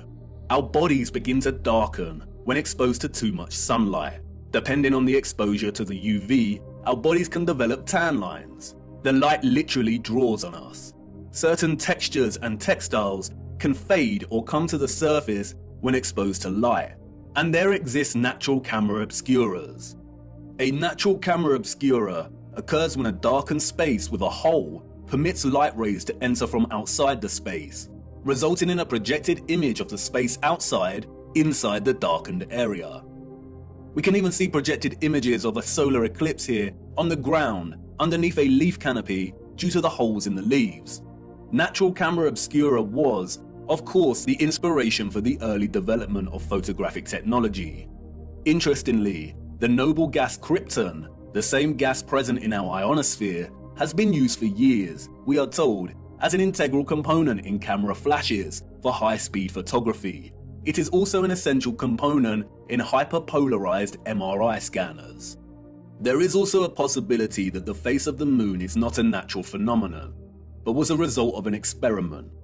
Photographic and X-ray films are created through a fusion of a gelatin emulsion with microscopic silver crystals. Because of this, exposure to light is able to capture an invisible latent image. During light exposure, the silver halide crystals grow to visible sizes, and this is what is called printing out the image. Microscopic silver was essential in producing traditional photographic images. Without it, the technology would not have been possible in the first place. Interestingly, in their alignment of noble metals with astronomical bodies, the alchemists designated the moon as having rulership over the metal silver. The birth of modern photography began in 1800, we are told, when the uncle of Charles Darwin tried to capture the image produced in a camera obscura. He discovered that by coating white leather with silver nitrate, he was able to partially capture real-life images. The use of silver nitrate was developed further by Louis Daguerre, who went on to birth the daguerreotype and modern photography. But what is interesting is that silver nitrate goes by another name. They called it lunar caustic, in homage to the alchemists' association between the moon and silver. It's also quite interesting that many Masonic representations of the alchemists depict the sun and moon as reflected rays. And what are the coincidences that the alchemists, who probably didn't exist in the manner we are told they did, associated the moon with the very metal in which traditional photography is impossible without? This is not a coincidence. Those of the old world knew what the moon was, and perhaps an older civilization that came before them and that were also technologically advanced had a hand in rendering the image on the moon. It's not that much of a preposterous notion, considering that we are continually experimenting with things on a cosmological scale today, staging fake rocket launches that sometimes get caught on the firmament, developing artificial suns, and some demons in higher places are even trying to find ways to dim the sun. Humans have always overstretched their ambitions when it comes to the luminaries, and I don't see why advanced civilizations of the past would have been any different. But how this composite image phenomenon came to be is not important for our journey. It's what it shows us that is important. And perhaps it is best to leave the moon shrouded in mystery. Whether a natural or artificial X-ray photographic image, what is important is its composite nature. The image we witness here is a combination of at least two fixed images that are superimposed upon one another. The first image we are seeing, as Sturgios' groundbreaking work has shown over and over again, is a skeletal outline of our realm's land masses, akin to an X-ray, and in a way we have never seen before. In this image, we see all the continents of land we associate with Earth, or what is more appropriately termed the known world, represented by the dark areas in the image. And we also see vast bodies of land and continents that we are completely unfamiliar with. Sturgios revealed that if you treat the moon as the mirror image it is, and flip its image like you would with any reflection, then you can start to map our known land masses with utmost precision. And this is exactly what Sturgios has done, mapping the known world captured in the moon down to its Great Lakes and deserts. The striking similarities between our known world landmass and that captured on the moon are far too exact for it to be any kind of coincidence. It has been right in front of our faces every single day, literally. It is likely that no one has connected the dots here before because of this particular unknown landmass, which Sturgios has appropriately named Lemuria. And this landmass is very important because we know that it does not exist anymore. Theories of Lemuria's existence as a lost continent have been around since the 19th century, with most plotting its location somewhere around the Indian Ocean. Those in the 19th century also spoke of another lost continent called Mu. They are one and the same thing. Old maps of Mu plot the land exactly where it is on the moon.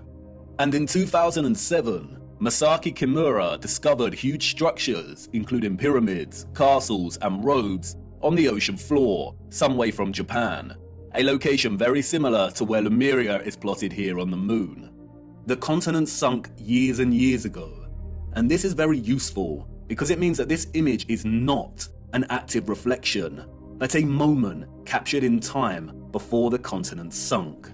The second image we are simultaneously witnessing in our moon is that of the firmament itself. Yes, you heard me right. The moon is the only known official image of our firmament. The face of the moon is a composite image, and we have to separate the images to fully understand what we are seeing. We have the landmass of the greater realm, and this is one image from one angle. And then we have another image from a different angle. I can only illustrate this by showing you. This specific area of the moon is primarily what gives the phenomenon its spherical 3D appearance. The heliocentric liars love this area of the moon, and they have used it as a weapon of deceit against us. It is not a crater with rays, like they tell us. Look closer. Really look. This is not the markings of a spherical object. It is the apex of the domed firmament from within the dome. Watch closely. This is the composite image on the moon, presenting both images simultaneously.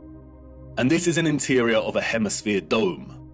And now, you see, if you align the central apex point of an interior hemisphere dome, then it becomes quite obvious. If you erase the remaining vector lines of the dome, then it becomes really obvious. And once you see it, it becomes very hard to unsee.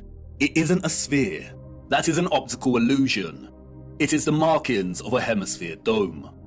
And not only is this the interior apex crown of the firmament, it is also a reflection of the center of our realm below. This area of the moon lends its spherical shape because of the so-called rays that emanate from it. But as you can see, it is an optical illusion. The rays are actually hemispherical ribs stemming from the dome's crown. This area in the middle of these ribs is not a crater. That is the vortex directly beneath the highest point of the dome. The controllers have named this area Tycho. It was given this name, we are told, by Jesuit astronomer Giovanni Riccioli in 1651. If it was not for Tycho, then the controllers of our realm would have a very hard time convincing millions that they lived on a giant spinning ball. And like with everything else, they have used Tycho to hide things in plain sight. For instance, another 17th century Masonic astronomer named Pierre Gassendi called it Umbilicus Lunaris, the navel of the moon, which is interesting as Norse mythology uses the same simile of the navel to describe Vergelmir, the whirlpool in the center of our realm. Arthur C. Clarke's Space Odyssey, one of the most famous science fiction novels of all time, features a crater on the moon named Tycho. In the novel, scientists find that there is a strong magnetic field emanating from the crater and discover that it is coming from a black cube monolith buried 15 meters within the crater. A black monolith, a rupus nigra, a magnetic black rock. If you separate the two images, then you can see clearly how they are in fact two images of two different angles that somehow have ended up superimposed on each other. We do not see any oceans or water mass captured in the first image, which suggests there is some kind of X-ray radiation at play. We don't see the vortex at the center in the first image for this reason. And again, no one knows how these images were formed. But if some kind of radiation beams were responsible, then the first image, the land masses of our greater realm, were most likely captured as the rays hit the firmament. And as those rays were reflected into our ionosphere and began forming the plasma mass we call the moon, it is likely that the second image was captured. And that is the image of the firmament, of the structure existing above us. And that's why we can see the outline of this structure, the stars beyond this structure, and the reflection of the vortex and other great deeps below. The moon is a masterpiece of distorted perspective, a plasma embodiment of as above, so below. And it's going to take a lot of work and careful consideration in smoothing out this distortion to try and get somewhere close enough to create a proper map of the world we live in. And because the moon is a disc-like mass of plasma, the first image of the land presents some curvilinear distortion. And you can see it here at the edges as the land begins to warp and wrap slightly. A lot of serious work needs to go into creating a flat projection of this distortion. But it shouldn't be too difficult, because the distortion is only slight around these edges. And that's why Sturgios can map the circles of latitude, seasons, and time zones very accurately. A map without the distortion may look something like this. But important questions remain. If the central vortex is absent from the land image on the moon, then why has Sturgios plotted the land we assume is Hyperborea over here, which is not in the center? And what about all this other land? The sun and moon cannot journey above all of this land, as it would take more than 24 hours to circle all of this, and we know the paths of the sun and moon. And the big one, the one you've been desperate to ask about since uncovering the only map we have. Where is the ice wall that you flat earthers constantly bang on about? Let's start with Hyperborea. And here's where many flat earthers may experience cognitive dissonance. Although Sturdios has plotted Hyperborea here, there is no proof that this is the true Hyperborea. There are a lot of different land masses in this region, and we cannot be sure. It pains me to say that Hyperborea may not exist in the way we have come to believe. Mercator's Hyperborea is likely the work of the Masons to throw us off the real path. And this is what our purpose is all about, isn't it? Digging for the truth is difficult business, and as we dig deeper, we come to realize that artifacts we found before may not be as useful or important as we first thought. We all get it wrong, but stay with me, no need to despair just yet. It is very interesting that the Ewaranon Monty map was added to the Stanford University map collection and made available to the public in 2017. The same year, the flat earth was gaining huge traction and people were starting to wake up. It's also interesting that it has been arranged as a planisphere.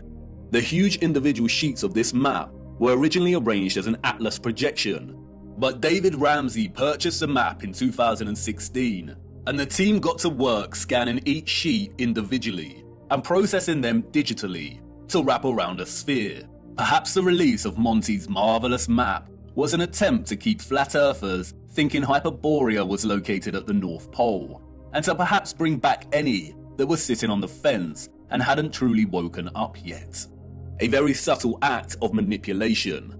But why would they want the flat earth community to keep fixed on Hyperborea? I have some thoughts regarding Hyperborea, but first we must turn to the clocks. Those of the old world knew. They knew exactly the type of earth they lived upon, and it's displayed for everyone to see right here in the astronomical clocks.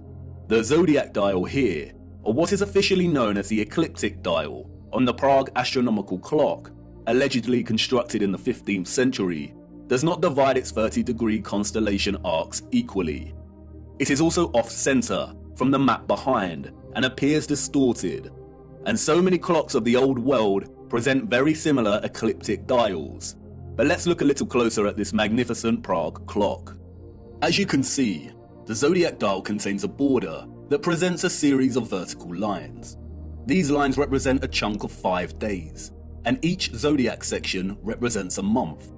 Those of the old world use this dial to track the seasons, the phases of the moon, and to present the date. But in a realm of perfect circles, why are 6 of the 30-degree arcs here represented within a smaller space than the other 6?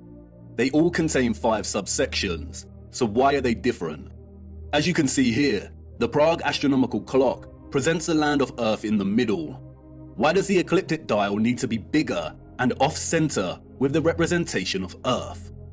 The official liars of our realm, the satanic controllers, have an answer, of course. They tell us it is because the ecliptic dial is a stereographic projection. Stereographic projection is a mapping function that projects a sphere onto a plane. All maps are stereographic projections. We have no accurate maps. Wikipedia tells us that the ecliptic plane is projected onto the face of the clock, and because of the Earth's tilted angle of rotation relative to its orbital plane, it is displaced from the center and appears to be distorted.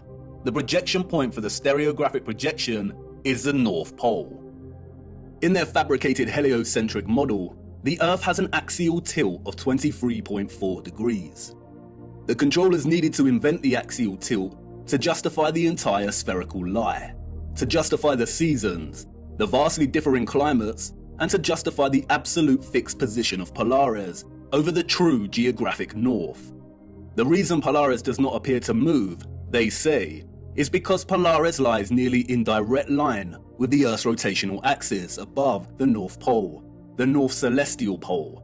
Polaris stands almost motionless in the sky, and all the stars of the northern sky appear to rotate around it. Remember, everything in their model is moving at incomprehensible speeds. But we can see with our own eyes that Polaris remains fixed.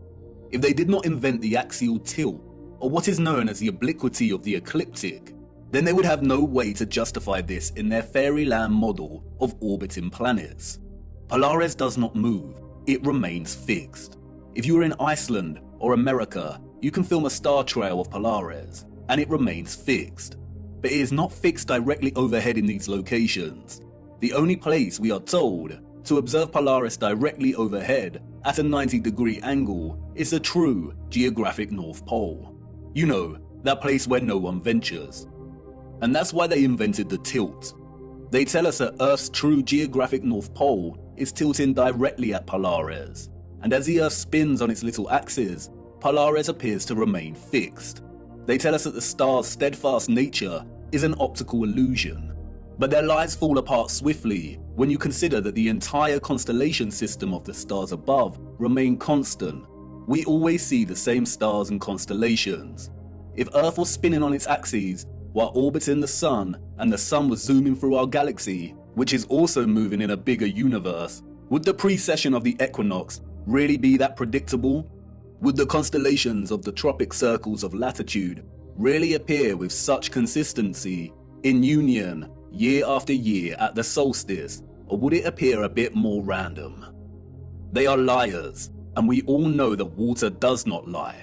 Resting water does not curve or convex. For you see, the satanic controllers are masterminds of reverse engineering. The celestial zodiac ecliptic dial is not a stereographic projection.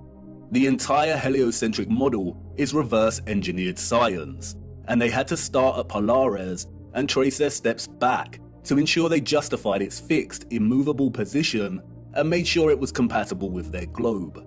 The Prague astronomical clock has been altered drastically over the last 200 years. It's suffered fires, been restored and altered. And you can see that here in the way the projection of the Earth behind the clock has changed over time from a flat map to a bulging, unsightly sphere.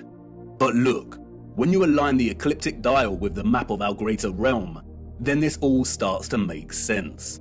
The zodiac constellations appear distorted, despite all having 5 equal subsections, because our location is limited within a portion of the greater realm, and this governs our observational perspective of the stars. The shape of this dial has nothing to do with an axial tilt. It is designed this way to reflect our known world within this magnetic field pocket. The realm is much larger, and therefore the firmament and circumference of the fixed stars in the water beyond is much larger than the circumference of our own magnetic field. Polaris is here, above the center, and this is so important. They tell us that our magnetic North Pole is separate from what they call true geographic north. Our magnetic North Pole is moving. How can that be? Is that just another one of their lies? No, it is not. It is a half-truth. They tell us over the course of a century, the magnetic North Pole has moved from its location, just above Canada, to near Greenland, and is now en route to Siberia. It is moving fast. Why? The symbol of the swastika and the black sun offer some clues as to why. For years now, flat earthers have come to see the magnetic North Pole and geographic North Pole as synonymous, but they are not. As you know, the swastika symbolizes the vortex, but the black sun takes its symbolic message further. The central core circle here represents the iron core, the black sun, or what the fictional Mercator called the Rupes Nigra. But look closer. There is another ring outside of the central core. Remember, the black sun is the energetic core inside of the vortex. And remember also that in the heliocentric model, they acknowledge that the Earth's core is a solid iron sphere, but there also exists an outer core of molten iron liquid. They also tell us that this liquid outer core is responsible for producing our moving magnetic field and poles.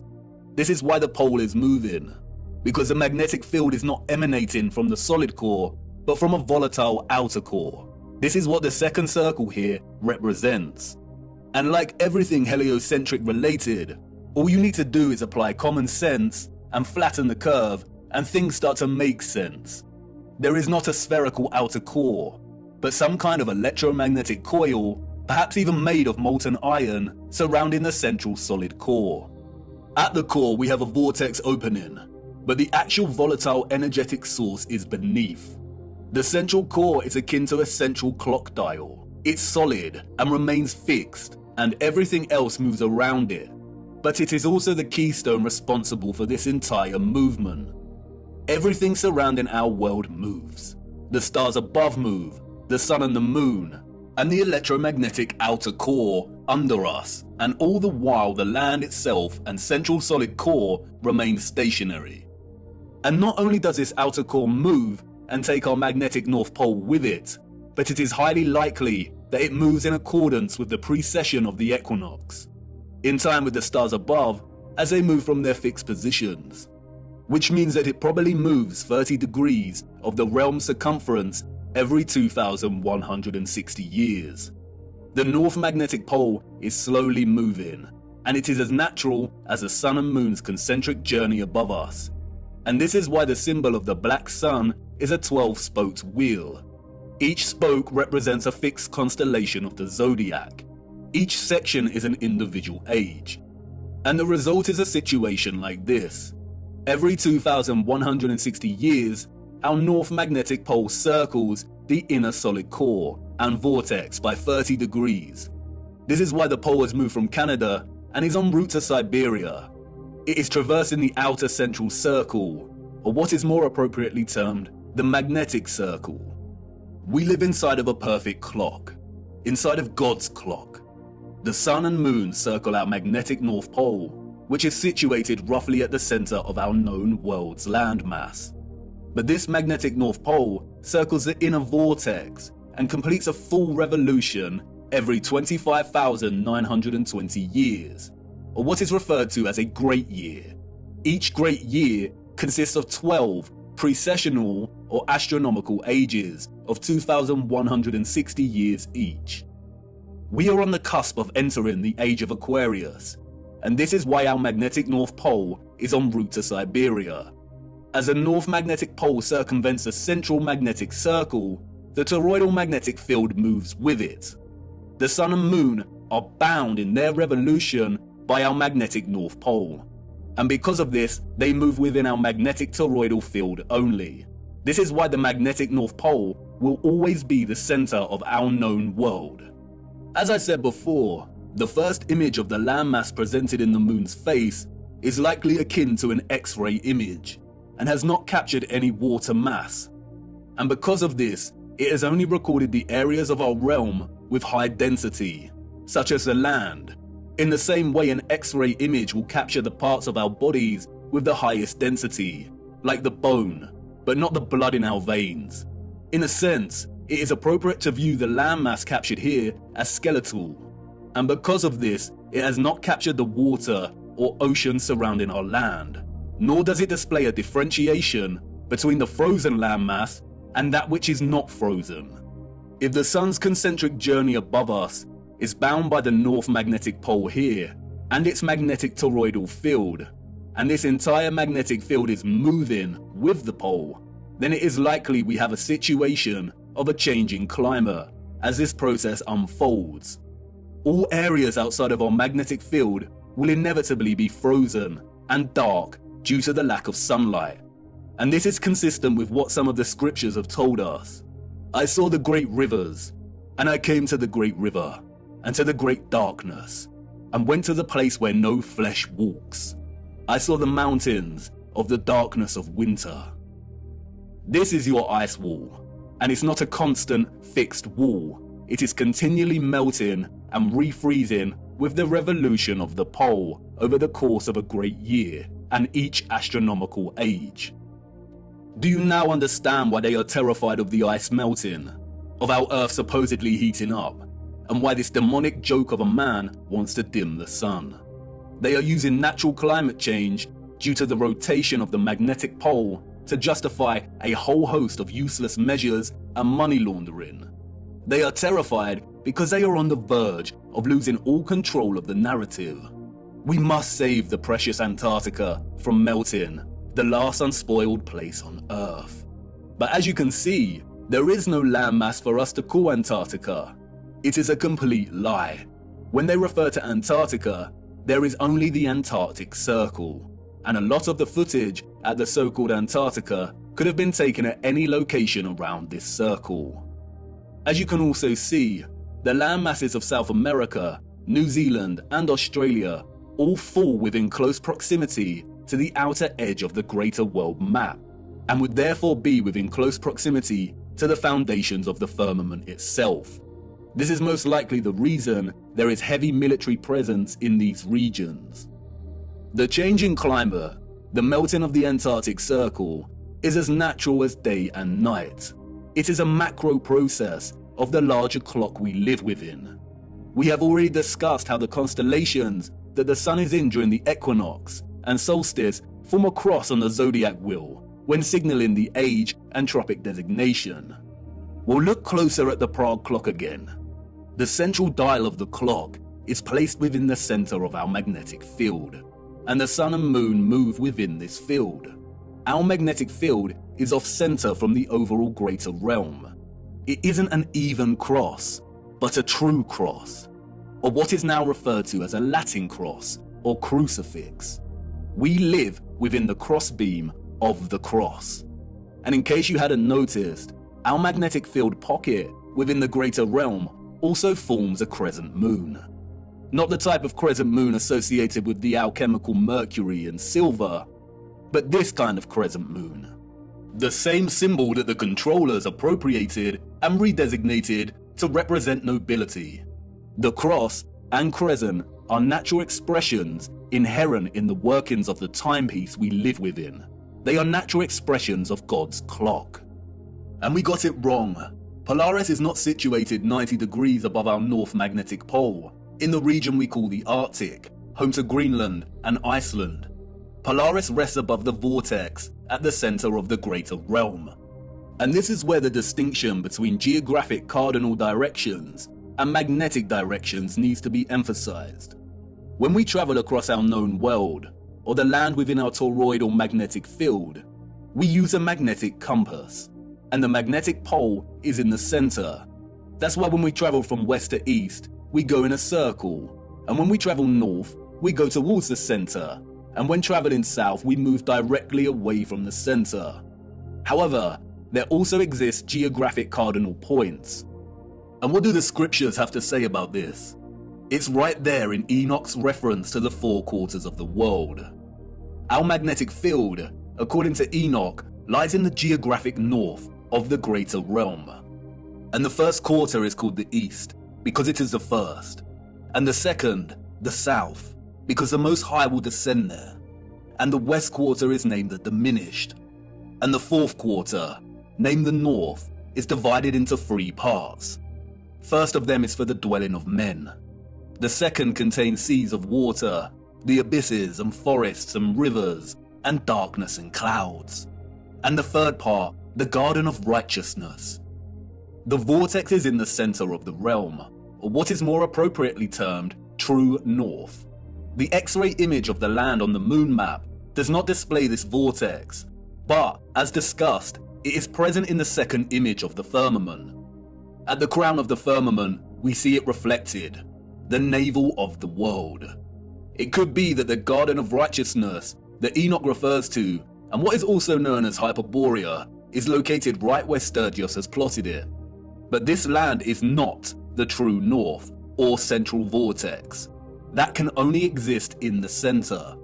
And as stated before, there is some curvilinear distortion present in the composite image on the moon's face.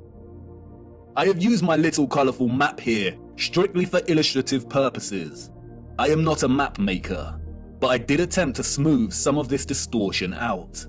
Let's hope Sturgios tackles the distortion. And in both my quick attempt and the actual moon map, we do see a body of land right in the center, right here. Perhaps this is the garden of righteousness, surrounding the central vortex. And perhaps Enoch's reference to it being located in our northern quarter is because it can only be accessed from within this quarter. Who knows? It is likely that the controllers deliberately put Hyperborea at the Arctic in the fraudulent maps to throw anyone of a curious and adventurous nature off track. If someone set out to find true north, using these maps, they would fail. And because of the distinction between magnetic and geographic direction, finding true north would be a monumental feat, even without their deceptions. If anyone wanted to truly journey to the center of our greater realm, they would have a very hard time. and they would need to forsake the compass altogether. If the geographic south of our magnetic field is down here, with the lands usually associated with south, then the central vortex of the greater realm falls within our geographic north. But we would not be able to reach it with the compass pointing north. It is not located at our north magnetic pole. If you use a compass to travel north, you will end up traveling here. If the South Pole is the entire Antarctic Circle, then to travel to the true north, you would need to go south. But even then, this would most likely fail. If the center is made of iron, then at some point it would supersede the southern magnetic pole of our magnetic field. If by chance you were lucky to head in the direction of true north, then the compass would most likely fail altogether due to the iron core. As the mysterious text, the Inventio Fortunata, states, here the ship's compass loses its property, and no vessel with iron on board is able to get away. The only way to get to true north is by celestial navigation via Polaris, a skill set that has been generally eradicated from common knowledge. And I bet these oceans are heavily guarded. We will be returning to magnetic fields later in our journey. And we really need to reappropriate the definition of the word planet. Planet, a smaller subsection or fraction of a much larger plane. Time is ticking, viewer. You are wondering why I brought you into this dark forest. Why is all of this important?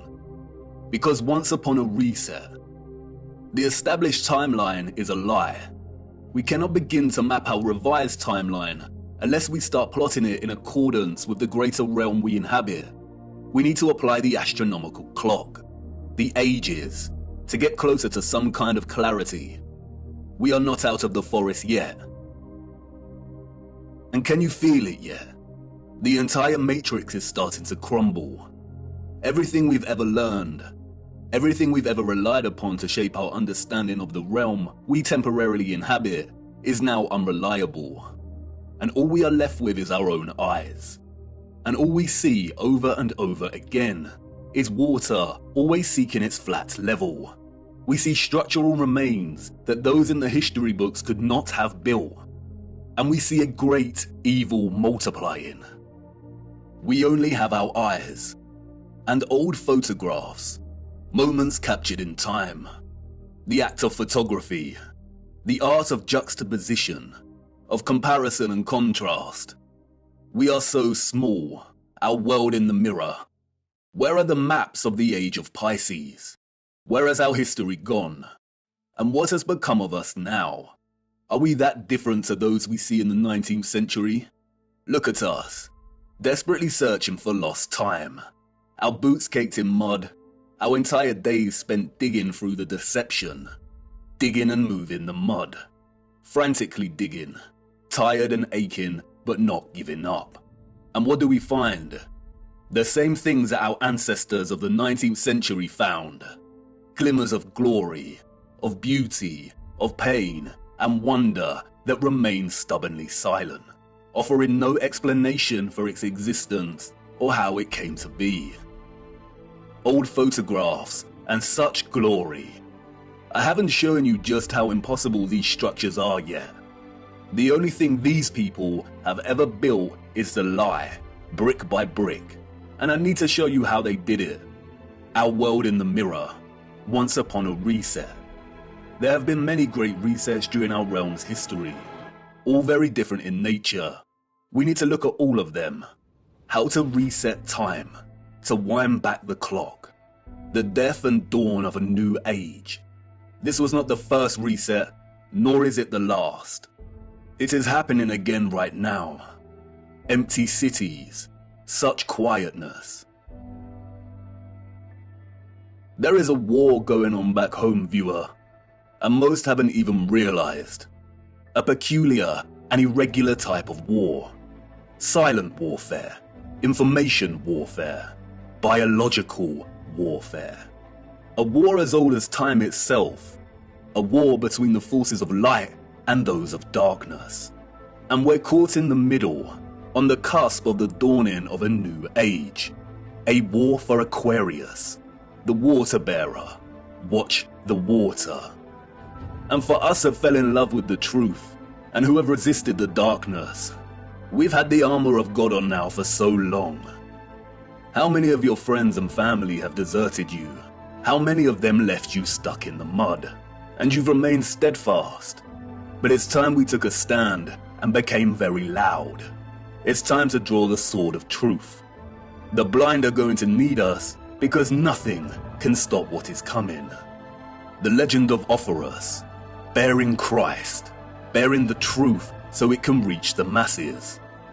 I will try my best to continue our journey, but as things become even darker, the lights will inevitably go out, and our journey may end here. But you have more than you know, more than you need. You've seen enough deception. Do not believe a single thing they say. We have to try and keep moving. The clock is ticking, and we don't have much time. We need to go to Siberia. There is something frozen in the ice that needs examining. Come on, it's time to address the big question. Who were the citizens of the future? And it's not what you think. The timeline is wrong, and the maps are fake. This is not the answer. No. For you see, they had a king over them, and not just any king.